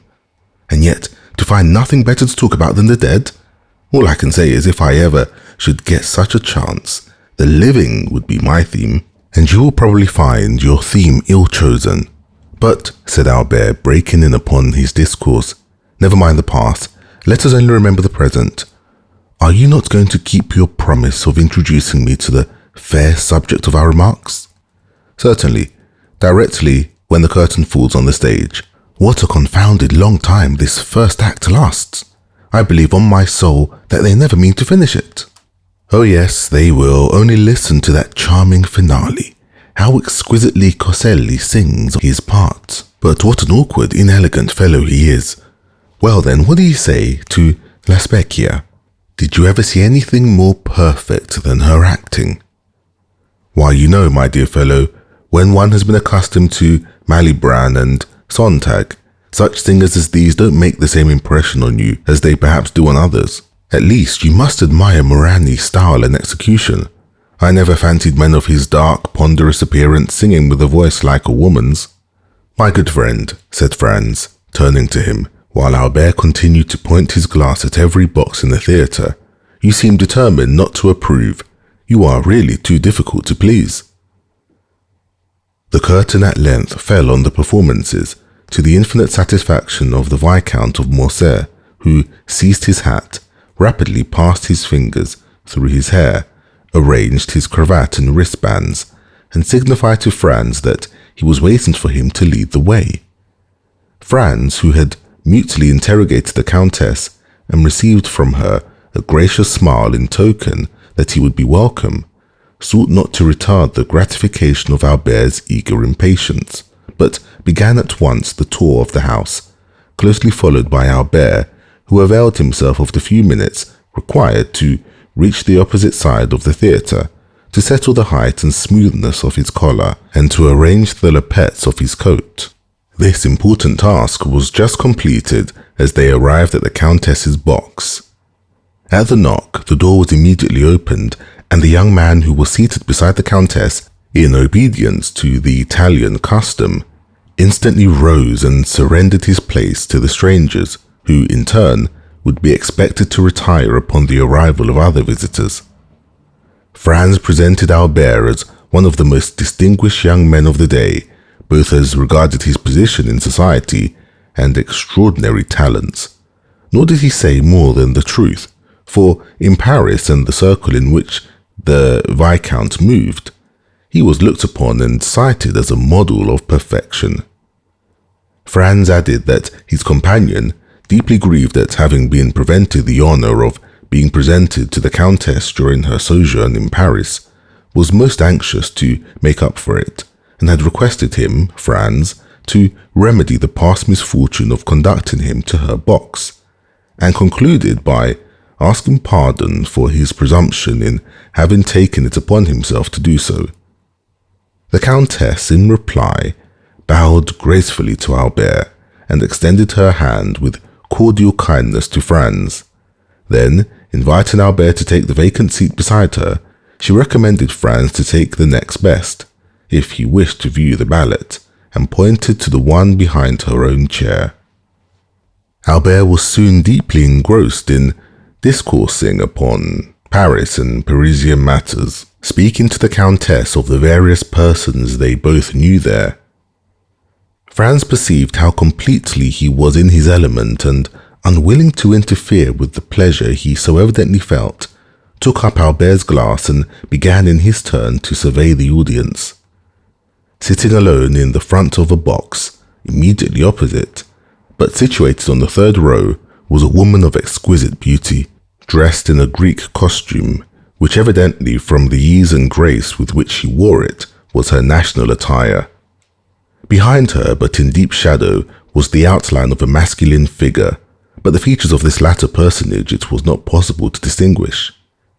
Franz could not forbear breaking in upon the apparently interesting conversation passing between the Countess and Albert, to inquire of his former if she knew who was the fair Albanian opposite, since beauty as hers was well worthy of being observed by either sex. "All I can tell about her," replied the Countess, "is that she has been at Rome since the beginning of the season, for I saw her where she now sits the very first night of the season, and since then she has never missed a performance. Sometimes she is accompanied by the person who is now with her, and at others she is merely attended by a black servant." "What do you think of her personal appearance?" "Oh, I consider her perfectly lovely. She is just my idea of what Medora must have been." Franz and the Countess exchanged a smile, and then the latter resumed her conversation with Albert, while Franz returned to his previous survey of the house and company. The curtain rose on the ballet, which was one of those excellent specimens of the Italian school, admirably arranged and put on the stage by Henri, who has established for himself a great reputation throughout Italy for his taste and skill in the choreographic art, one of those masterly productions of grace, method and elegance in which the whole corps de ballet, from the principal dancers to the humblest supernumerary, are all engaged on the stage at the same time, and 150 persons may be seen exhibiting the same attitude or elevating the same arm or leg with a simultaneous movement that would lead you to suppose that but one mind, one act of volition, influenced the moving mass. The ballet was called Poliska.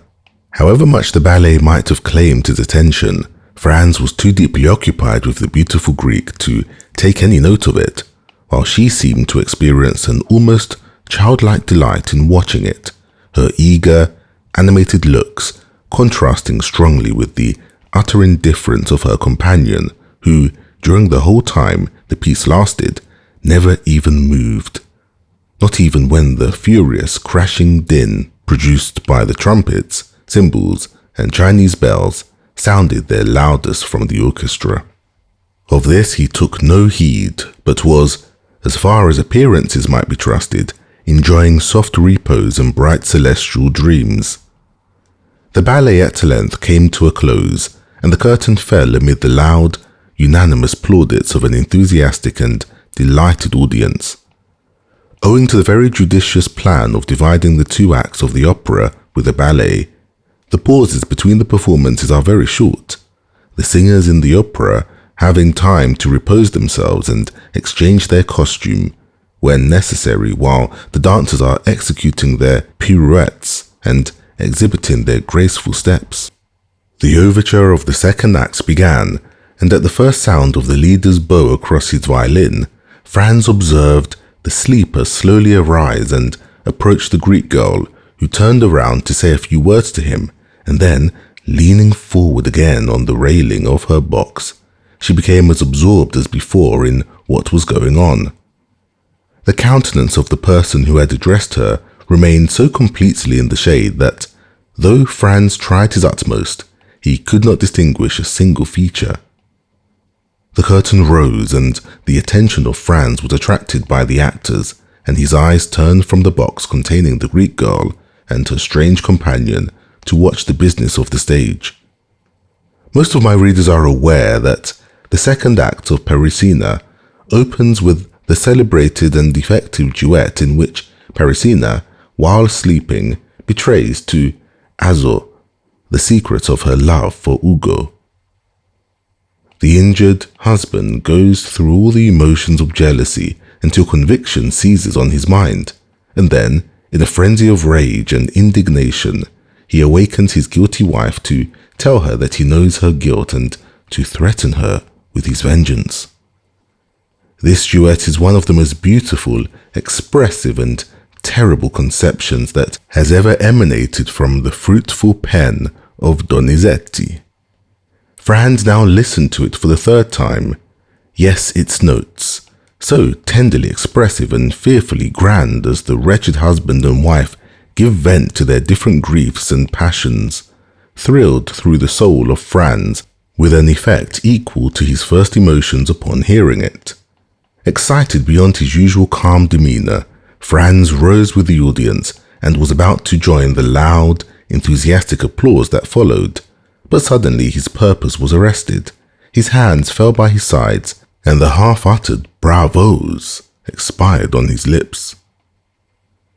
The occupant of the box in which the Greek girl sat appeared to share the universal admiration that prevailed, for he left his seat to stand up in front, so that, his countenance being fully revealed, Franz had no difficulty in recognizing him as the mysterious inhabitant of Monte Cristo, and the very same person he had encountered the preceding evening in the ruins of the Colosseum, and whose voice and figure had seemed so familiar to him.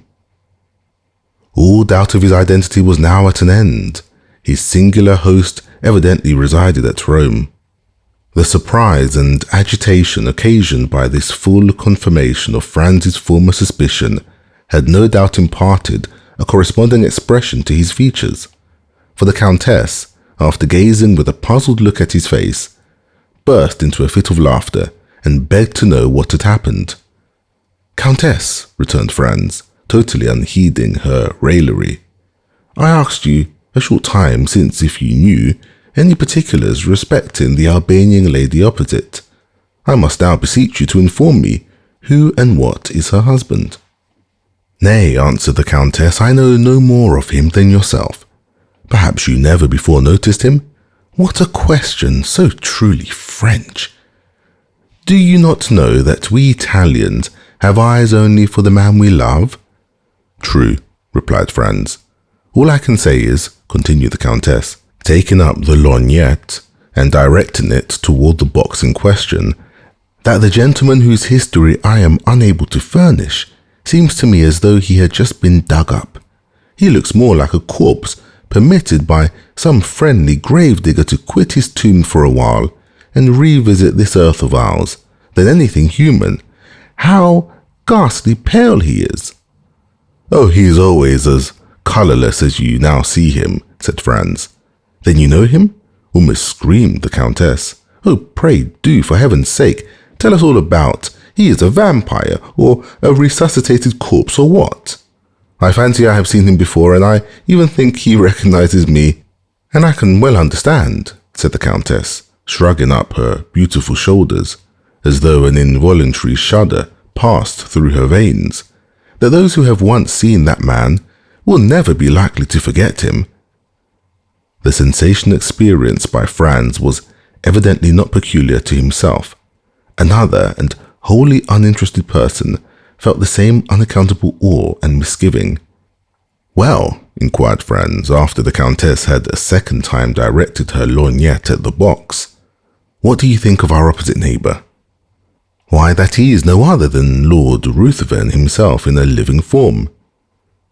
The fresh allusion to Byron drew a smile to Franz's countenance, although he could but allow that if anything was likely to induce belief in the existence of vampires, it would be the presence of such a man as the mysterious personage before him.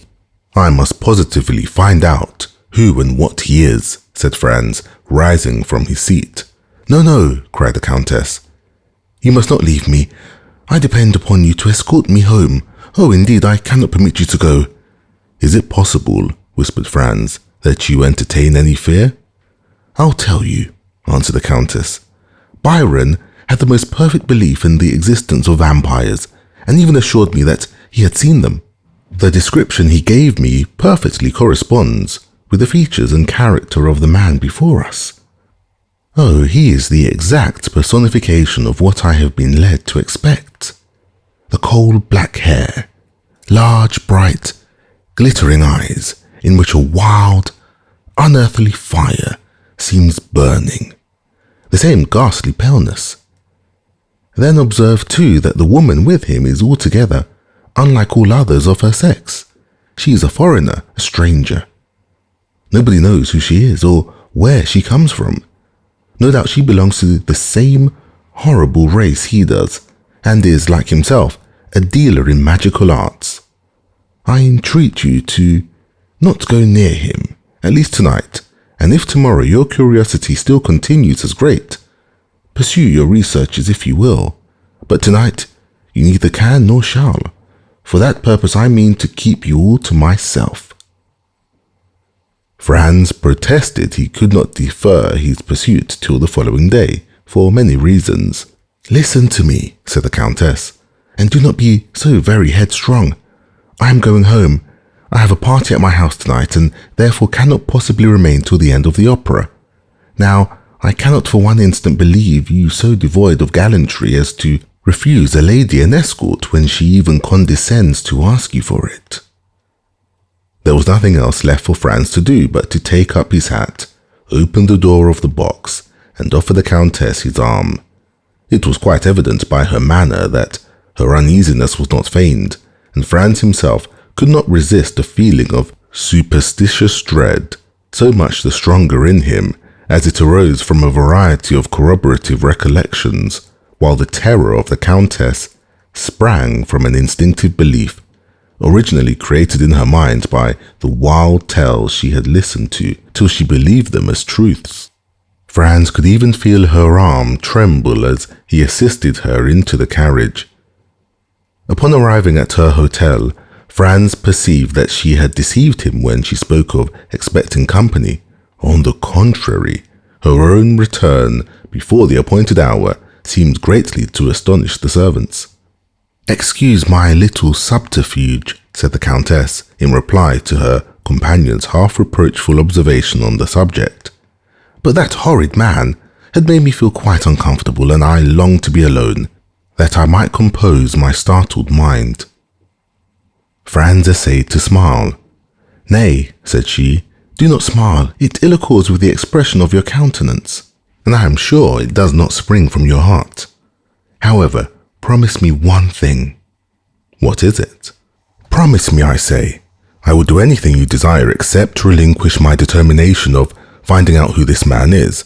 I have more reasons than you can imagine for desiring to know who he is, from whence he came, and whither he is going. Where he comes from, I am ignorant, but I can readily tell you where he is going, and that is down below, without the least doubt." "Let us only speak of the promise you wish me to make," said Franz. "Well then, you must give me your word to return immediately to your hotel and make no attempt to follow this man tonight. There are certain affinities between the persons we quit and those we meet afterwards. For heaven's sake, do not serve as a conductor between that man and me. Pursue your chase after him tomorrow as eagerly as you please, but never bring him near me, if you will not see me die of terror. And now, good night. Go to your rooms and try to sleep away all recollections of this evening. For my own part, I'm quite sure I shall be able to close my eyes."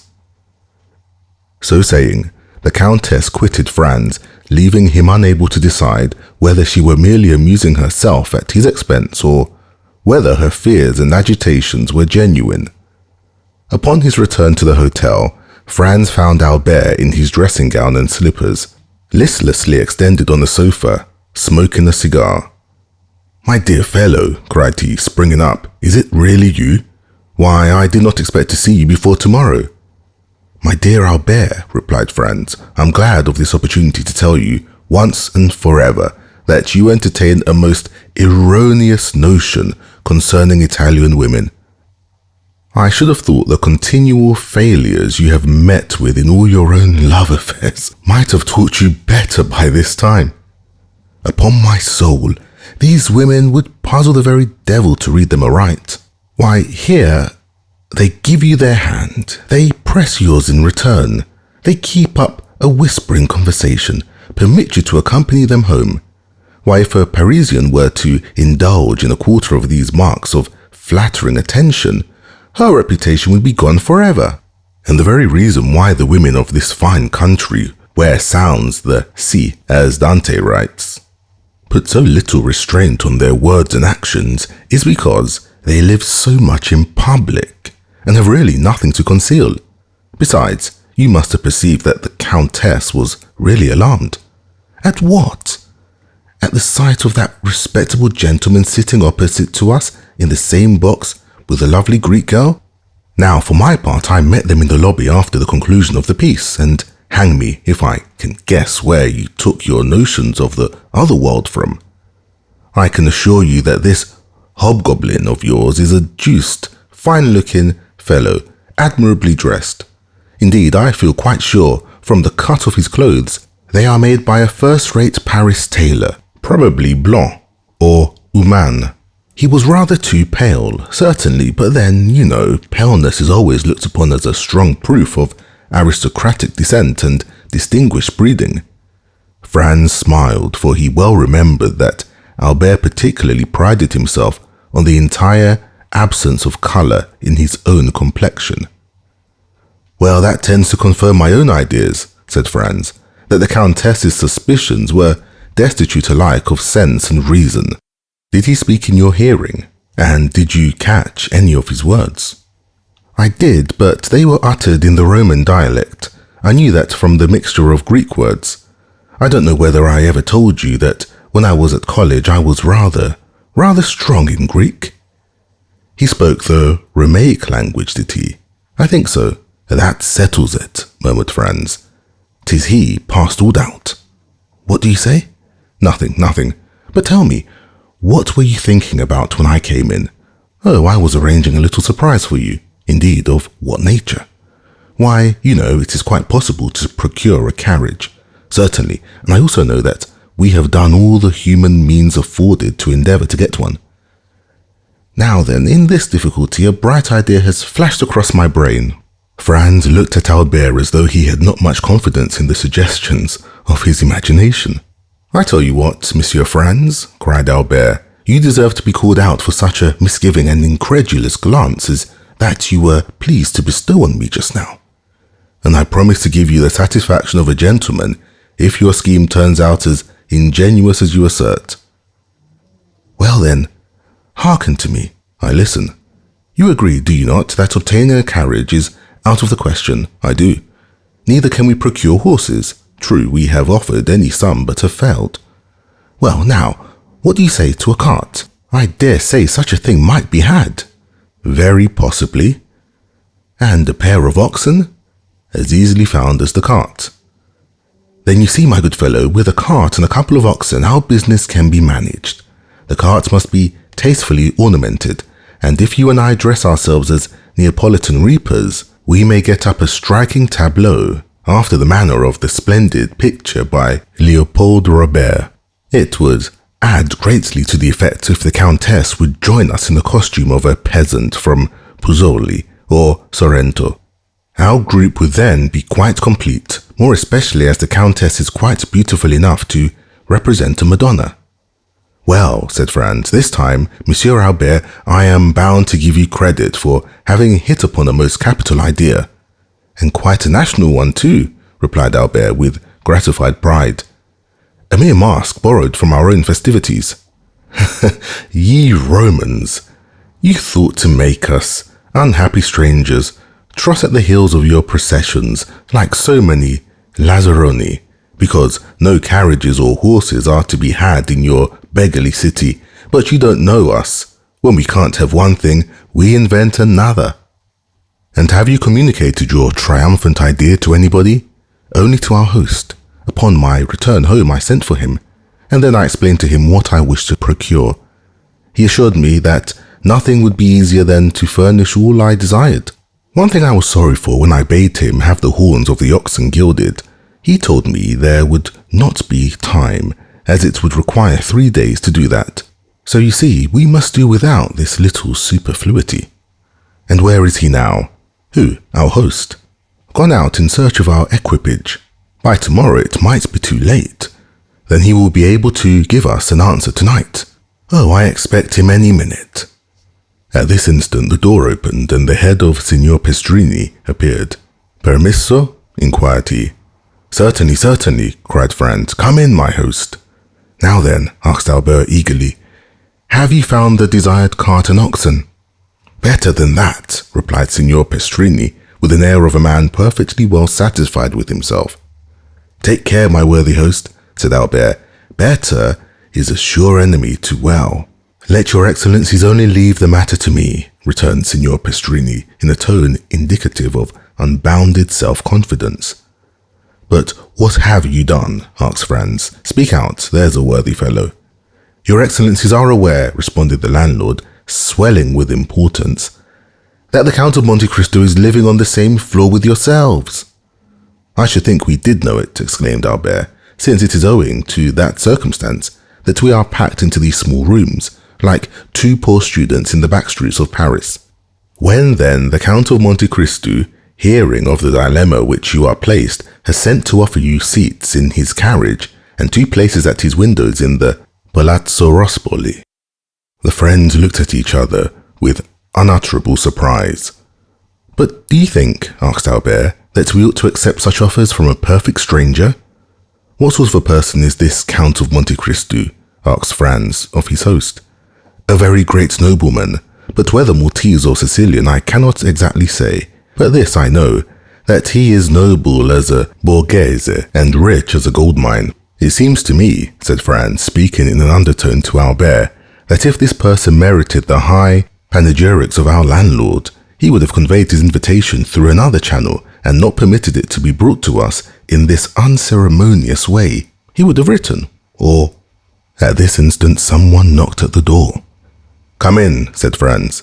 A servant wearing a livery of considerable style and richness appeared at the threshold and, placing 2 cards in the landlord's hands, who forthwith presented them to the 2 young men, he said, "Please to deliver these from the Count of Monte Cristo to Vicomte Albert de Morcerf and Monsieur Franz d'Épinay. The Count of Monte Cristo," continued the servant, "begs these gentlemen's permission to wait upon them as their neighbour, and he will be honoured by an intimation of what time they will please to receive him." "Franz," whispered Albert, "there is not much to find fault with here." "Tell the Count," replied Franz, "that we will do ourselves the pleasure of calling on him." The servant bowed and retired. "That is what I call an elegant mode of attack," said Albert. "You were quite correct in what you said, Signor Pastrini. The Count of Monte Cristo is unquestionably a man of first-rate breeding and knowledge of the world." "Then you will accept his offer?" said the host. "Of course we do," replied Albert.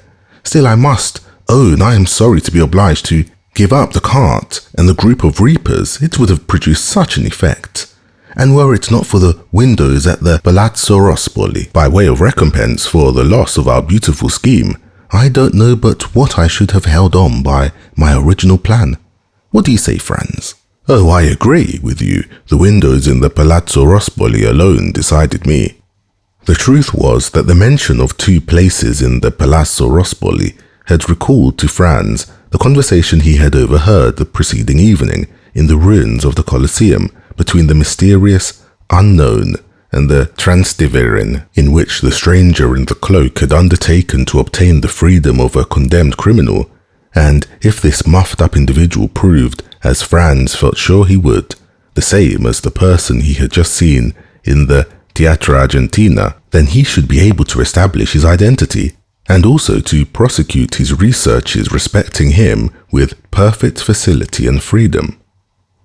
Franz passed the night in confused dreams respecting the 2 meetings he had already had with his mysterious tormentor, and in waking speculations as to what the morrow would produce. The next day must clear up every doubt, and unless his near neighbour and would-be friend, the Count of Monte Cristo, possessed the ring of Gyges, and by its power was able to render himself invisible, it was very certain he could not escape this time. 8 o'clock found Franz up and dressed, while Albert, who had not the same motives for early rising, was still soundly asleep. The first act of Franz was to summon his landlord, who presented himself with his accustomed obsequiousness. "Pray, Signor Pastrini," asked Franz, "is not some execution appointed to take place today?" "Yes, Your Excellency, but if your reason for inquiry is that you may procure a window to view it from, you are much too late." "Oh no," answered Franz, "I had no such intention, and even if I had felt a wish to witness the spectacle, I might have done so from Monte Pincio, could I not?" "Ah," exclaimed the host, "I did not think it likely Your Excellency would have chosen to mingle with such a rabble as are always collected on that hill, which indeed they consider as exclusively belonging to themselves." "Very possibly I may not go," answered Franz, "but in case I feel disposed, give me some particulars of today's executions." What particulars would your Excellency like to hear?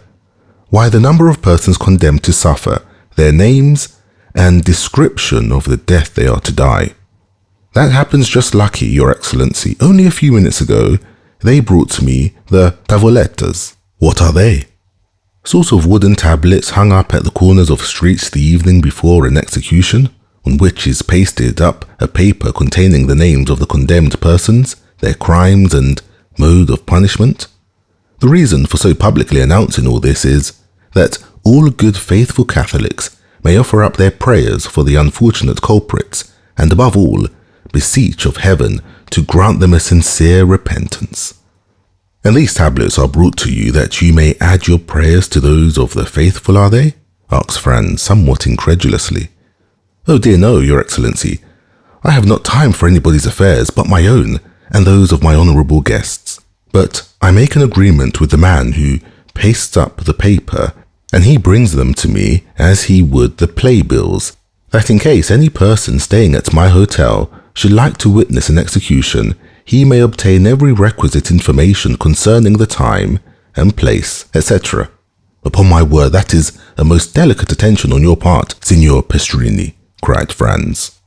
Why, Your Excellency, returned the landlord, chuckling and rubbing his hands with infinite complacency, I think I may take upon myself to say I neglect nothing to deserve the support and patronage of the noble visitors to this poor hotel. I see that plainly enough, my most excellent host, and you may rely upon me to proclaim so striking a proof of your attention to your guests wherever I go. Meanwhile, oblige me by a sight of one of those tavolettas. Nothing can be easier to comply with, Your Excellency's wish, said the landlord, opening the door of the chamber. I have caused one to be placed on the landing close by your apartment. Then, taking the tablet from the wall, he handed it to Franz, who read as follows. The public is informed that on Wednesday, February 23rd, being the first day of the carnival, executions will take place in the Piazza del Popolo by order of the Tribunal of the Rota of two persons named Andrea Rondolo and Peppino, otherwise called Rocca Piori, the former found guilty of the murder of a venerable and exemplary priest named Don Cesar Tolini, canon of the Church of St. John Lateran, and the latter convicted of being an accomplice of the atrocious and sanguinary bandit Luigi Vampa and his band. The first named malefactor will be Mazzolato, the second culprit Decapitato. The prayers of all good Christians are entreated for these unfortunate men, that it may please God to awaken them to a sense of their guilt, and to grant them a hearty and sincere repentance for their crimes. This was precisely what Franz had heard the evening before in the ruins of the Colosseum. No part of the program differed. The names of the condemned persons, their crimes, and mode of punishment all agreed with his previous information. In all probability, therefore, the Transtiverin was no other than the bandit Luigi Vampa himself, and the man shrouded in the mantle, just as Sinbad the sailor, but who, no doubt, was still pursuing his philanthropic expedition in Rome, as he had already done at Porto Vecchio and Tunis. Time was getting on, however, and Franz deemed it advisable to awaken Albert, but at the moment he prepared to proceed to his chamber, his friend entered the room in perfect costume for the day. The anticipated delights of the carnival had so run in his head as to make him leave his pillow long before his usual hour. Now, my excellent Signor Pestrini, said Franz, addressing his landlord, since we are both ready, do you think we may proceed at once to visit the Count of Monte Cristo? Most assuredly, replied he. The Count of Monte Cristo is always an early riser, and I can answer for his having been up these 2 hours. Then you really consider we shall not be intruding if we pay our respects to him directly? Oh, I am quite sure. I will take all the blame on myself if you find I have led you into any error. Well then, if it be so, are you ready, Albert? Perfectly. Let us go and return our best thanks for his courtesy. Yes, Let us do so. The landlord preceded the friends across the landing, which was all that separated them from the apartments of the Count, rang the bell, and, upon the door being opened by a servant, said, "Aye, Signori Francesi." The domestic bowed respectfully and invited them to enter. They passed through 2 rooms furnished in a luxurious manner they had not expected to see under the roof of Signor Pestrini, and were shown into an elegantly fitted-up drawing room. The richest Turkey carpets covered the floor, and the softest and most inviting couches, easy chairs and sofas offered their high-piled and yielding cushions to those who desired repose or refreshment. Splendid paintings by the first masters were ranged against the walls, intermingled with magnificent trophies of war, while heavy curtains of costly tapestry were suspended before the different doors of the room. "If your excellencies will please to be seated," said the man, "I will let the Count know that you are here." And with those words he disappeared behind one of those tapestried portieres.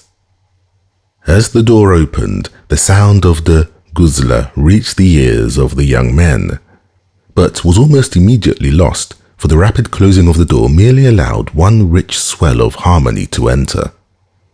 Franz and Albert looked inquiringly at each other, then at the gorgeous furnishings of the apartment. Everything seemed more magnificent at a second view than it had done at their first rapid survey. "Well," said Franz to his friend, "what do you think of all this?" "Why, upon my soul, my dear fellow, it strikes me that our elegant and attentive neighbour must either be some successful stock jobber who has speculated in the fall of the Spanish funds, or some prince travelling incog." "Hush," replied Franz, "we shall ascertain who and what he is. He comes." As Franz spoke, he heard the sound of a door turning on its hinges, and almost immediately afterwards the tapestry was drawn aside, and the owner of all these riches stood before the 2 young men. Albert instantly arose to meet him, but Franz remained in a manner spellbound on his chair, for in the person of whom he had just entered, he recognized not only the mysterious visitant to the Colosseum and the occupant of the box at the Teatro Argentina, but also his extraordinary host of Monte Cristo. La Mazzolata.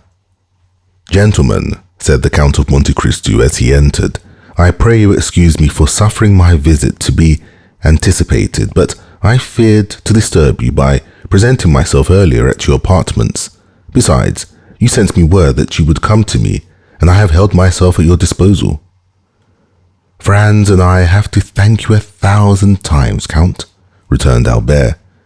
"You extricated us from a great dilemma, and we were on the point of inventing a very fantastic vehicle when your friendly invitation reached us."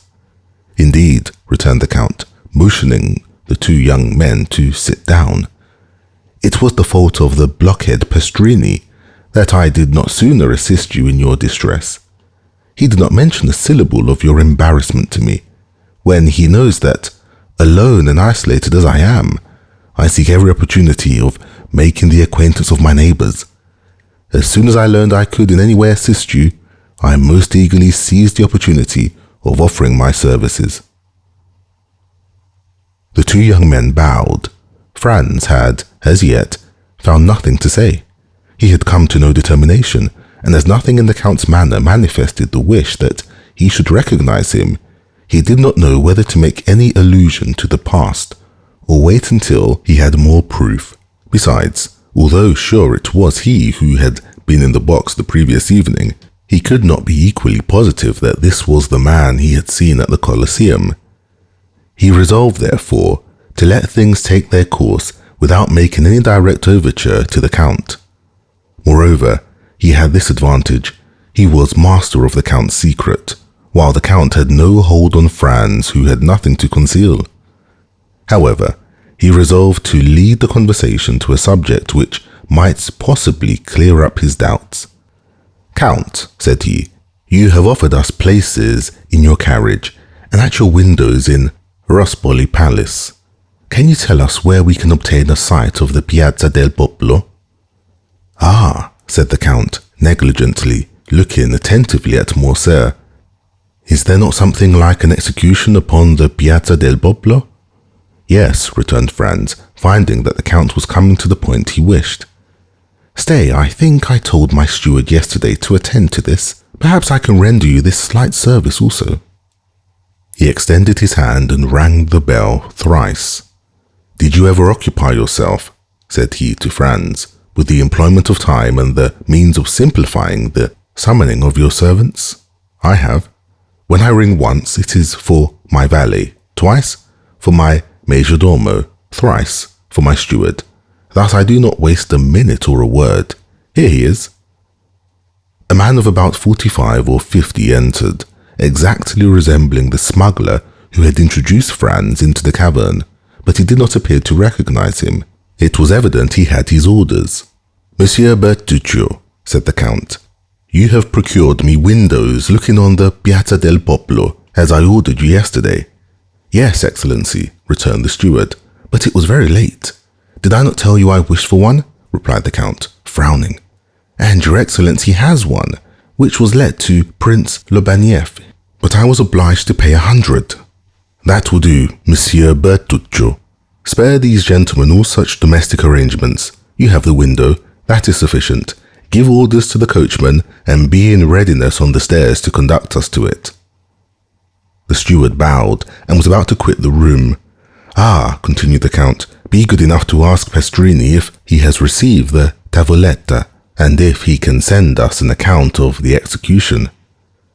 "There is no need to do that," said Franz, taking out his tablet, "for I saw the account and copied it down."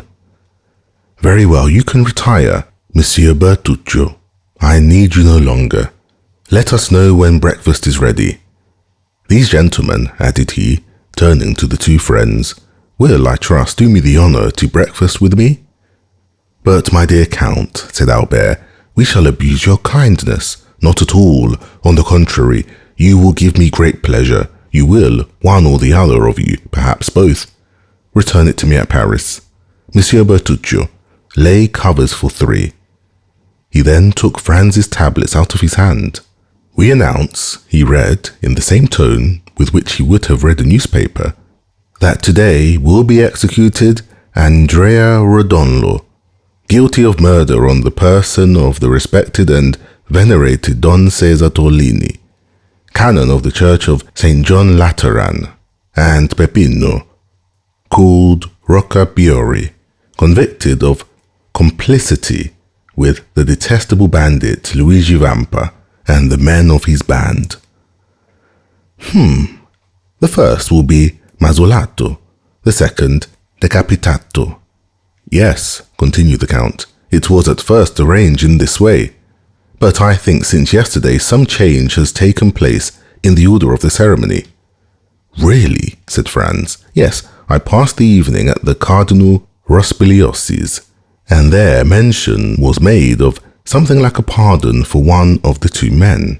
"For Andrea Rodonlo?" asked Franz. "No," replied the Count carelessly, "for the other." He glanced at the tablets as if to recall the name. "For Peppino, called Roccapiori. You are thus deprived of seeing a man guillotined.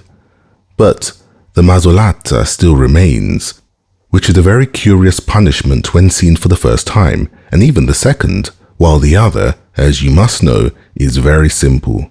The mandaia never fails, never trembles, never strikes 30 times ineffectually, like the soldier who beheaded the Count of Chalais, and to whose tender mercy Richelieu had doubtless recommended the sufferer." "Ah," added the Count in a contemptuous tone, "do not tell me of the European punishments. They are in the infancy, or rather the old age, of cruelty." "Really, Count," replied Franz, "one would think that you had studied the different tortures of all the nations of the world." "There are at least few that I have not seen," said the Count coldly. "And you took pleasure in beholding these dreadful spectacles?" "My first sentiment was horror, the second, indifference, the third, curiosity." "Curiosity, that is a terrible word." "Why so? In life our greatest preoccupation is death. Is it not then curious to study the different ways by which the soul and body can part, and how, according to their different characters, temperaments, and even the different customs of their countries, different persons bear the transition from life to death, from existence to annihilation? As for myself, I can assure you of one thing. The more men you see die, the easier it becomes to die yourself. And in my opinion, death may be a torture, but it is not an expiation.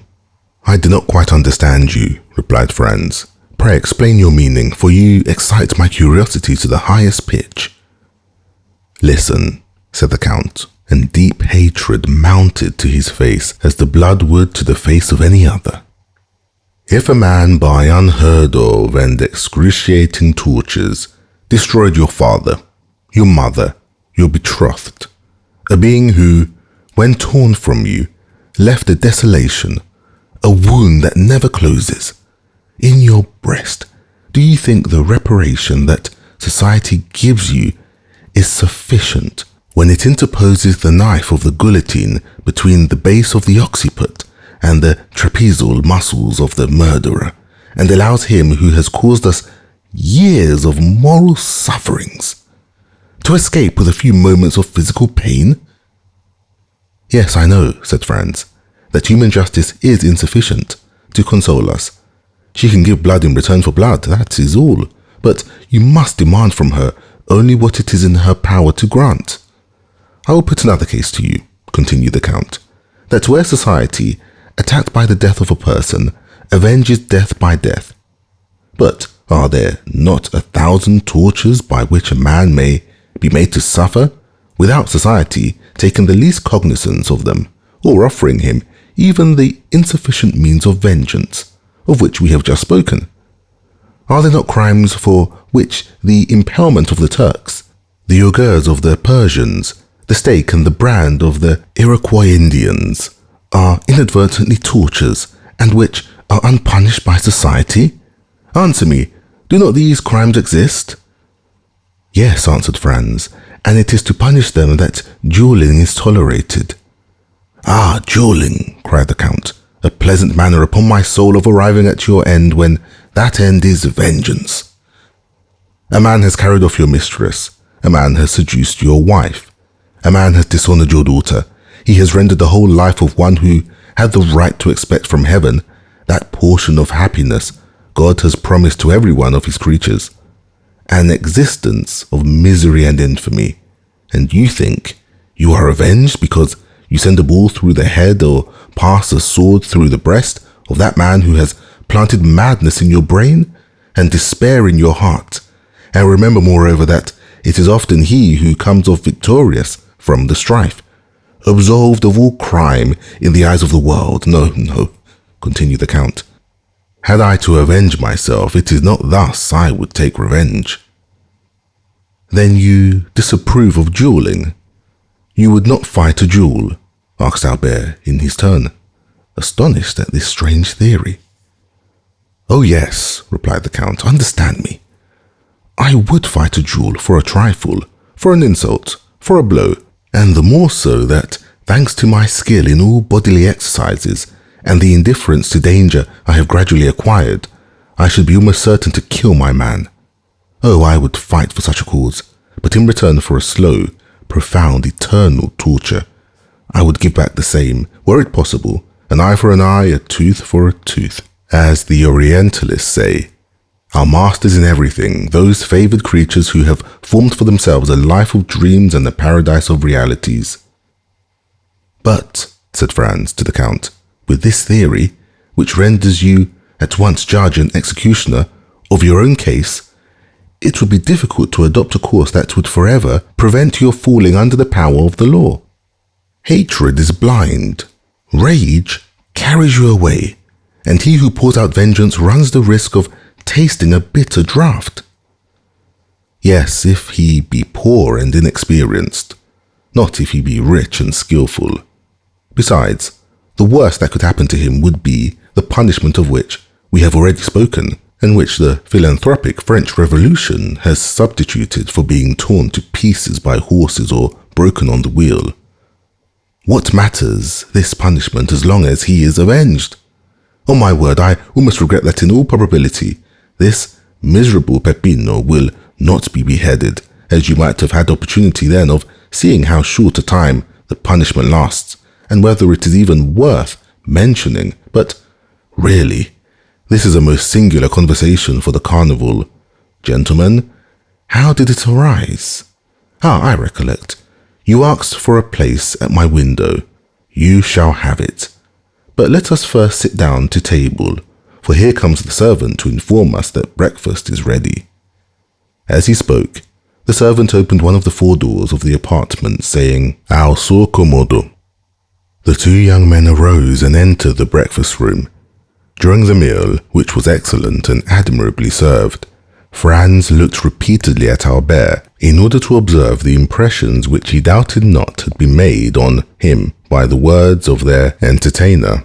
But whether with his usual carelessness he had paid but little attention to him, whether the explanation of the Count of Monte Cristo with regard to duelling had satisfied him, or whether the events which Franz knew of had had their effect on him alone, he remarked that his companion did not pay the least regard to them, but, on the contrary, ate like a man who for the last 4 or 5 months had been condemned to partake of Italian cookery, that is, the worst in the world.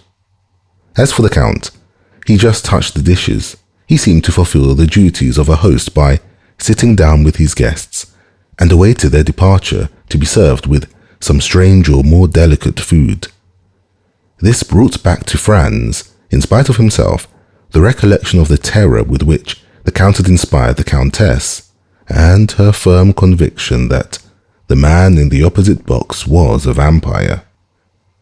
At the end of the breakfast, Franz took out his watch. "Well," said the Count, "what are you doing?" "You must excuse us, Count," returned Franz, "but we have still much to do."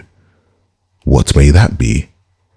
"We have no masks, and it is absolutely necessary to procure them."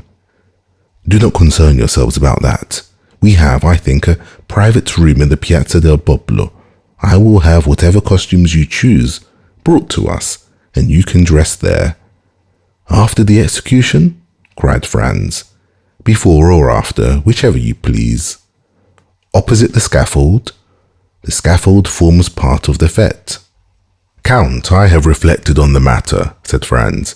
"I thank you for your courtesy, but I shall content myself with accepting a place in your carriage and at your window at the Rospoli Palace, and I leave you at liberty to dispose of my place at the Piazza del Popolo." "But I warn you, you will lose a very curious sight," returned the Count. "You will describe it to me," replied Franz, "and the recital from your lips will make as great an impression on me as if I had witnessed it. I have more than once intended witnessing an execution, but I have never been able to make up my mind." "And you, Albert?" "I," replied the Viscount, "I saw Castaing executed, but I think I was rather intoxicated that day, for I had quitted college the same morning, and we had passed the previous night at a tavern. Besides, it is no reason, because you have not seen the execution at Paris, that you should not see one anywhere else. When you travel, it is to see everything. Think what a figure you will make when you are asked, 'How do they execute at Rome?' And you reply, 'I don't know.' And besides, they say that the culprit is an infamous scoundrel who killed with a log of wood a worthy canon who brought him up like his own son. Diable! When a churchman is killed, it should be with a different weapon than a log, especially when he has behaved like a father. If you went to Spain, you would not see the bullfights? Well, suppose it is a bullfight you are going to see. Recollect the ancient Romans of the circus, and the sports where they killed 300 lions and 100 men. Think of the 80,000 applauding spectators, the sage matrons who took their daughters, and the charming vestals who made with the thumb of their white hands the fatal sign that said, 'Come, dispatch the dying.'" "Shall you go then, Albert?" asked Franz. Ma foi, yes, like you. I hesitated, but the Count's eloquence decides me. Let us go, then, said Franz, since you wish it, but on our way to the Piazza del Popolo, I wish to pass through to Corso. Is it possible, Count? On foot, yes. In carriage, no. I will go on foot, then. Is it important that you should go that way? Yes, there is something I wish to see. Well, we will go by the Corso. We will send the carriage to wait for us on the Piazza del Popolo by the Via del Babuino, for I shall be glad to pass myself through the Corso to see if some orders I have given have been executed. Excellency, said the servant, opening the door, a man in the dress of a penitent wishes to speak to you. Ah, yes, returned the Count. I know who he is. Gentlemen, will you return to the salon? You will find good cigars on the centre table. I will be with you directly.